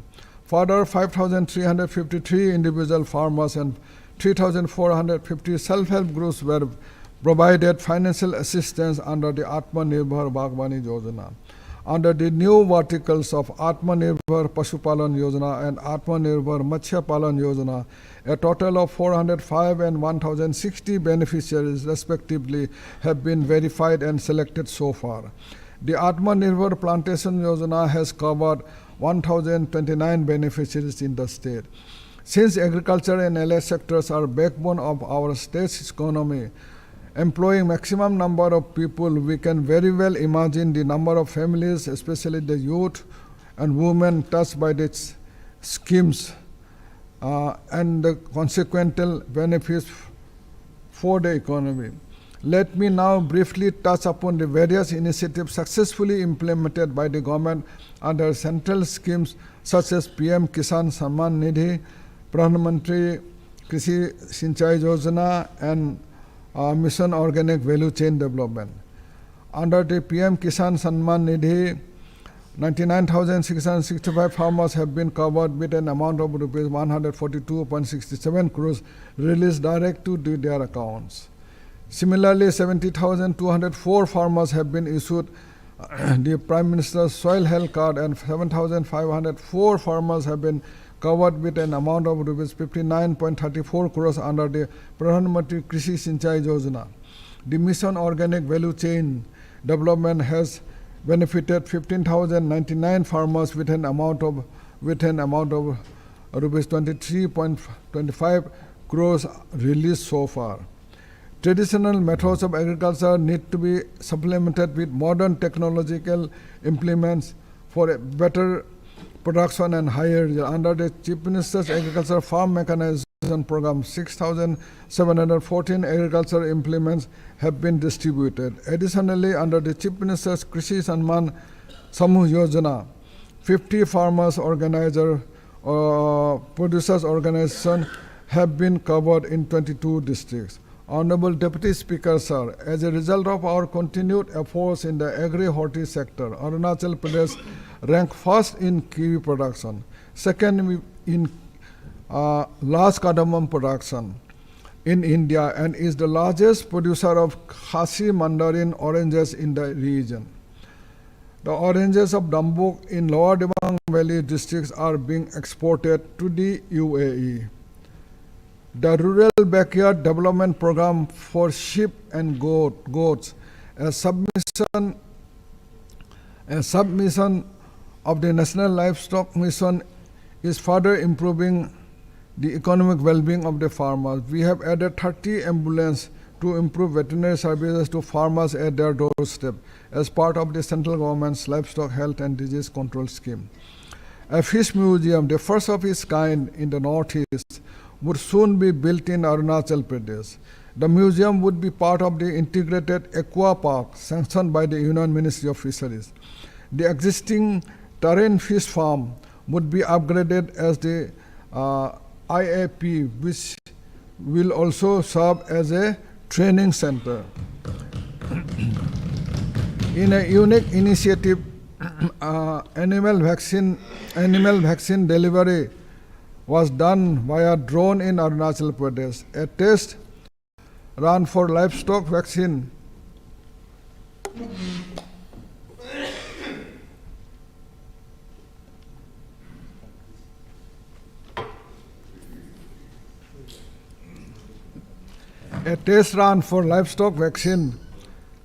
delivery by drone code named Vaccine from Sky was successfully organized from Kangkong village to Paglam in Lower Dibang Valley district and covering an aerial distance of 30 kilometers.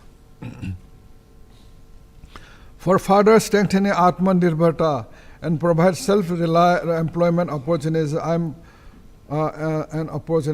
proposing an enhancement of front-end subsidy under the 5 existing verticals, Krishi, Bagmani, Pashupalan, Matsyapalan and Plantation scheme of rupees 375 crores from the present rupees 310 crores. I am proposing a new vertical of Atmanirbhar Khadya Yojana with an allocation of rupees 25 crores for assisting FPOs, FPCs and MSMEs in promoting food processing and value addition in agriculture and allied sector through providing them with working capital in nature of revolving fund with additional support from banks. The guidelines for schemes will be worked by the SRLM along with Agriculture, Industries and Planning Department and NABARD. This will make a total of 400 crore allocation to agriculture and allied sector, entailing the consequent investment of rupees 900 crores. I am also proposing that as earlier 50% of the schemes under the above articles remain earmarked for self-help groups. Under the Atmanirbhar Krishi and Atmanirbhar Bagmani Yojana, the allocation is being increased from rupees 125 crores from the present rupees 100 crores. The Bagmani vertical will be used intensively for horticulture mechanization and expanded to include the Bagicha component. I am also proposing a special drive under the Atmanirbhar Bagmani Yojana to include the cultivation of walnuts, persimmon, blueberries and avocados. The temperate and tropical regions of our state are best suited to grow these crops to meet national and global demands. Under the special drives, we are setting an ambitious target of 70,000 walnut trees and 2,000 hectares, over 2,000 hectares, and additional 1 lakh persimmon plants over 2,500 hectares, blueberries plants in 50 hectares, and 1 lakh avocado trees over an area of 350 hectares.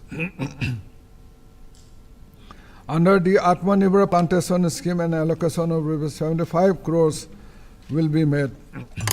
We will take up the Natural Rubber Latex Collection Center to support the rubber plantation in the state through central assistance.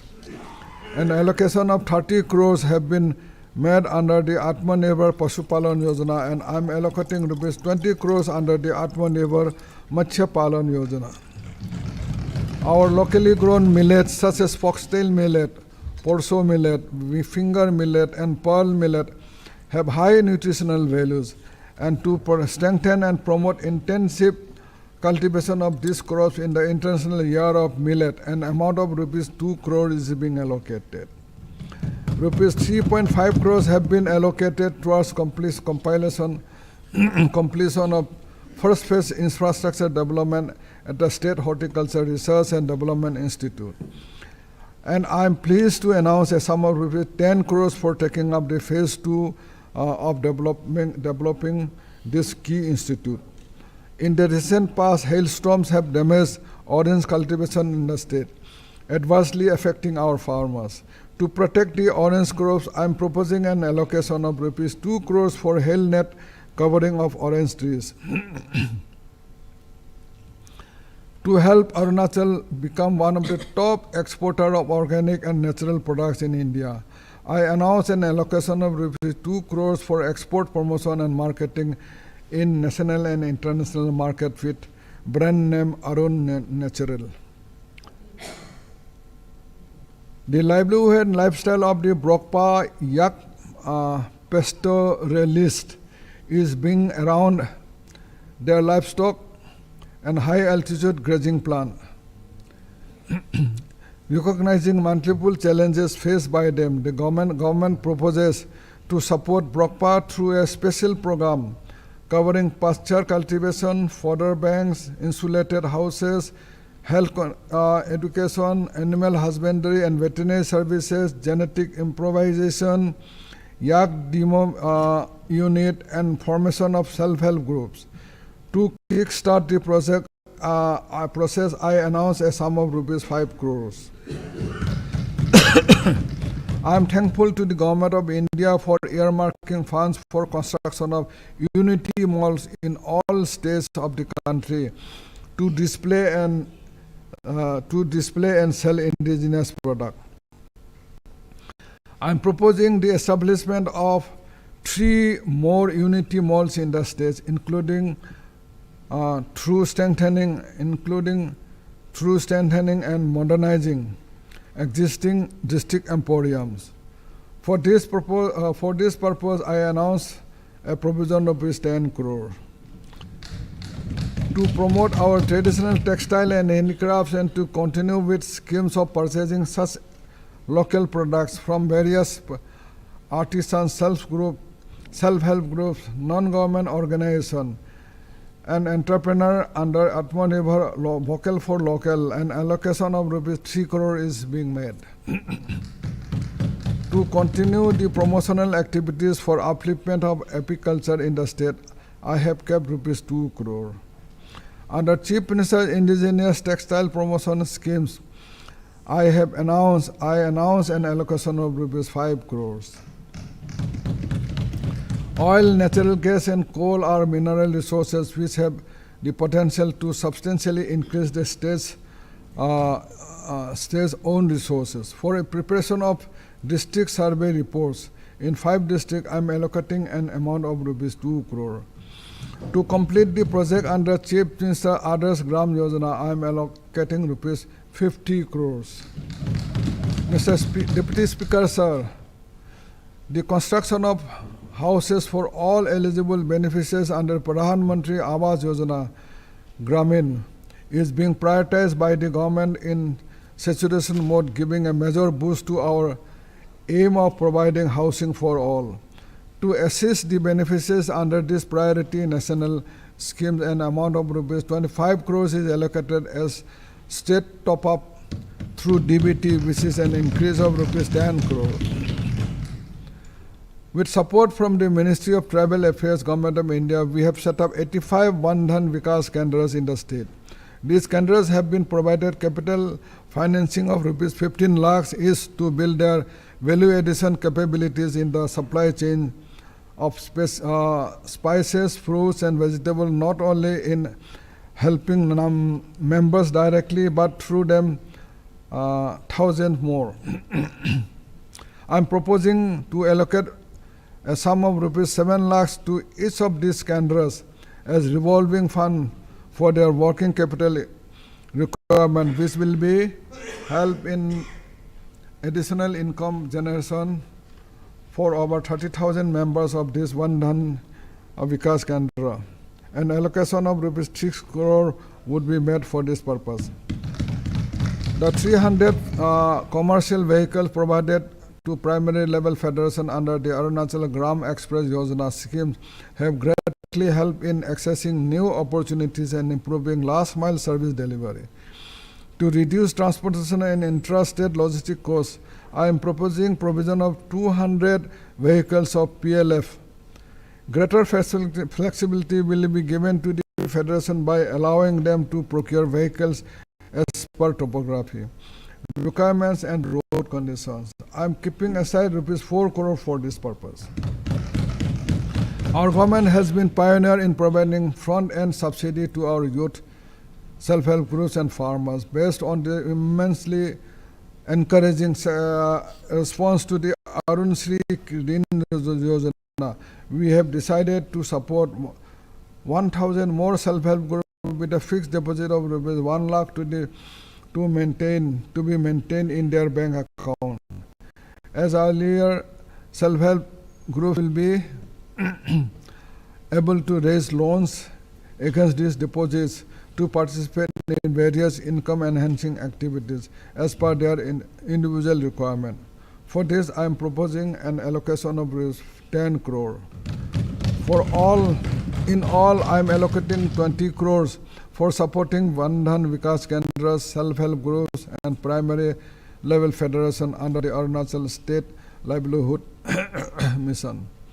Honorable Deputy Speaker, sir, our Vision Pillar 6, environment protection and climate resilient development, is aligned to green growth and inclusive development sub-terraces. We all know that Arunachal Pradesh has rich and diverse terrain reflected in its flora and fauna. With the adoption of the first sub-national level Pake Tiger Reserve for 2047 declaration on climate change resilient and responsive Arunachal Pradesh in November 2021 by the state, we identified 75 climate actions under the 5 Panchdhara objective. With financial support, 23 actions have been completed. and rest are in the various stages. I'm happy to inform the August House that the Paket Tiger Reserve 2047 declaration was selected by the Ministry of Environment, Forest and Climate Change, Government of India for showcasing in the India Pavilion in the UNFCCC Conference of Parties 27 held at Sharm el-Sheikh, Egypt. A partnership with IIT Guwahati has been identified to foster technology packaging development of model carbon neutral and carbon negative villages in the state. Several capacity building and awareness program covering livelihood, inclusion and financial empowerment were conducted for the benefit of the student communities and local communities. 5 basin level capacity building programs at Gram Panchayat levels have been further planned. The government is working for ecological stability of the Himalayan region while strengthening the forest-based economy of the state. Arunachal Pradesh has 2 tiger reserves, 3 national parks, and 13 wildlife sanctuaries. This year, three ecotourism projects have been taken up for creation of job and generation of additional income for the local people. Arunachal Pradesh Bamboo Resource and Development Agencies have been established for the promotion and development of bamboo sector, which is the second of its kind after Nagaland in Northeast India. After the ban of single use of plastic, use of bamboo products as a substitute to single use of plastic products will be promoted, as also innovative scheme to gain credit from the large carbon sequestration provided by our bamboo plantation in both forest areas and community land. For sacrifice scientific management of biological resources with people's participation, 1,806 biodiversity management committee have been constituted in various districts of the state. The government is setting up a material recovery facility in 21 urban center of the state in the first phase, out of which 13 projects have been completed. An allocation of 7 crores is set aside for the ongoing activities under the Environment and Forest Department, including focusing on bamboo sector to realize the potential of this immense biomass resources. To undertake the construction of Paryavaran Bhavan at Itanagar, I announced a sum of rupees 20 crores. The following project will be taken up in the environment and forest sector. Upgradation of biological park at Itanagar with a sum of rupees 5 crores. Establishment of forest museum and martyrs memorial with a sum of rupees 2 crores. Elephant rescue and rehabilitation center in Namsai forest division with a provision of 5 crores. Establishment and maintenance of 4 ecotourism projects with a sum of 4 crores. A sum of rupees 1.5 crores is allocated for the North East Green Summit at Itanagar, including research and publication on Paket declaration strategies. I am allocating a sum of rupees 2 crores for strengthening one Vigyan Kendra Chesa and a sum of rupees 1 crore for strengthening of environment wing for effective implementation of strategies under Paket declaration. I am allocating a sum of rupees 1 crore for the establishment of Ayurvedic Park at Tawang and a sum of rupees 1.5 crore for strengthening of GIS lab for e-monitoring of forest cover plantation. I am pleased to set aside rupees 1 crore each for the upgradation of 2 mini zoos at Roing and Miao. Furthermore, for the purpose of red panda habitat conservation, I am announcing a sum of rupees 3 crores for such habitat in Tawang, West Kameng and Siomi districts. Honorable Speaker, sir, Arunachal Pradesh has immense potential in the tourism sector to provide employment and strengthen the state's economy. You would be happy to know that the state has recorded 57% increase in the total tourist footfall from 2015 to 2022. In fact, Arunachal Pradesh has entered into the Guinness Book of World Record for the first time ever through its road safety efforts of framing the largest helmet sentence, Jai Hind, by using 2,350 helmets. The event was organized by Namaste Foundation in collaboration with the government of Arunachal Pradesh in Tawang and has attracted attention of the people far and wide. The government is making concerted efforts to harness the full potential of this sector. In this context, 13 tourist circuits have been approved covering all the major tourist destinations of the region. Our government has launched EILP with auto generation facility for facilitating short-term tourism. In order to support entrepreneurs in the tourism sector engaged in various business enterprises, the government introduced the Chief Minister's Paryatan Vikas Yojana, under which more than 300 individuals have been availed benefit. I'm pleased to allocate rupees 10 crore for this very successful initiative for assisting more beneficiaries in setting up homestay, food courts, and take-up adventure and ecotourism activities.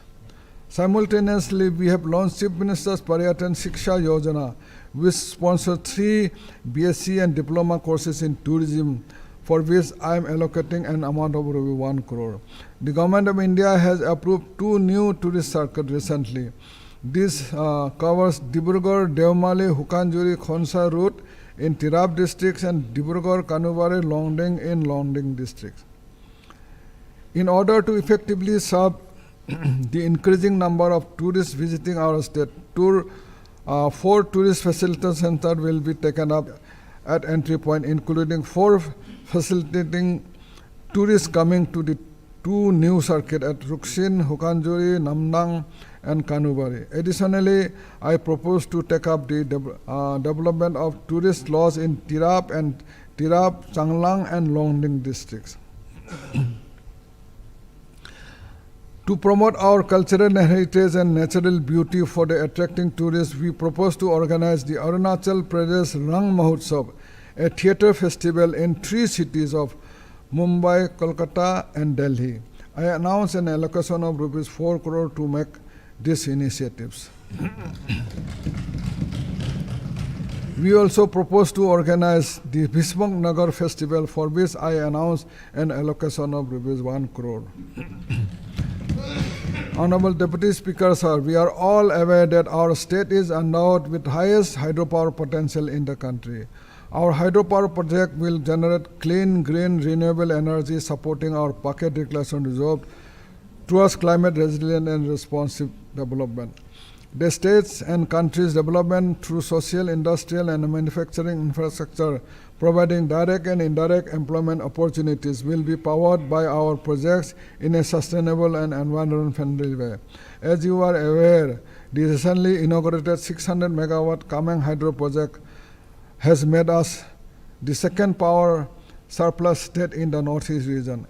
In fact, I am happy to inform you that in a span of 6 years, the installed capacity of state saw a massive increase from 405 megawatt in financial year 2015-16 to 1,270 megawatt in the financial year 2022-23. Out of the total installed capacity of 1,139 megawatt hydropower in the state, 734 megawatt has been added in just last 7 years. Significantly adding to the 380 kilometers of 132 kV line existing in 2015-16, we are building a strong power backbone for the state. By the year 2024, we will have more than 2,000 kilometers of 132 kV lines plus more than 2,000 kilometers of 33 kV line. As I stated, under the National Infrastructure Push in border areas of Arunachal Pradesh, the Dibang Multipurpose Project of 2,880 megawatt has been approved by the Government of India on 27 February 2023 with an estimated amount of 31,876 crores.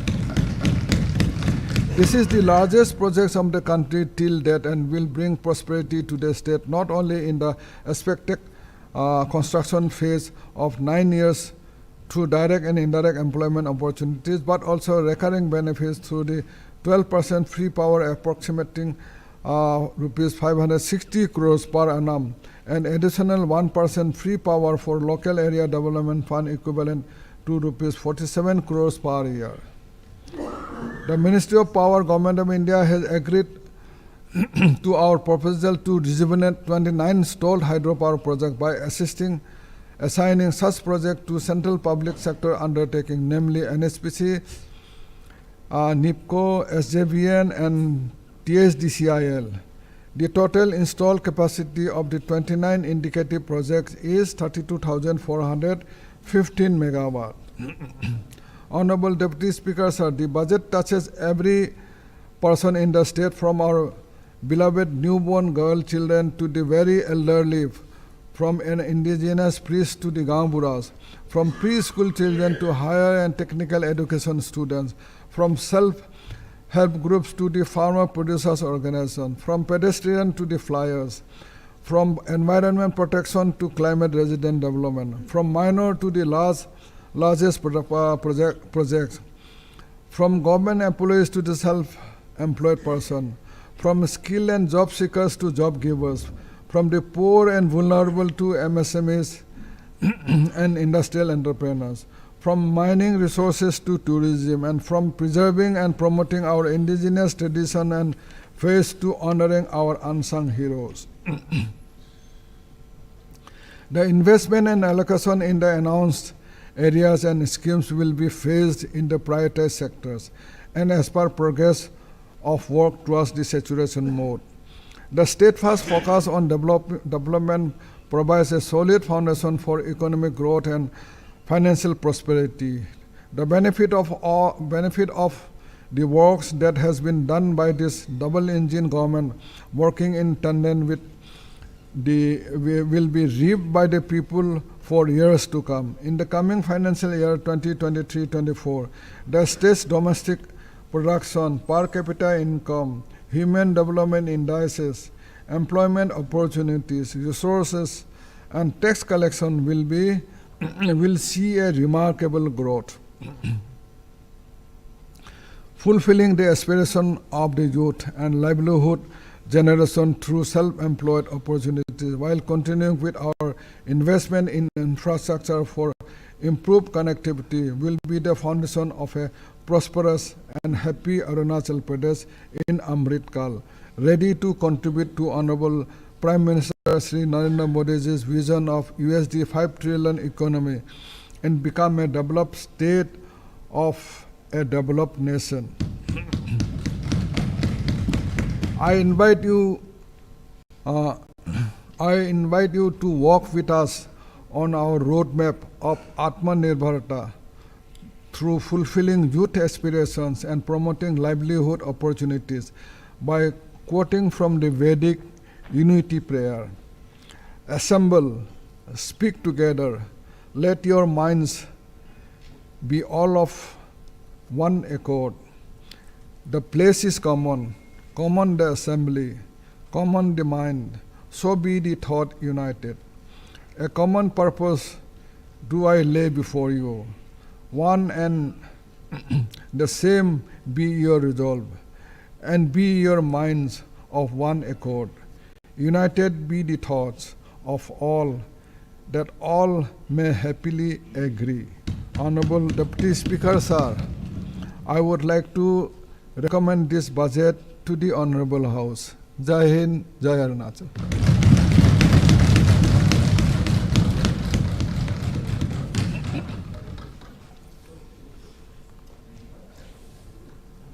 The budget estimate and annual financial statement for the year 2023-24 stand presented. The budget will be taken up for discussion and voting on Friday, the 10th March 2023. Honorable members, will go before lunch. We'll try to finish the short agendas. Item number 13, presentation of gender budgets. The Deputy Chief Minister and Minister in charge of Finance may present the gender budget for the year 2023-24. Mr. Deputy Speaker, sir, I rise to present the budget. I rise to present the gender budget for the year 2023-24. Item number 14, presentation of FRBM. The Deputy Chief Minister and Minister in charge of Finance may present the physical and record under and Budget Management Act 2006. Mr. Speaker, sir, I rise to present this statement as required under the Fiscal Responsibility and Budget Management Act 2006. Item number 15, presentation of statement. The Deputy Chief Minister and Minister in charge of Finance may present the statement on budgetary provision for urban and local bodies for the year 2023-24. Mr. Deputy Speaker, sir, I rise to present the statement on budgetary provision for urban and local bodies for the year 2023-24. Item number 16, presentation on child budget. The Deputy Chief Minister and Minister in charge of Finance may present the child budget for the year 2023-24. Mr. Deputy Speaker, sir, I rise to present the child budget for the year 2020-24. Item number 17, presentation on finance account. The Deputy Chief Minister and Minister in charge of Finance may present the finance account volume number 1 and finance account volume number 2 for the year ending 31st March 2022. Mr. Deputy Speaker, sir, I rise to present the finance accounts volume 1 and finance accounts volume 2 for the year ended 31st March 2022.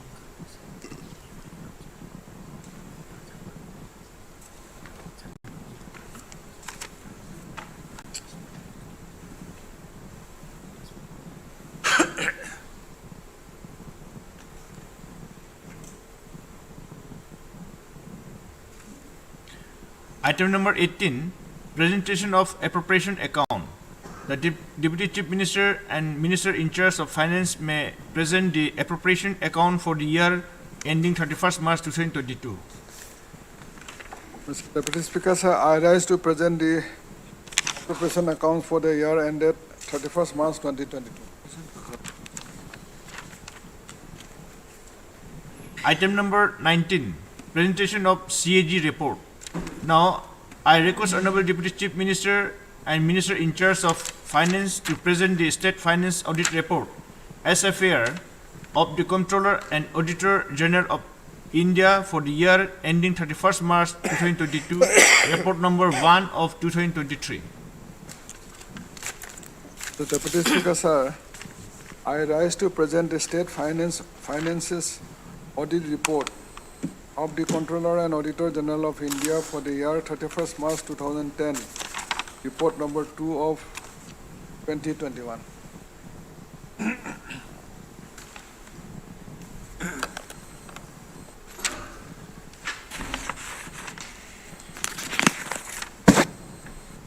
Honorable members,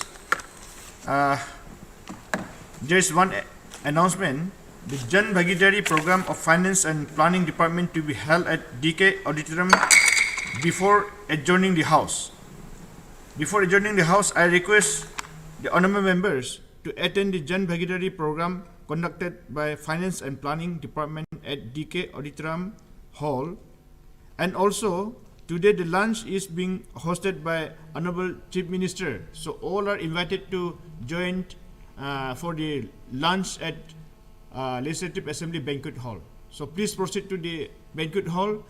So I adjourn the House till 3:45 p.m. We'll again assemble here at 3:45 exactly.